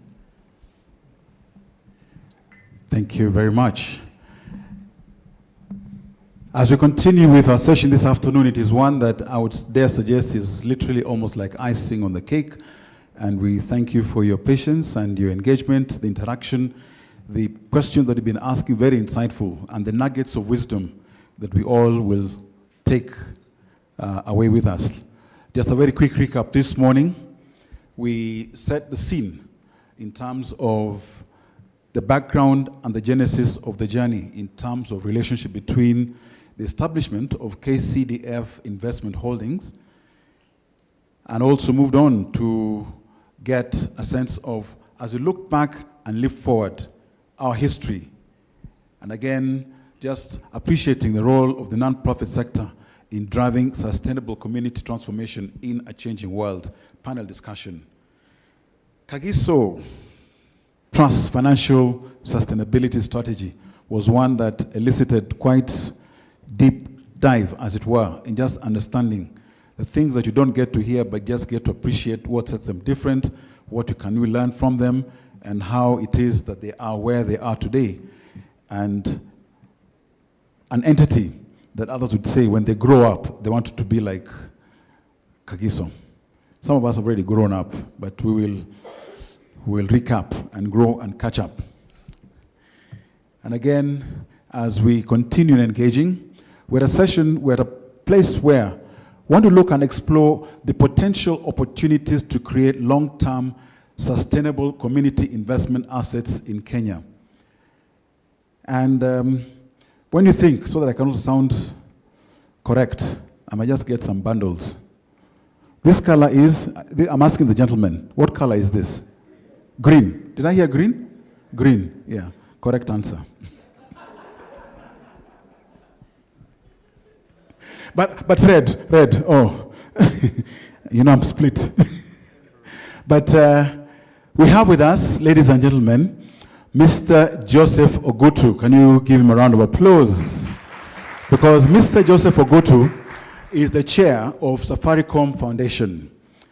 And Mr. Ogutu has served as trustee of the Safaricom Foundation since 2008 and was appointed chairman in the year 2012.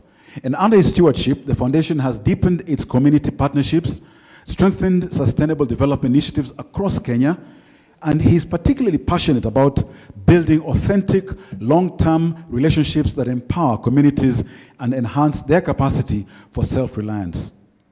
And he's going to bring to us this afternoon, in his presentation, strong perspective on corporate philanthropy, partnership-driven impact, and community-centered development, where we're looking at the theme, potential opportunities to create long-term, sustainable community investment assets in Kenya. Ladies and gentlemen, Mr. Joseph Ogutu.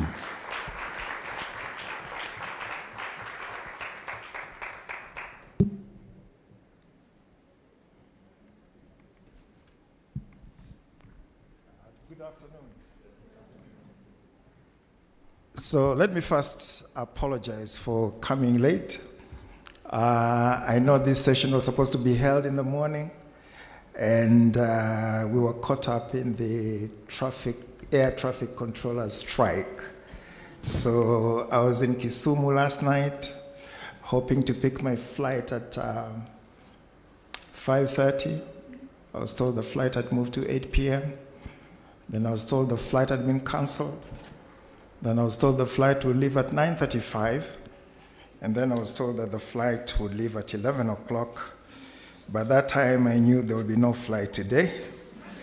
So I decided actually to drive. So we left Kisumu early this morning, and we have arrived. Yeah, so I didn't travel all this way just to give you a speech. Actually, I came here so that I could participate in the conversation, because what we're doing here is absolutely critical. But let me say something about Safaricom, which will bore you, but allow me. So, excellencies and distinguished guests, ladies and gentlemen, a good afternoon to you all, and thank you, Grace, for inviting me to be part of this very important conversation as to how we can create long-term sustainable community investment assets.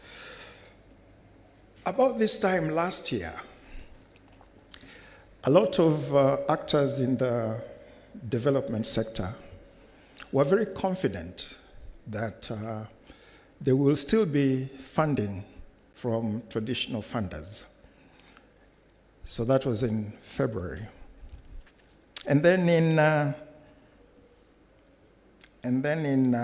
in March, Trump happened, and there was substantial decline. Some say that USAID was actually dismantled, whatever you call it. But this has really severely impacted the development sector, not just in this country, but in other countries as well. And therefore,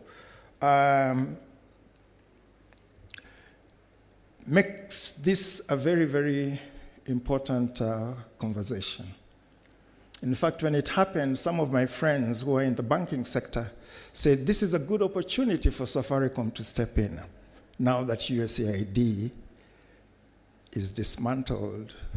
But truth be told, Safaricom does not have that kind of resources to fill in the gap that USAID has left.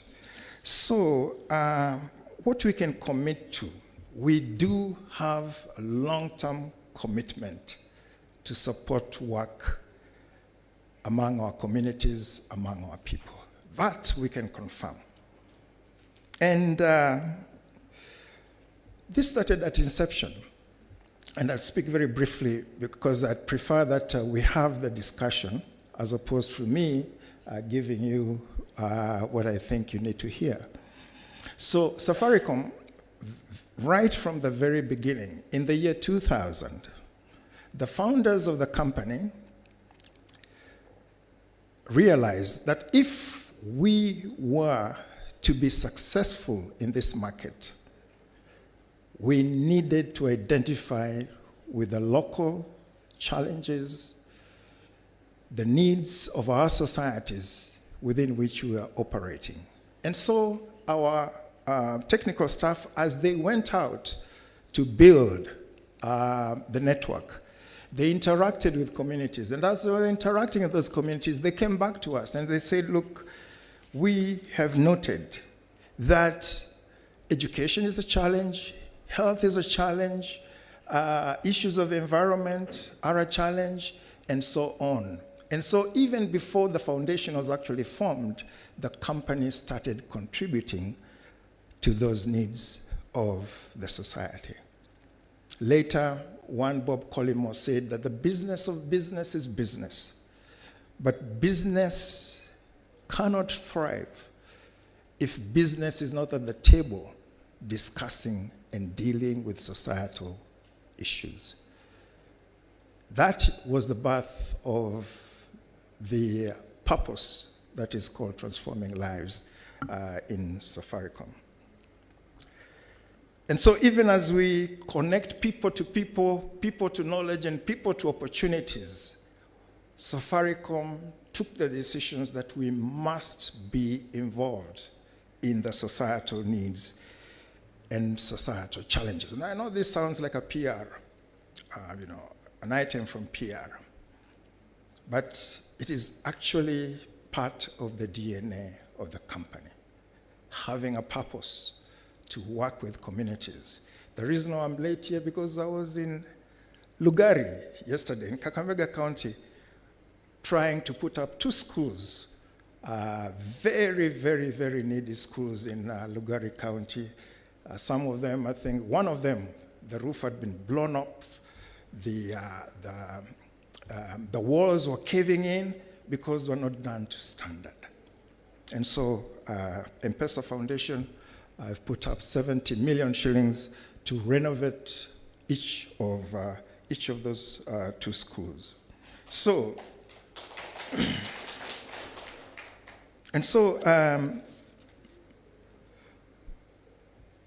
why then is Safaricom a mobile company, a communication company, a technology company?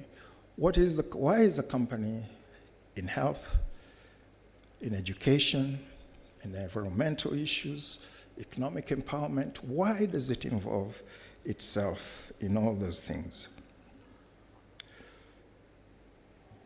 I've talked about purpose. For a company to really be committed on a long-term basis, you really need to understand your purpose.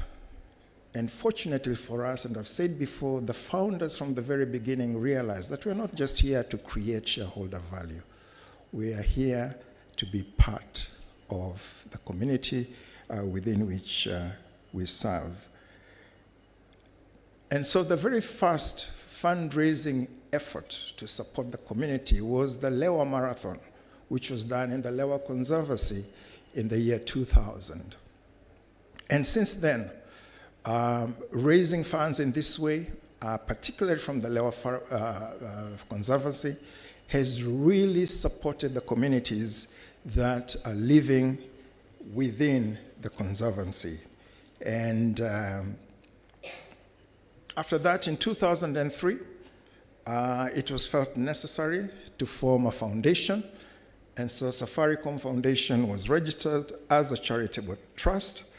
And since then, it has continued to play, hopefully, what we think should be a significant role in the development of our communities. In 2010, another foundation was formed, which was the M-Pesa Foundation, and again, as a charitable trust. Now, this is from interests that have been earned out of the trust funds of M-Pesa. So you have your M-Pesa, you have your wallet, you never use all that money. There's always money remaining in your wallet. Now, that money actually turns out to be a significant amount, and therefore that money is always invested. And out of that investment, the interest earnings come, and the interest earnings, by law, are required to be used in community projects. This year, M-Pesa Foundation, or rather M-Pesa Holdings, which manages the trust funds, gave the M-Pesa Foundation 15 billion shillings. So you can see it is quite significant. Safaricom Foundation, on the other hand, is funded directly by Safaricom PLC, and we are funded to the extent of about 500 to 600 million shillings every year. So you can see the difference. Most of the funding is coming from M-Pesa. Now, when you go to the ground, people don't know about all this. They just know Safaricom PLC. And so it's only at conferences such as this that I can then educate you the difference between M-Pesa and Safaricom Foundation. All they want to see that you care about their needs and you're providing resources to support their needs. All they care is that you're with them, co-creating solutions to the challenges they face on an everyday basis. In 2012, the company incorporated sustainable development or sustainability into its business strategy. And every year since then, the company has produced sustainable business reports, which are available on our website, www.safaricom.co.ke. And this was felt that it is important for us to be accountable to the people that we serve. That's why we produce sustainable business reports every year. In 2016, the company adopted SDGs into their corporate goals. So every single division within the company had a number of SDGs which they were to report on an annual basis. And the company took 9 SDGs because those were close and they were relevant to the business. So when you're talking about contributing towards the achievement of SDGs, it has to be something that is relevant to your business. So the 9 were health and well-being, quality education, decent work and economic growth, industry, innovation and infrastructure, reduced inequalities, responsible consumption and production, climate action, peace, justice, and strong institutions, partnerships for the goals. If I take climate action just as an example, the company took a deliberate decision that they're going to go new and renewable energy. So the network, as much as possible, will run on new and renewable energies. I think now it's about 25% of the network, because it's very expensive also to move from the traditional ways of powering or the network to deliberately going to new and renewable energy. So that is what is being done on the SDG side. Now, I've given this example just to push the point home that private sector do have the resources that are required for development. Private sector do have resources that are required for development. I was reading a report, I think it's from Impact Africa, published in 2024, that was saying that from private philanthropies, from corporate philanthropies, from corporation philanthropies, 192 billion was contributed, I think it was the year 2022, 2023. Some of you would have more current statistics. But that just tells you that it is possible to have the private sector contribute on a sustainable basis to support work within our communities. But then what needs to be done to unlock that? And this now is a conversation that we can have. I think for me, first of all, purpose is important. If a company acknowledges or knows the purpose for which it is operating beyond just creating shareholder value, I think it is absolutely critical. I think it was in 2018, I was speaking to CEOs in group of CEOs here in Kenya. Then I went to speak to some group of CEOs in Addis Ababa. And the message was the same, that doing good is good business. Incorporating SDGs is the right thing to do. But both in Kenya and in Addis Ababa, the response was the same. Safaricom, you make a lot of money, you can do that. But for us, we have targets to meet, as if Safaricom doesn't have targets to meet. I hope it doesn't sound arrogant. I think it's really important for a company to know that for you to talk about sustainable business, you also must have a contribution to make sure that the people that you serve have clinics to go to in good distance, their children go to good schools, they are healthy. Because if your people are not educated, if they're dying, then you cannot talk about sustainable business. So purpose is absolutely important. Number two, from my own learnings, partnerships. Partnerships are so critical. If we've been successful at all, it's because we have worked with partners. And partners who identify with what you're doing are able to support you to scale whatever programs that we are doing. We have just completed conversation with Conrad Hilton for the very first time. We're now partnering with Conrad Hilton. They've committed $1 million on a health project that we're doing in Narok, and M-Pesa Foundation has committed, to match $1 million. So when 2 or 3 or 4 partners agree to challenge or to address a community need, the impact is so much more. I think the third area, and this is again from AVPA, where I also sit on the board. This is our African Venture Philanthropy. When we had the conference last year, one of our keynote speakers said that Africa cannot grant its way to prosperity.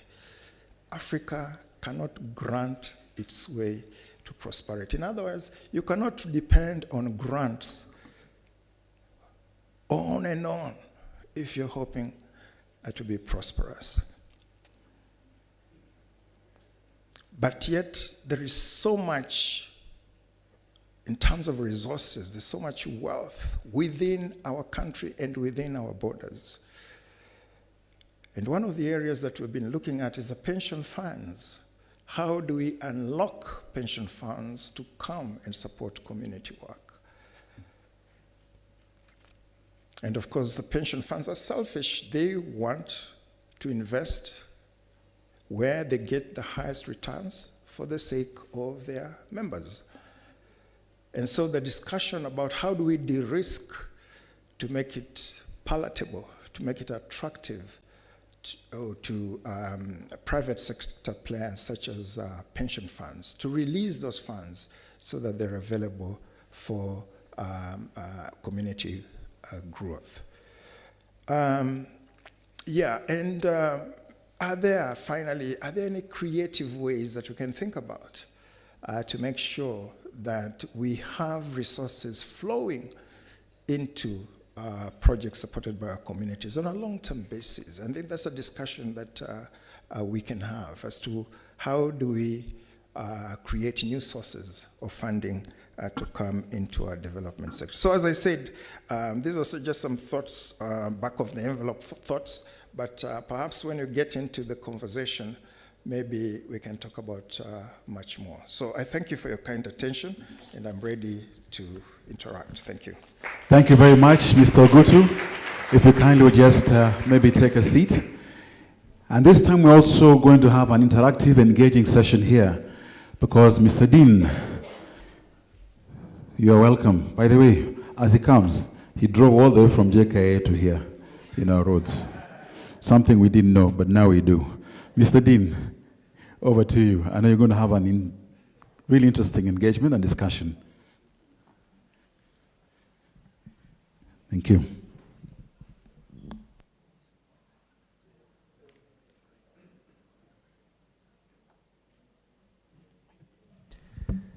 Thank you very much, Mr. Ogutu.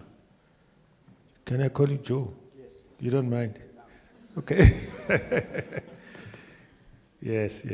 Thank you very much. We're both very adventurous. I just heard that when you were fed up with the flights, you just hit the road. I possibly would have done the same. You have spoken about the importance of creating long-term sustainable community assets. From your perspective, what distinguishes short-term social impact from impact that endures across generations?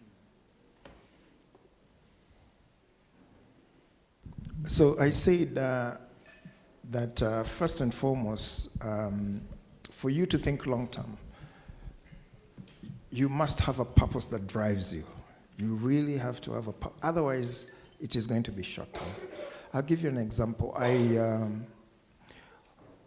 attended a meeting. I was speaking at a meeting in Denmark, and after the presentation, a lady came to me who chairs the foundation of one of the biggest car makers in Europe. I will not mention the name.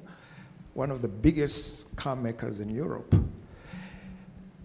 And after the presentation, she asked me, do you normally pass through, oh, if I say the city, you'll know, okay. Do you normally pass through this particular city in Europe? And I said, very rarely. Is it possible for you to come and speak to our leadership team? I said, why would you want me to do that? And she says that they fund, it's actually, Origin is a family business, this particular car maker. They fund the foundation very well. But basically, they just write a check. But they're not involved. The company, is not involved. They don't really care what we do with the money, and so on. If there is no purpose, then the only purpose is to generate shareholder value. That is all, to make profits. And you can hit those targets very well. Anybody who has worked in corporate, you know that if you do this and you do that, you switch and this, the profits will come up. And so for me, and I'm really repeating myself, if you know the purpose for which you exist and your responsibility towards meeting the challenges that our society face, then it is not going to be a short-term. It's not going to be short-term because those challenges are not short-term challenges. These are long-term challenges. You have to be there for the long haul. Yeah, so for me, absolutely, you have to have a clear purpose. You have to know that you have a skin in this game of changing the lives of our people because they matter to your business. Thank you. Thank you very much. And what mind shifts do you, in your view, are required for foundations to move from just merely funding projects to building institutions and assets? Again, I can only give an example. Without you going out and actually feeling the needs of the people and then seeing the transformation that comes after the intervention that you have made, then it is going to be very academic. Yeah, it is going to be very, very academic. You have to be passionate about this, and you can only be passionate. I have to report as chair of the foundation. I have to report to the PLC, Safaricom PLC strategy team, and the strategy sessions. We have to report. We have targets within the strategy. In terms of impact, what are we expected? How many people are we expected to reach? So during the quarterly business review, which happens every quarter, they want to see what movements and whatever indicators that you want to look at. One of them that we look at is the maternal deaths for every 100,000 live births. We have done work in Lamu, we are doing work in Baringo, we are doing work in Migori, we're doing work in Homa Bay, and so on. And what we have seen, and again, working with partners, AMREF is a very important partner to us, working with the county government, working with the government, and alignment to government policy is also very crucial. We are seeing a difference that is happening. Case in point, is Lamu. Let me give just that one case in point. When we started, maternal deaths were 670, I think, per every 100,000 live births. And we've worked with them over a period of 5 years. Today, they're the ones who report to you that the number of maternal deaths has gone down from 670 to below 300. And now they report on a daily basis within their own governance structures. They report that this month there's been no death. This month, and they celebrate the fact that there's been no death over a certain period. So I'm not sure they've answered your question, but measuring impact also is important. It's important that you measure your impact, and it's important that you go on the field to witness the changes that are being made. Yeah. Thank you. Thank you very much. And if we can carry on with our conversation, Joe, Safaricom Foundation operates across the corporate and community development purposes. So what practical approaches have you seen that successfully embed sustainability into social investment models? So you're saying what practical approaches have we seen that have led to sustainable? Yeah. So again, I'll almost be repeating myself that number one, you have to go and work with the communities. You cannot impose a solution to a community. I'll give you one example. We did a water project in Korea, and as much as they needed that water project, it was basically rehabilitation of shallow wells, and we did about 50 or 60 of them, but we didn't put governance structures in place. We had no governance structures in place. And so when I went back, I think it was a year after that, 70% of those water projects had gone into, they're not functional at all. Because you really have to work with your people that even if they tell you that water is the need, then you have to put a governance structure in place. You have to put a mechanism that ensures that water will be available on a sustainable basis. Because sad to say, in certain communities, there is a dependency syndrome that if you have come, you have done, somebody else will also come and do it. So they don't take responsibility. And therefore, you have to be there for the long haul. You work with them to make sure that they've got the governance structures in place.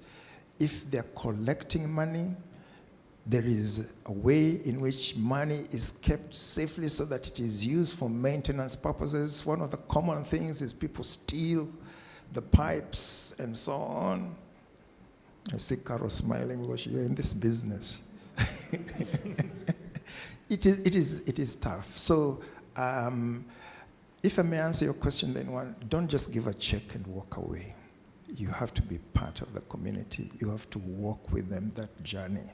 It takes time, it may cost you money, but on a long-term basis, that community will appreciate you. I'm talking about water. Do you know what it means to a woman who has to walk 10 kilometers daily to get water?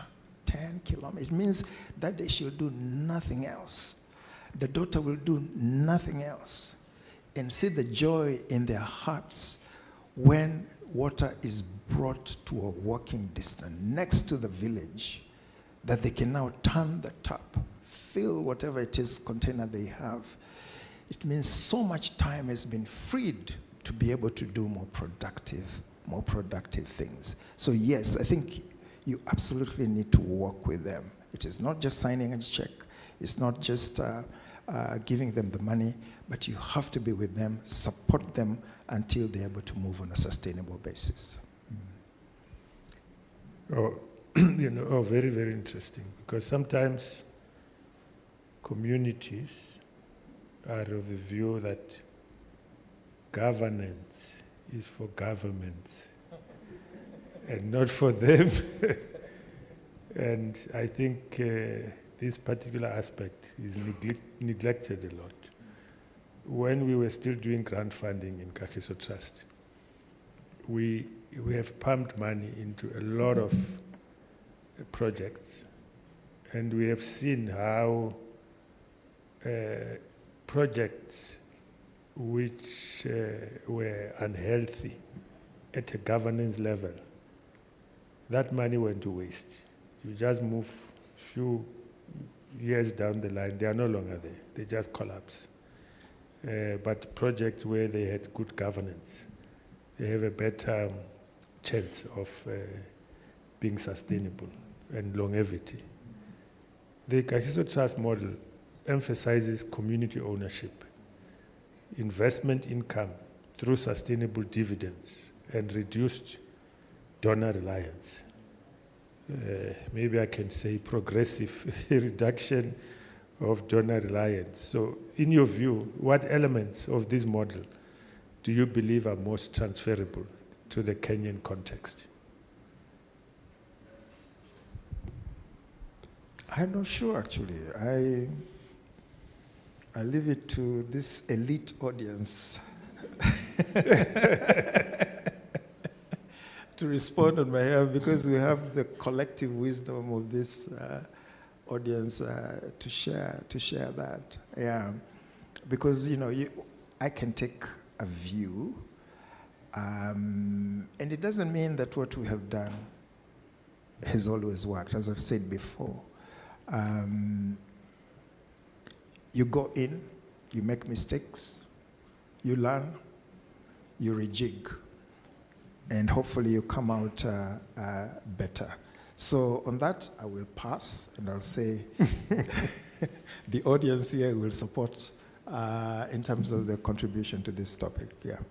Okay, thank you. And what local conditions? You have already mentioned one key one, which is governance. But what, in your view, are other local conditions which needs to be in place for a model like this to succeed here in Kenya? So I will not talk about the regulatory environment. I think a lot has been said about the regulatory framework that the government has developed, about the PBOs and so on and so forth, and we can debate the pros and cons of that. I think what is really important is within the organization itself, how do you approach development issues? I think to me that is much more critical. Do you approach it as a by the way, or do you approach it as core to your, I may use the word existence?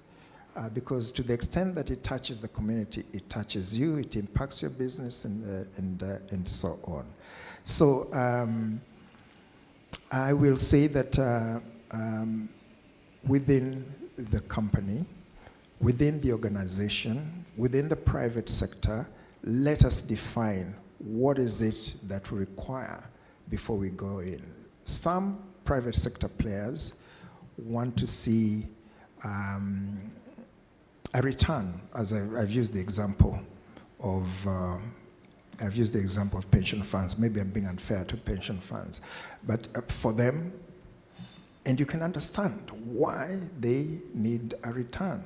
And therefore, if we come in as a collective, it's just to reason together and see how do we create that environment where we can unlock additional funds into this development sector. And I believe all of us have taken the position that it's not, if you wait for the government, you'll not be able to resolve all the community issues. I think that's the position we have taken. That is why we're playing in this sector. So yes, there is the regulatory framework which we have to play within it, but within the organization itself, we are clear what is it that we want to achieve. If I may talk about Safaricom and M-Pesa Foundation, we have 4 just the 4 areas that we are focusing on.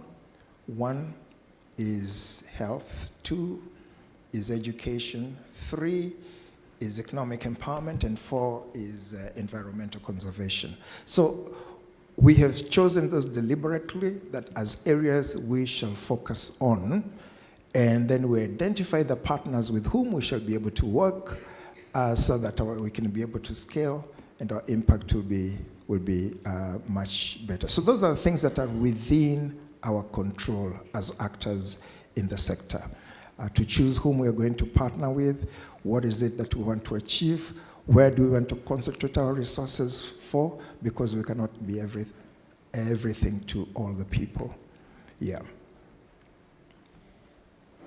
Yeah, it's quite very interesting. It's also very interesting that in our strategy, Kcdf Trust, and I really understand why. You know, when you move to many African countries, health is a big issue in terms of NGOs.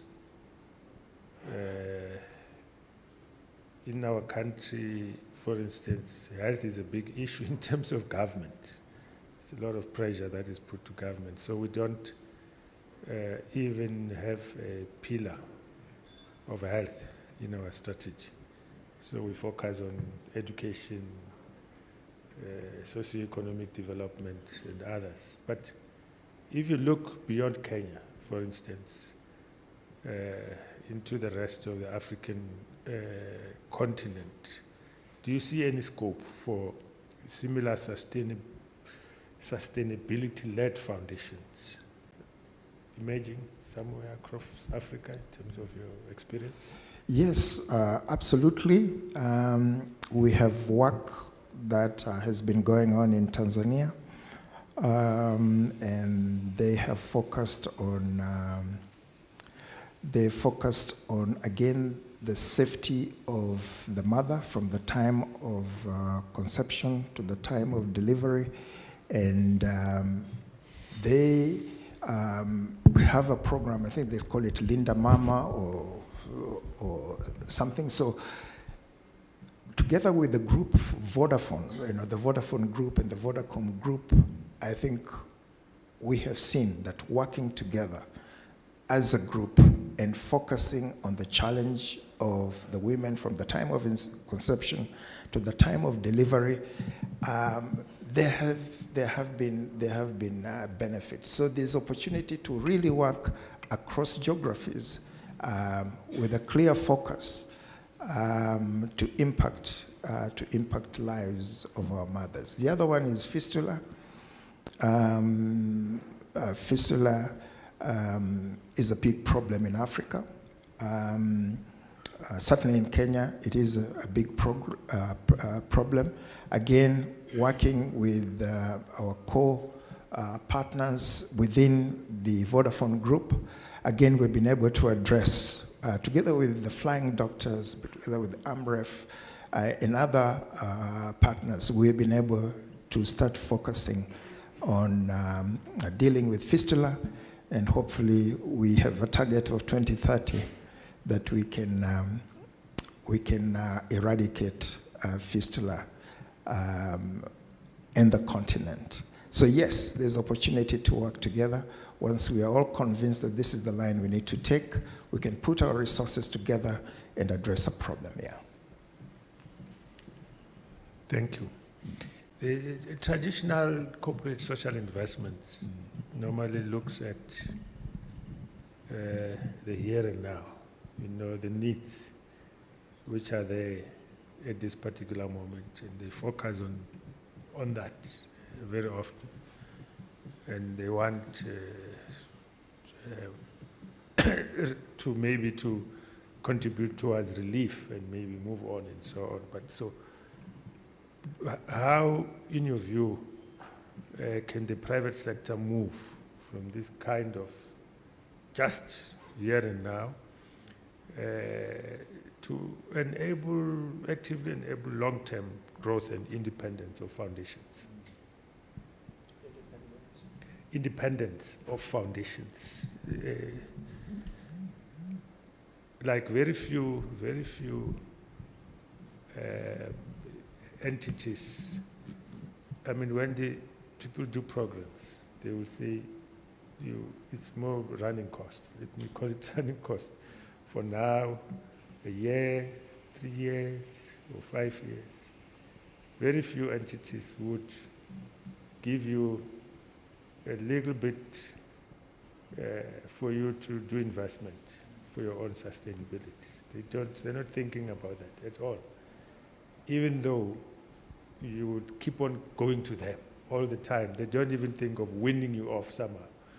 So can we make private sector, especially with these resources that they have in CSI, while they're looking at immediate needs, also have a mind shift of looking at sustainable institutions?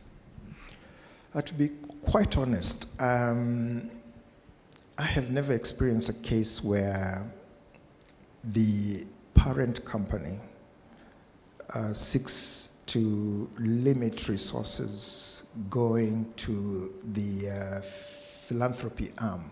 And the reason is this. When you look at the brand love, the affinity, it is, certainly in the case of Safaricom, it has really benefited. The brand has really benefited from the work that is done by the foundation. It's not something that we speak about because that's not the reason for existence. But as a benefit that comes together with their putting money there, and I'm sure they're not putting money so that the brand can benefit, but as an added benefit, it has been huge for Safaricom. As I said yesterday, we were out in the field. The previous week, we were in another county. And the only thing that people tell you, all of us here have got a Safaricom line, They are talking about the company. They're talking about the company. We are there to address a specific social need.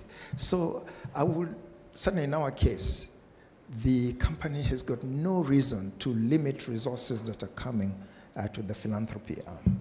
That has never been the case. I cannot speak for other organizations, but for our case, no. If anything, they want to give you additional funds.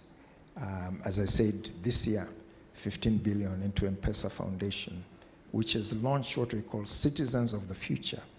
And Citizens of the Future is a 5-year program to improve infrastructure facilities in our schools.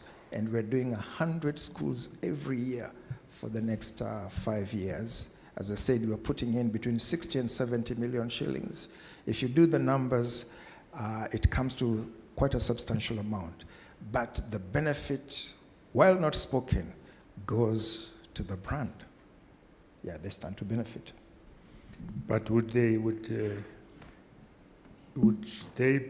perhaps, I know it's a little bit difficult, this is a foundation of theirs, of Safaricom, but if they were donating to another NGO,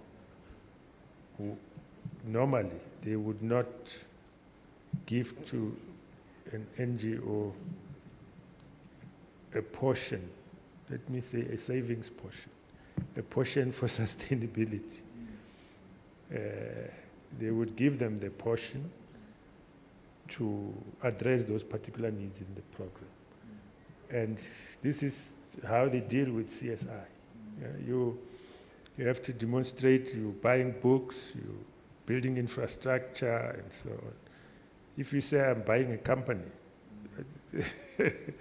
I think they would shy away from you, using their money. So how do we try and change this mind shift from the private sector to begin to see that it is important also for, as you call them, philanthropic organizations, NGOs, to also be sustainable and reduce their dependence on donors? I understand to be corrected. I think the checkbook diplomacy doesn't quite work in this environment. The members can correct me. But from what I've seen, and the big players here will be the Equity Foundation, the KCB Foundation, the Cooperative Foundation, I&M, and so on, I think I have not seen that tendency that to give a check or to cut down based on resources. What I've seen is continue giving, mobilizing partners to give with them, and the results, certainly from my point of view as a player in that sector, have been extremely positive. Look at Wings to Fly, or, you can argue how they get funded and so on, but the impact. You go to any village, you see a child who has been supported to gain an education which otherwise would not have been possible. They are now going to Ivy League schools. It is very, very heartwarming. So I hesitate to really say that, corporates are so money and expenditure fixated so that next time we don't make a profit, we're going to cut it down. To be honest, I've not seen that. So I cannot even speculate. Okay. So what specific role can funders and business leaders play in transferring maybe enablers, let's call them? You have mentioned some of them. Skills, governance, discipline, capital allocation, strategic patience into the foundation sector. What role can they play in terms of transferring the skills? Oh yeah.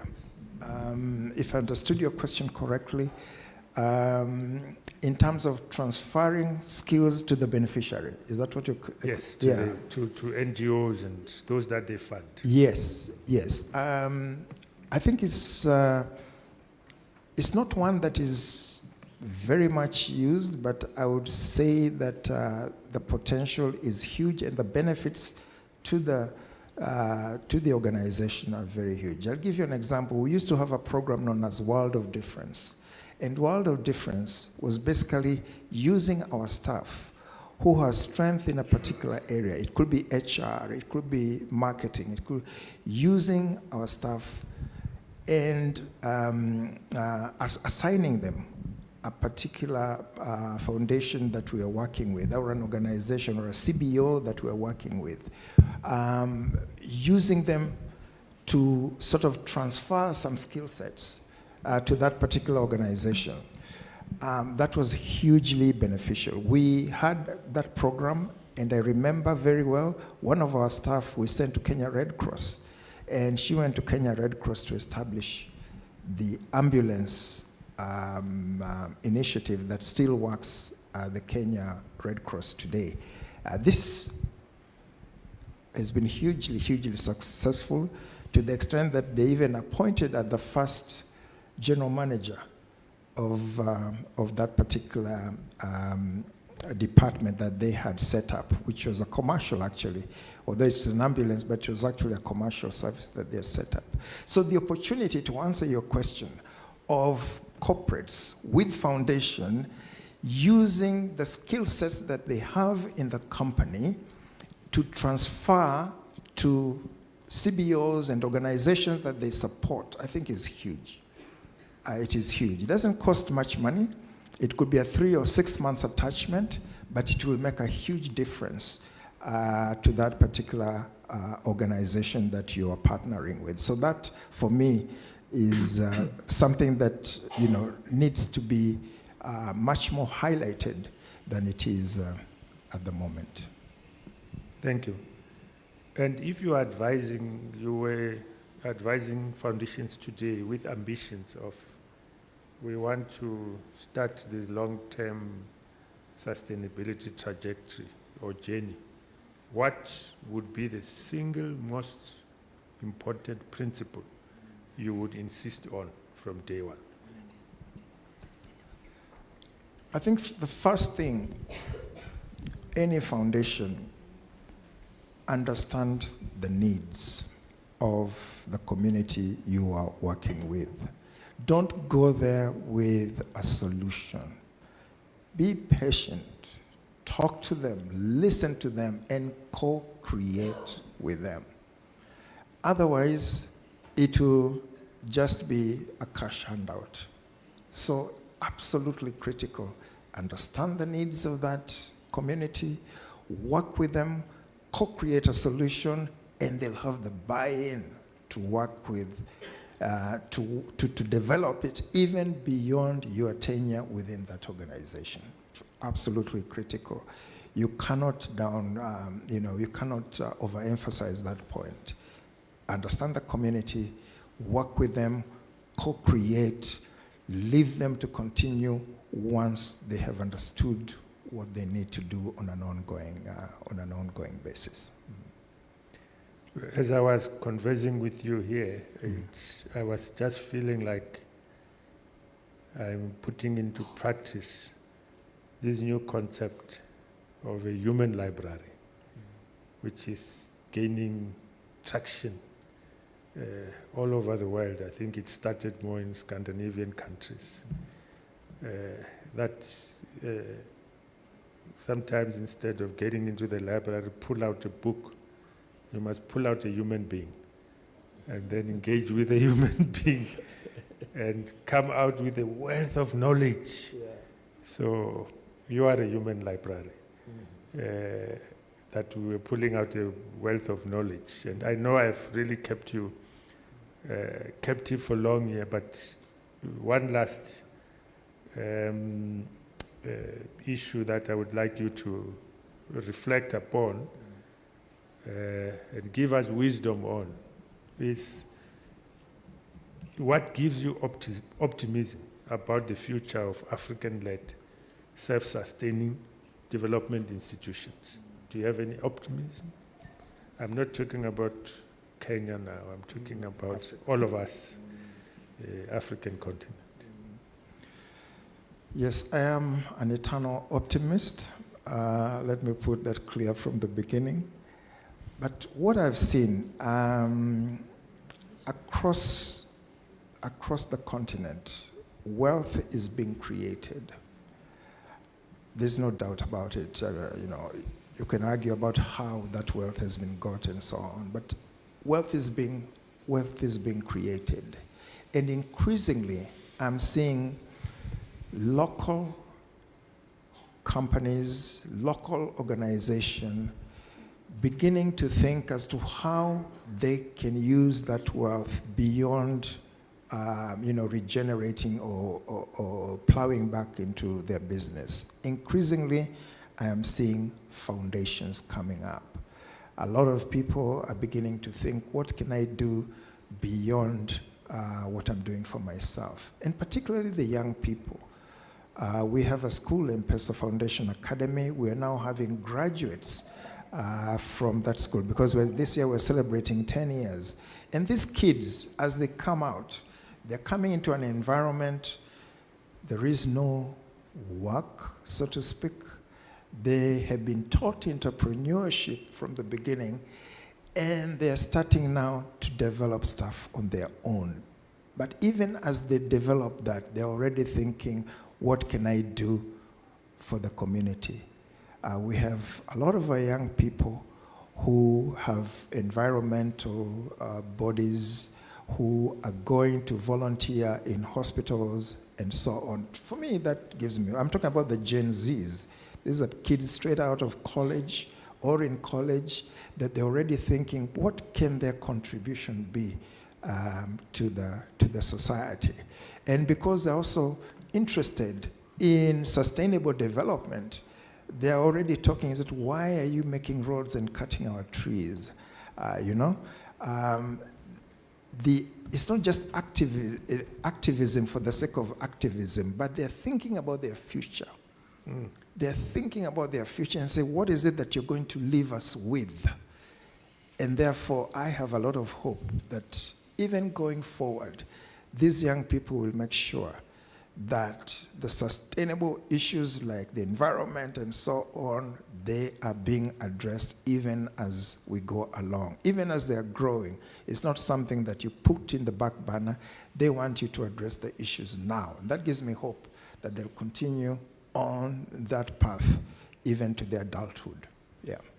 Thank you very much. And ladies and gentlemen, before I hand over to the moderator, can we put our hands together to the Human Library that has allowed us in. Back to you, moderator. Thank you so much. You can tell we could easily have extended and just said, you know what, we'll go on until tomorrow. Such nuggets, such inspiring words from the discussion, from the presentation, will allow Max, you know, good things don't come until forever. So we'll give it like medicine. And the medicine for me, my arithmetic doesn't go beyond 3. So 3 questions. 1, I'm in trouble. I need help. Not more than 2, not more than 1 from anyone. Okay, so, okay, the first. Oh, engineer. Yes. Thank you. Thank you.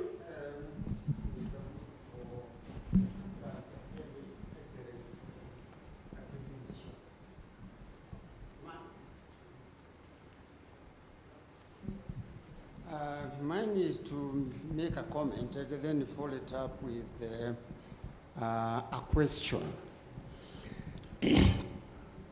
The corporate social responsibility principles, I think to believe that they operate on 2 legs.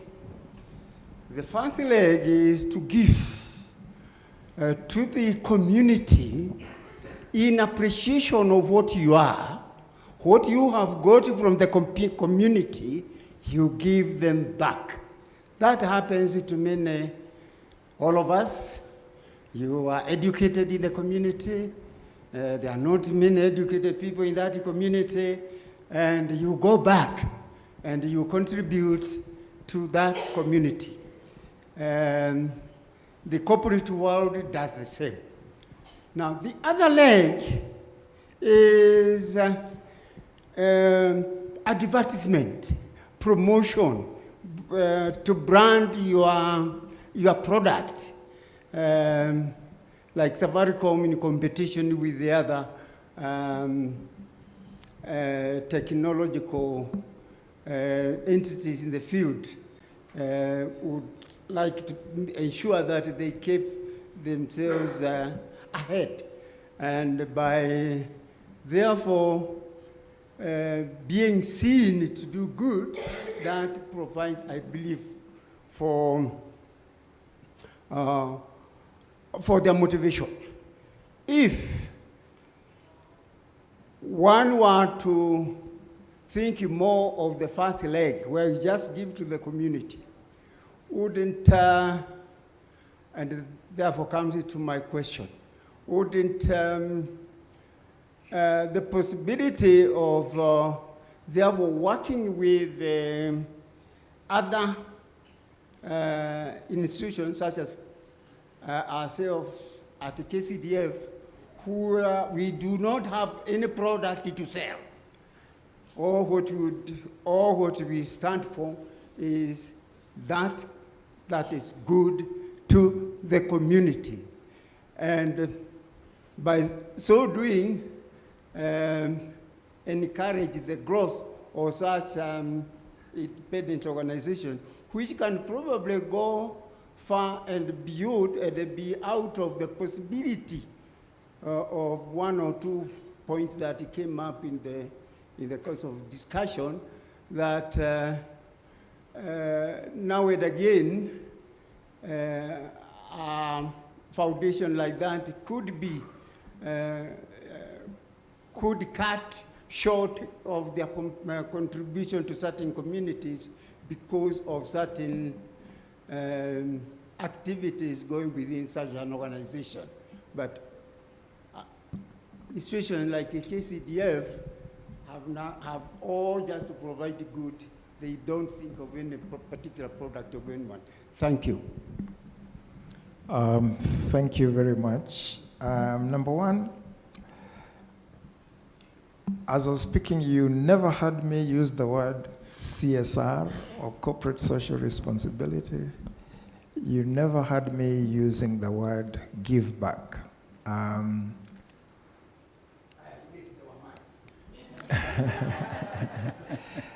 This is very, at a personal level, I have a problem with the two words, corporate social responsibility, which sort of imposes a requirement upon the company, my thinking, or giving back, which implies to me that there was something that was taken, and therefore you are giving back. So from an intellectual standpoint, I have a problem with the two words, corporate social responsibility and giving back.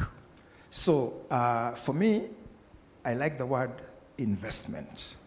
You are investing into the community. You recognize a need. You're working with them, and therefore, having established that there is a need, a felt need, you are co-creating, and you are therefore putting resources in support of that particular issue. So that's first. Second, you've talked about Kcdf. Incidentally, as I was coming here, a colleague of mine told me that you're going to Kcdf. These are our very good partners. You know, they were telling me, Kcdf are our very good partners. We still remember the projects that we did with them, I don't know, 15 years ago, I don't know. I've been there long enough, but I don't remember, you know, somebody coming to me and say, Kcdf has been such a good partner to us. Some of the work that they did in economic empowerment, and she was sharing with me the work that was done in economic empowerment, and those people who benefited at that time still come to our partners' meetings. So I think congratulations to Kcdf, whatever you're doing, it seems to have been, the right thing. And therefore what I'm saying, we are open to having further discussion. What are the areas that we can we can work with you in order to touch the lives of our people? That door is not closed. Karibuni sana. Grace, you've heard me. Karibuni tuonge. Thank you. Wonderful. And I have a sense there's an investment question that's going to come from somewhere in the middle there. Where the microphone? Yes, you do. You have the microphone there. Please go ahead. Thank you so much. Thank you, Mr. Ogutu, for a beautiful presentation. In your presentation, you've demonstrated the strong alignment with the SDGs in your strategy. So my question is that beyond your annual report and sustainability reporting, where else do you account for this impact that you're making, particularly with the external frameworks, global frameworks that you measure your contributions towards SDGs? Thank you. Yeah, so we are part of the UN Global Compact, and the UN Global Compact, the Kenyan chapter, that is an ongoing conversation in terms of what are we doing to address or in fulfillment of the SDGs. I have become increasingly tired of hearing there is a funding gap. There's a funding gap. You know, that's what you get in these conferences. We are now in 2026. Before 2030, there's still a funding gap of $1 trillion. I don't know what. There's a professor called Wangari Maathai, a Nobel laureate. And she gave us the story of the hummingbird. Anybody know the story of the hummingbird? Yeah, so what she said was that, look, there was a big fire in the forest. There was a big fire and the animals ran out of that forest. You know, and the fire raged on. But one bird said that I am going to do something about this. She went into the stream, drew in some water, came back, dropped. She went in the stream and out, in and out of the stream, and dropped in the water. The others were just yelling, my goodness, what was fire and what? This thing, everything is dying. But the hummingbird went to the stream to try and extinguish the fire. And Professor said, have the attitude of the hummingbird. Do your little thing. So even though there's a funding gap, let us address our situation, our immediate communities. Let us see what we can do. Within those 17 SDGs, there's something that we can do. And that is why Safaricom incorporated the 9 SDGs instead of the 17, because you cannot do everything. They said we'll focus on these 9 and see what difference we can have. So the hummingbird attitude. Thank you. All right, there is one more here. Yes, please. Don't worry, we shall. I need to be in your good books. Thank you, Mr. Ogutu, for that presentation.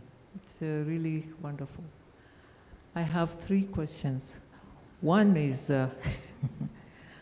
we're together when you say you hate these words of corporate responsibility, philanthropy, charity, and we're all now saying we're investing into communities. That's the language now. But I can't help wondering, how do you measure your ROI? Do you measure your ROI by making more money, or do you measure your ROI by making sure the communities have moved on to the 2nd level or 3rd or last level? Number 2 is success rate. With all these projects that you're doing, do you have a way of telling us what is your success rate is so we can compare with ours? Number 3 is we're talking about sustainability here. And if you check all over the world, sustainability has succeeded for those people with endowments, including yourself. The Ford Foundations of this world, all of them. But now here we are as KCDF. We're struggling to build our endowment. We have been trying, but a lot of people don't seem to believe in it, especially when it comes to this community endowment. And I keep on wondering why people like you, they are not encouraged to help and raise funds for endowments. If you can tell us what we need to do for you to have faith in a place like KCDF and grow our endowment, that will really be appreciated. Now, I want to use Dean's words. Sometimes Dean say, why, just give them and you win them off, then they will not come back to you to beg. So that's what you need to do. And I think Grace, when Grace, you go to see Ogutu, just ask for 1 billion shillings. That's just that. Thanks. I think, Mr. Ogutu, you can answer. You want to respond to that, then you'll have one final one from here. Or, okay, you want us to go in the same breath? Okay, please go ahead. Then we shall deal with that as I final. Joe, maybe my question is more, do you think Kenyan corporates are ready to transfer assets to the non-profit sector in an equity type format? I understand that there is the Safaricom Foundation that gets funding from the big company. Is there opportunities in Kenya where corporate Kenya could start transferring real ownership, to the foundation? Let's take the Safaricom Foundation. Do you think it's a far-fetched idea where the main company decides to transfer an equity holding to the foundation and still donate, but make the foundation still participate as a shareholder and get dividends and a donation. Do you think corporate Kenya is ready to endow foundations in that nature, even if it means selling? It means they need to go and raise money to buy equity. Do you think corporate Kenya is ready for that? Let me start with the last one. Is corporate Kenya ready for, to cede some of its equity to the foundation, and that's the way that the foundation will be generating its money? From Safaricom's standpoint, no, they're not ready. I don't know about the others. I cannot speak to about the others. But Safaricom is not ready at this point to offer equity to the foundation as a way of sustainably, generating funds into the, has the conversation been held? No, the conversation has not been held. So even as I say no, it is speculative. Yeah, if we did raise the question, I don't know what the answer will be, but it's a very interesting point. Why shouldn't we have Safaricom Foundation have some shares? There's one catch, and the one catch is the Revenue Authority, the tax authorities. You will lose your exemption if you're seen to be supporting an area of the business. I'm not sure that buying equity is supporting or not supporting, but they're very clear. You will lose your tax exemption if you're seen to be supporting a commercial aspect of the business. So in that context, the conversation has not taken place. However, we do have a school, it's called M-Pesa Foundation Academy out in Thika. We take the most disadvantaged children, 2 from every county, a boy and a girl, and once they come, they used to come in Form 1, they are now coming in grade 10. Once they come through our doors, we take full responsibility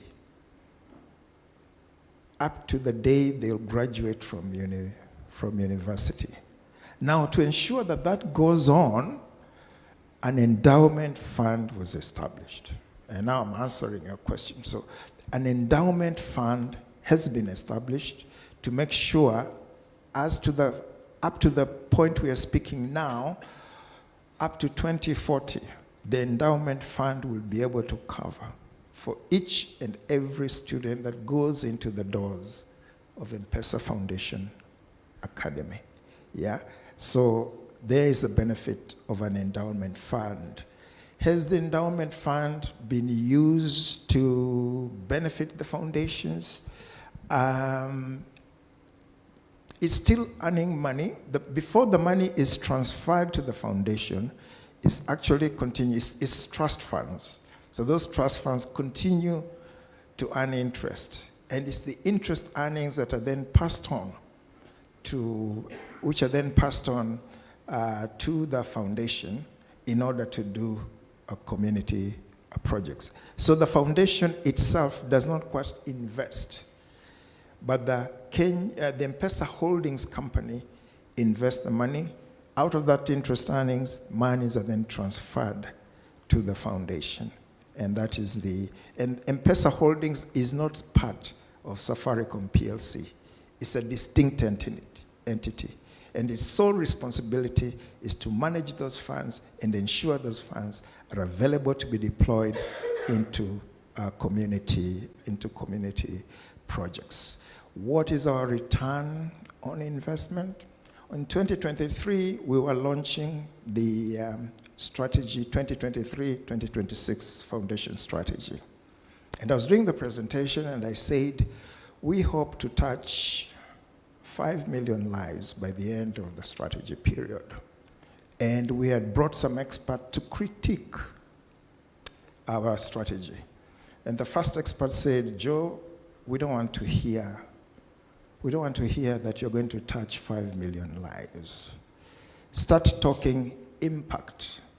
Don't tell us numbers. Now, immediately you may not be able to see the distinction between what the numbers, 5 million, and impact. So for them, they are saying that when you're talking about education, then we want to see how many children will go through the schools and gain admission to the higher level. That is impact.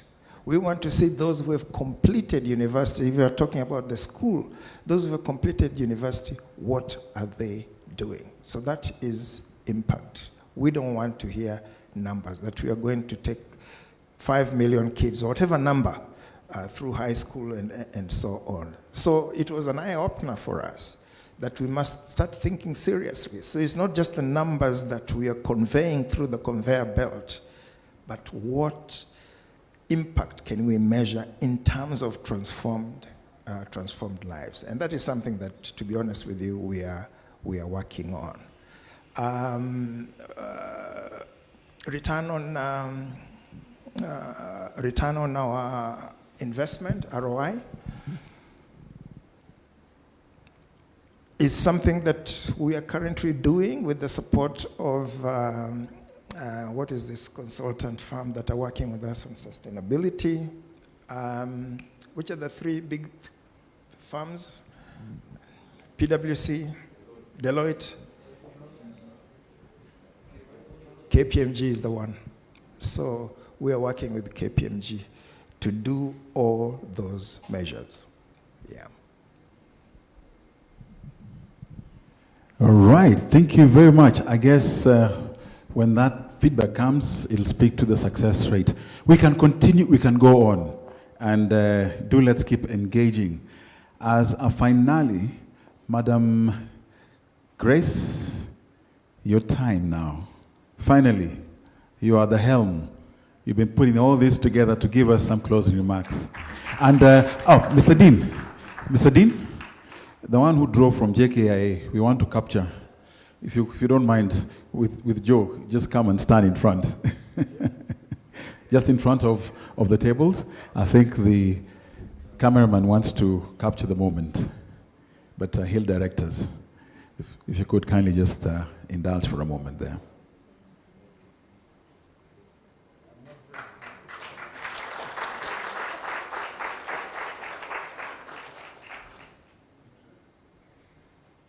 I must confess, I was very tempted to jump in and photobomb. I can jump in, eh? I can get airtime for life. All right, thank you very much, Joe. Thank you, thank you.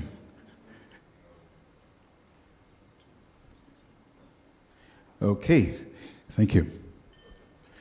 Just to let us know, if you didn't, Madam Grace Maingi is the Executive Director of Kcdf, first amongst equals, because she has a team, and she's very humble, and she just says no. She only just comes in to do the closing bit, but over to you, Tafadhali. Thank you.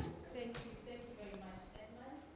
Could we kindly give a big round of applause for our MC for today?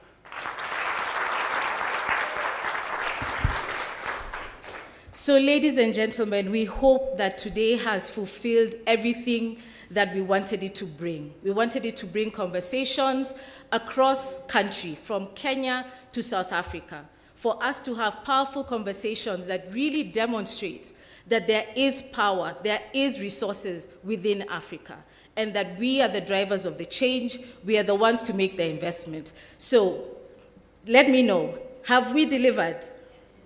Oh, that's so weak. Joe drove all the way from Kisumu. Let's at least show him that in the morning we did something.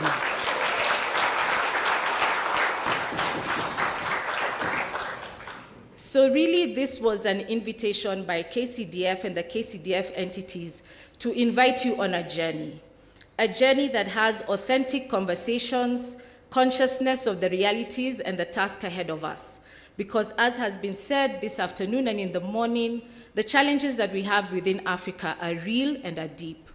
We hope that this conversation has freed our minds, not for ourselves, but for the next generation, building on long-term sustainability, that we can have an African focus on building institutions to serve communities, having a community laser focus that delivers sustainability. One of the key tasks that, as you saw, I was given in the morning is to push the legislative and policy advocacy to create a conducive environment for revenue generation and investment opportunities for CSOs. So we welcome you and invite you to join us on this journey. We want to build a coalition of the willing and win over those who are not yet convinced on sustainability. So we invite you to join us as we go along the journey on openness of change in mindset, knowing our values and our philosophy and our practice. Within CSOs, as we're told in the morning, frugality, start where you are, make sure you have the right board. Our investments must reflect our culture. It's a long-term game requiring tough decisions, patience with clear milestones. Deliberate training has to be there for us in the development space to understand the investment space. We must grow our capability. It's important for all of us to understand. Those who are investment, understand development space. Those of us in the investment space understand I've mixed it up, haven't I? Those in the investment understand development. Those in development understand investment. We must focus on purpose. Measuring impact is key. Building partnerships that create community value, working with communities is central. And so again, we invite you to create with us mechanisms within communities that preserve and support. How do we approach development as organizations and companies? This is key for us to reflect on a daily basis. And we hope that this conversation has started an opportunity for skills transfer between the private sector and the development sector. Thank you very much. Thank you very much. And this is the moment where I invite my friend, our very good friend, Board Director and Trustee, Mr. Aleke Dondo. Aleke is a very young man who breathes fresh air in Kitale. So he's going to give us the vote of thanks. Thank you, Edmund.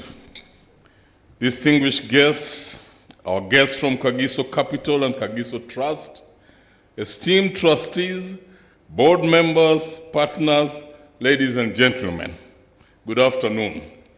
Or is it evening or close to evening? On behalf of the Kcdf entities and our partners at Kagiso Trust and Kagiso Africa Investment, I would like to thank you all as we conclude this remarkable convening. Today has been a celebration of vision, partnership, courage, and legacy. A celebration of what it truly means to go beyond corporate social responsibility and intentionally build sustainable community investment models that secure the future of our communities. I would like to thank the leadership of Kagiso Trust for their bold vision and unwavering commitment to long-term social transformation across Africa. Your belief in locally anchored, self-sustaining development institutions has inspired us all. Thank you to the leadership of Kagiso Capital, Mr. Koso, I'll just say Schumann, I'll remove the C, I hope you don't mind. Mr. Lebo Mosaine, for sharing valuable insights into asset creation, governance, and financial sustainability. The lessons shared today on building sound investment vehicles and strong governance frameworks will undoubtedly shape our journey ahead. We are equally grateful to our distinguished speakers and panelists, in particular, Mr. Joseph Ogutu, the chairman of Safaricom Foundation and the AVPA, Dr. Mankondi Moitse, Mr. Dean Zu Nevhutalu, Ms. Janet Maiwo, and Mr. Arthur Namo, among others. Your perspectives enriched our understanding of sustainable investment frameworks and strengthened the bridge between philanthropy and enterprise. To our Master of Ceremony, Mr. Edmund Mudibo, thank you for guiding us seamlessly through today's program. We warmly acknowledge all our delegates from South Africa and Kenya, trustees, board members, private sector partners, funders, bankers, project partners, hairy leadership, and invited dignitaries. Your presence affirms the strength of cross-border collaboration and the shared commitment for building resilient African institutions. Finally, we thank the organizing teams from both institutions, our service providers, and everyone who worked behind the scenes to ensure this event was seamless and successful. Your dedication has not gone unnoticed. Distinguished guests, as you continue networking, may you carry with you the renewed conviction that sustainable community investment is not an aspiration, it is achievable. And together, we are building models that will outlive us and transform communities across Africa. Thank you, and God bless you all. Thank you very much. And there is one person he forgot to thank, so I will thank him. Mr. Leke, thank you. He also thanked me, so we've balanced the books. We now have come to the end of today's engagement, but it opens up opportunity now for networking. Let's get to know, get to understand, share those contacts, share those cards. Let's see how you can take it on from here. Because, yes, the CFO of the trust, thank you. All right, are we good? We're good. Wonderful, because we're going to exchange cards, network, and more importantly, if you're like me from Western Kenya, there's tea. So please, let us partake, let's enjoy. All is good. Thereafter, please, you may depart at your own leisure, preferably before this evening, before Serena gives us an invoice. Asanteni sana. God bless. Thank you.